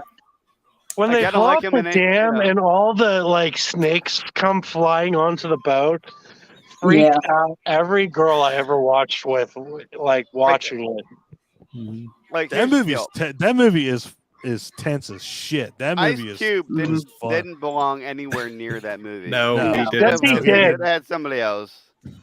That's why they put a camera in his hand. Like Mean Dog and a snake. Like, what are you gonna do, Snake? I'll cap your ass. They should have had Exhibit in that. Dude, I gotta get my ass back to LA. It's just like one of the best lines in the whole movie. The wink. When the snake him up and he winks. And that's the best part of the whole that was great. movie. If you take that part out, that movie goes from like 3.5 stars to like a 2-star. Like 1.5. Because probably. John Voight, like this, like very like classical actor, was in this film, and he performed in such a way, and like he was all in it. He was all in it. Like this was a B movie from the get-go, but he gave it his all. And he was like this cheesy villain. Like he did everything but twirl his mustache. Yeah. He's climbing up the ladder and he gets bit and just gets wrapped up. And when they spit him out and he winks, to his neck. When he winks, it's like the perfect. Nicole is so right. It's like the perfect, like cap off to that character. Yeah. And that little speech he gives with talking about the anacondas, they strike, wrap around you, hold you tighter than your true love. Yeah, that was. It's cool because it happens to him. He's climbing up the ladder and it bites him, wraps him up, and then eats his ass. And then you see him. I like when it pukes him out and he winks at her. Yeah, he winks at her. It's so fucking great, dude. Like, it's perfect. It's perfect.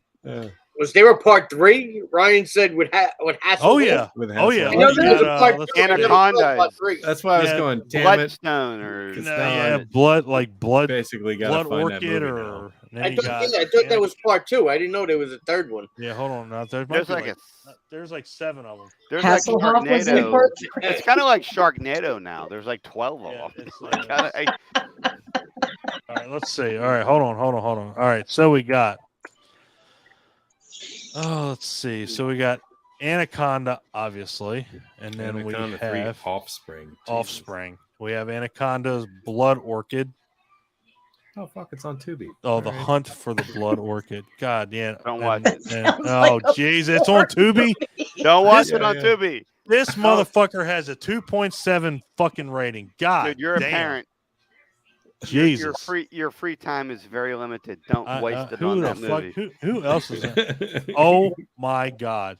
How did these motherfuckers get David Hasselhoff and John Rhys Davies in this fucking? I don't know. movie? How did David Hasselhoff find the Jesus time? Christ! They must from have drunkenly eating. John Rhys Davies does everything. He must have. Doesn't matter what it is. Oh my God! How did he find the time? Hasselhoff, David they just had Hasselhoff. to offer him, alcohol and some eating a cheeseburgers. burger. That's true. Yeah, just give him a burger. Yeah, you're not. You both said it. You're not lying. Give that motherfucker a Big Mac and a Bud Light. I'll be in your movie. But John Rhys Davies, come on now. Motherfucker's Indiana Jones. He was in fucking Lord of the Rings, and now he's in Anaconda 3. Who was he in Indiana Jones? He was Sala, Sala. Yeah, the Egyptian digger. The escort. Yeah. What an unforgettable role. But it's better than fucking Anaconda 3. Jesus Christ. So you can say you're in Indiana Jones movie twice. Yeah. No, you're right. You're right. Yeah. I was in Anaconda 3. Like Tara Reid, needs to stop with these fucking Sharknadoes. You go first. Like, and Ian Zerling, I've been in all 6 Sharknadoes. Well, congratulations, sir. You have fallen off the face of the fucking earth after being on Beverly final Hills girl? 90210. He's a final bitch. He's not a final girl. I mean, he was on Beverly Hills 90210. So yeah, he's. I guess. I mean, He was with Kelly. He was with Kelly. I remember.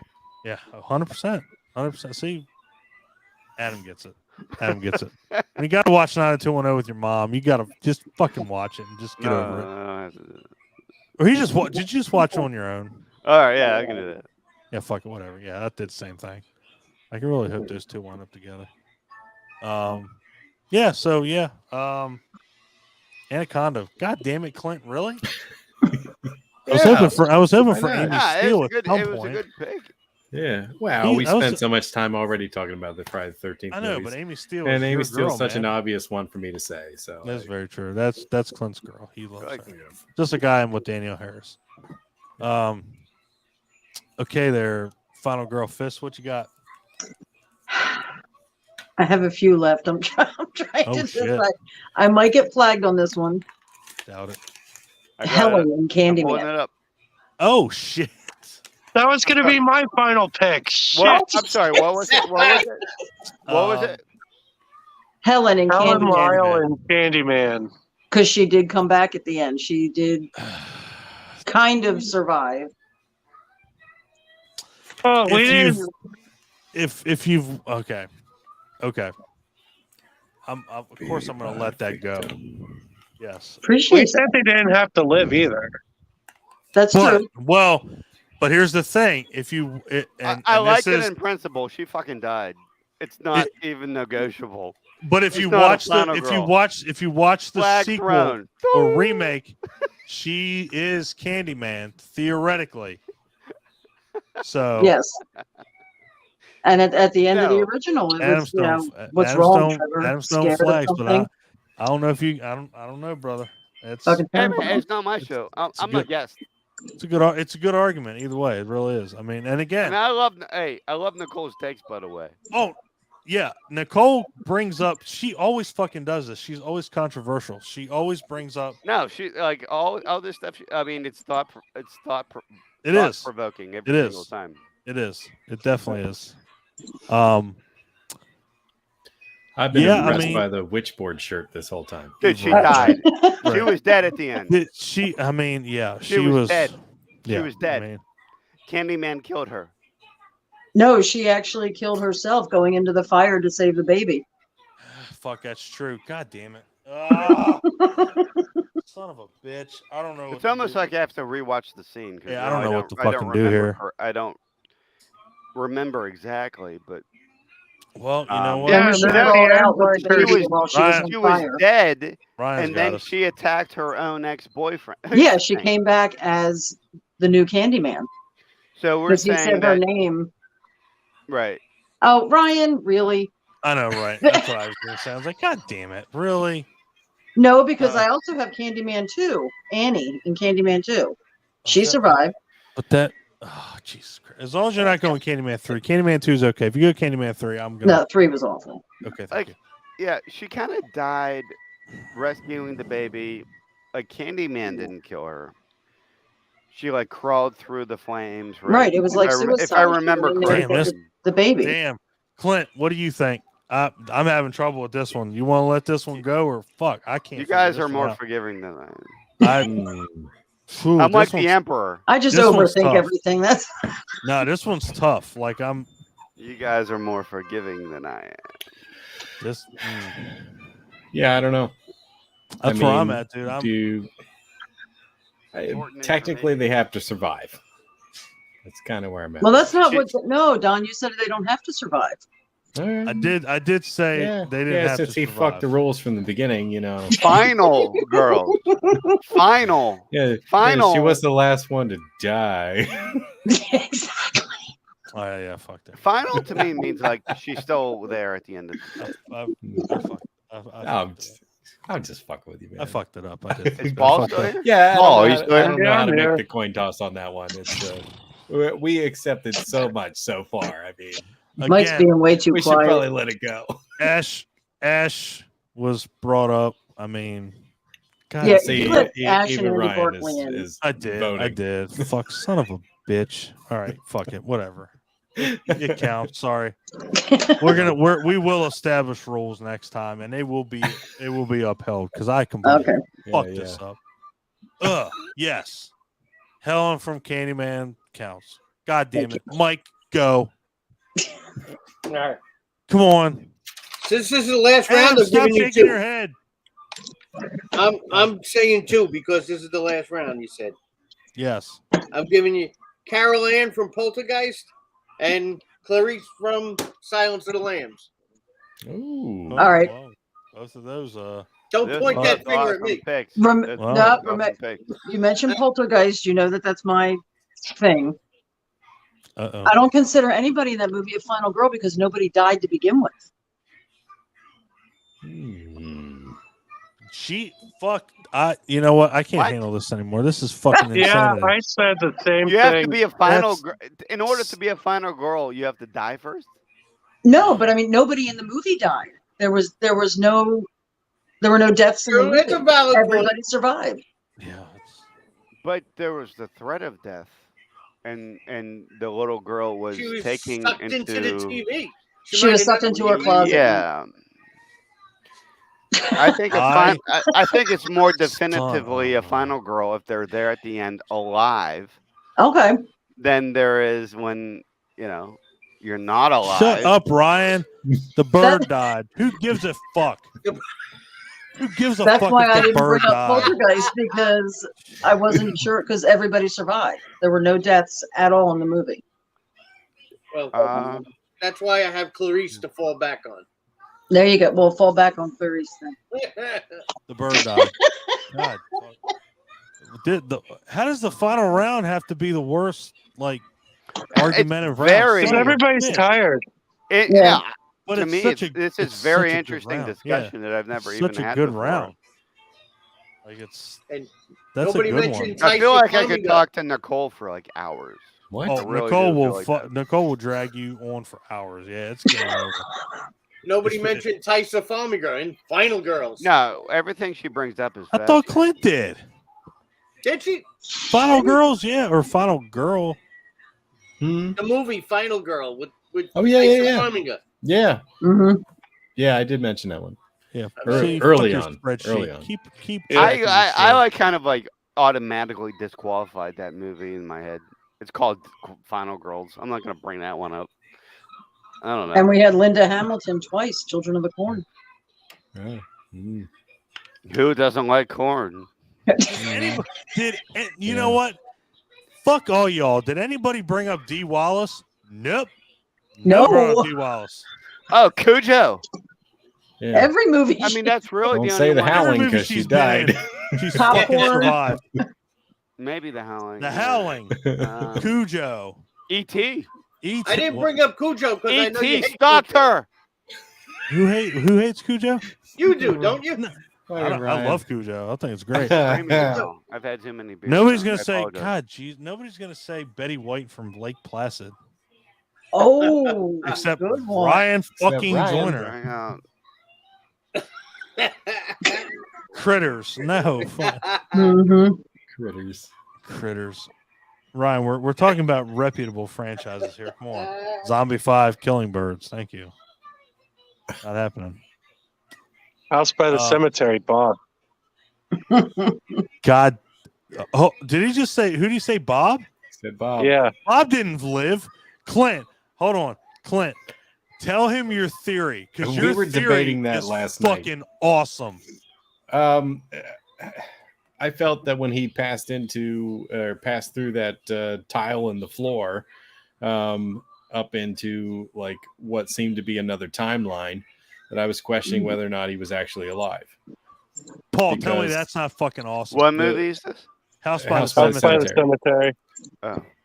Yeah. Is that because he basically was united, in the same timeline or dimension with May and her mother, which seemed to be another time, and they basically just walked off to have dinner or some shit. Yeah. Doesn't I was like, is he dead? Doesn't that make somewhat good sense? It does.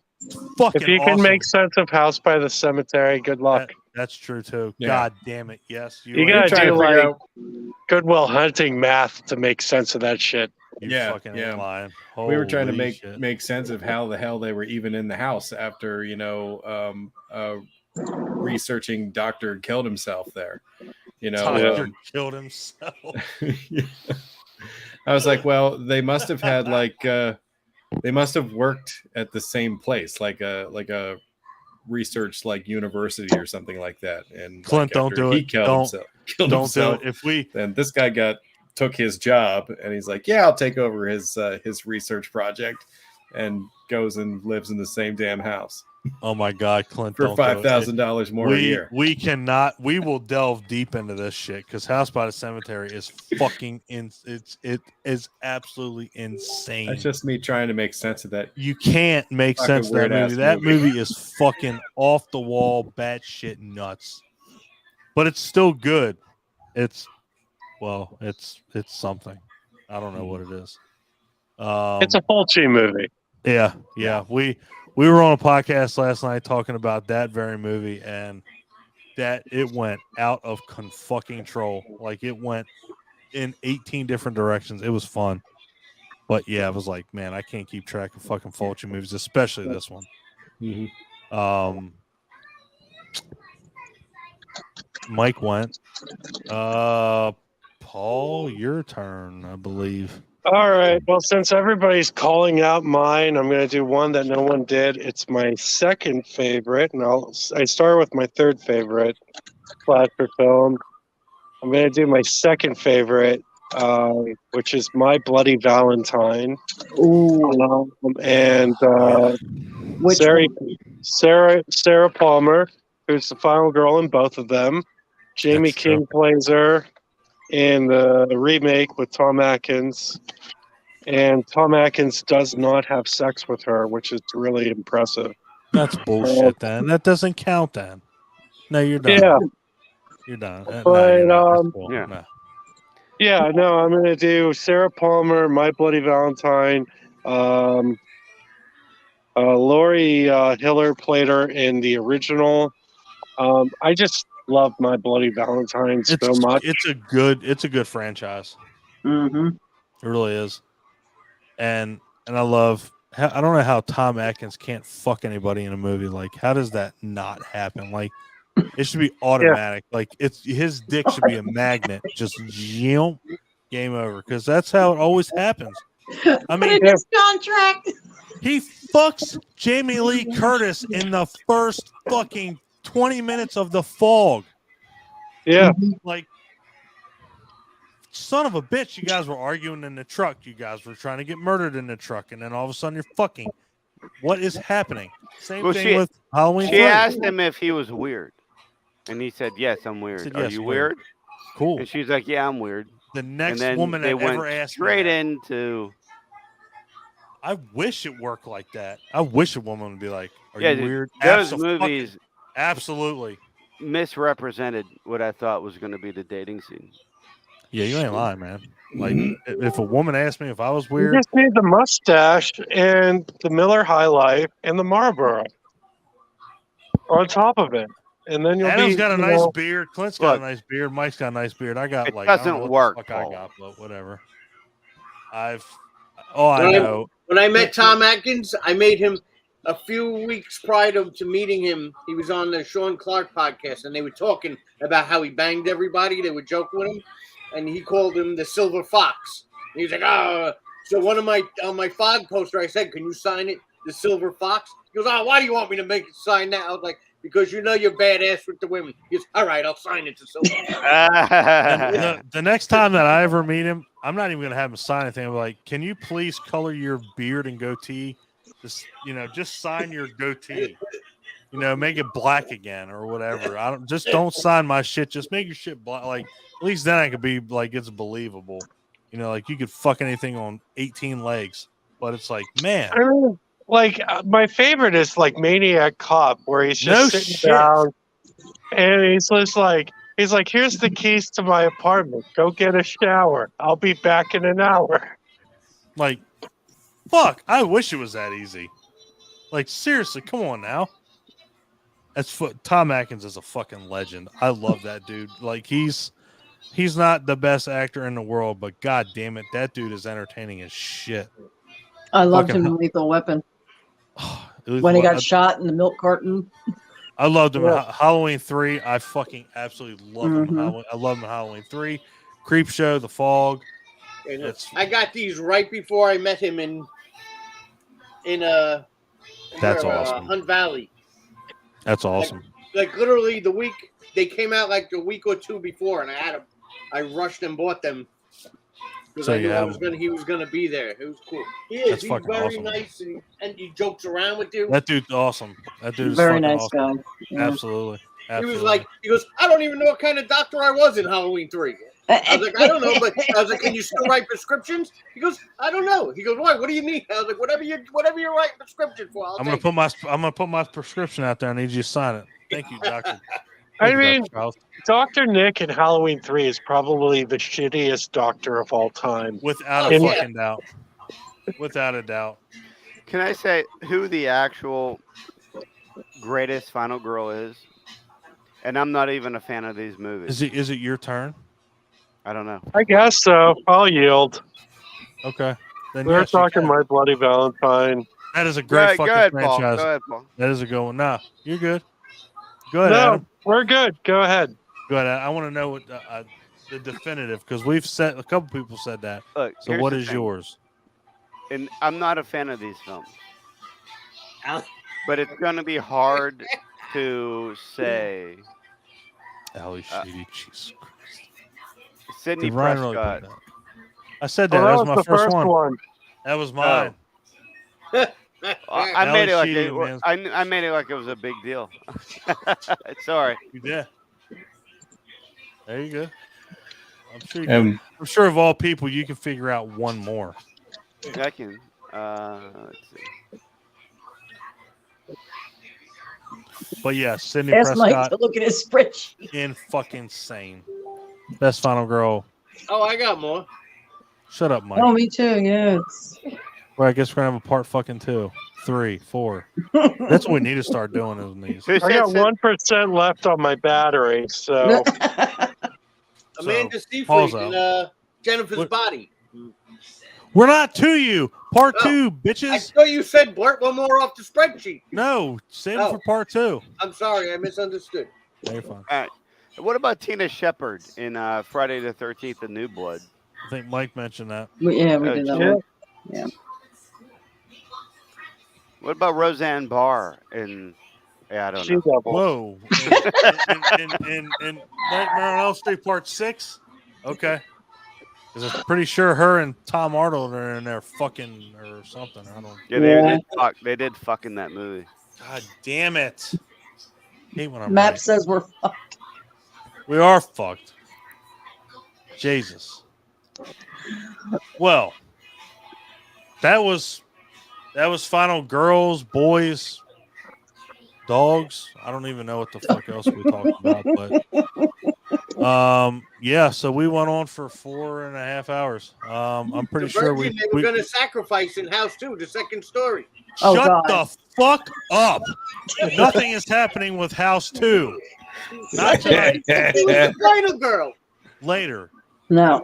Roseanne Barr is She-Devil. Yes, she wasn't She-Devil, and that movie is fucking terrible. I love that movie. Thanks. God damn it. Nicole would fucking always. The hamster in the casserole.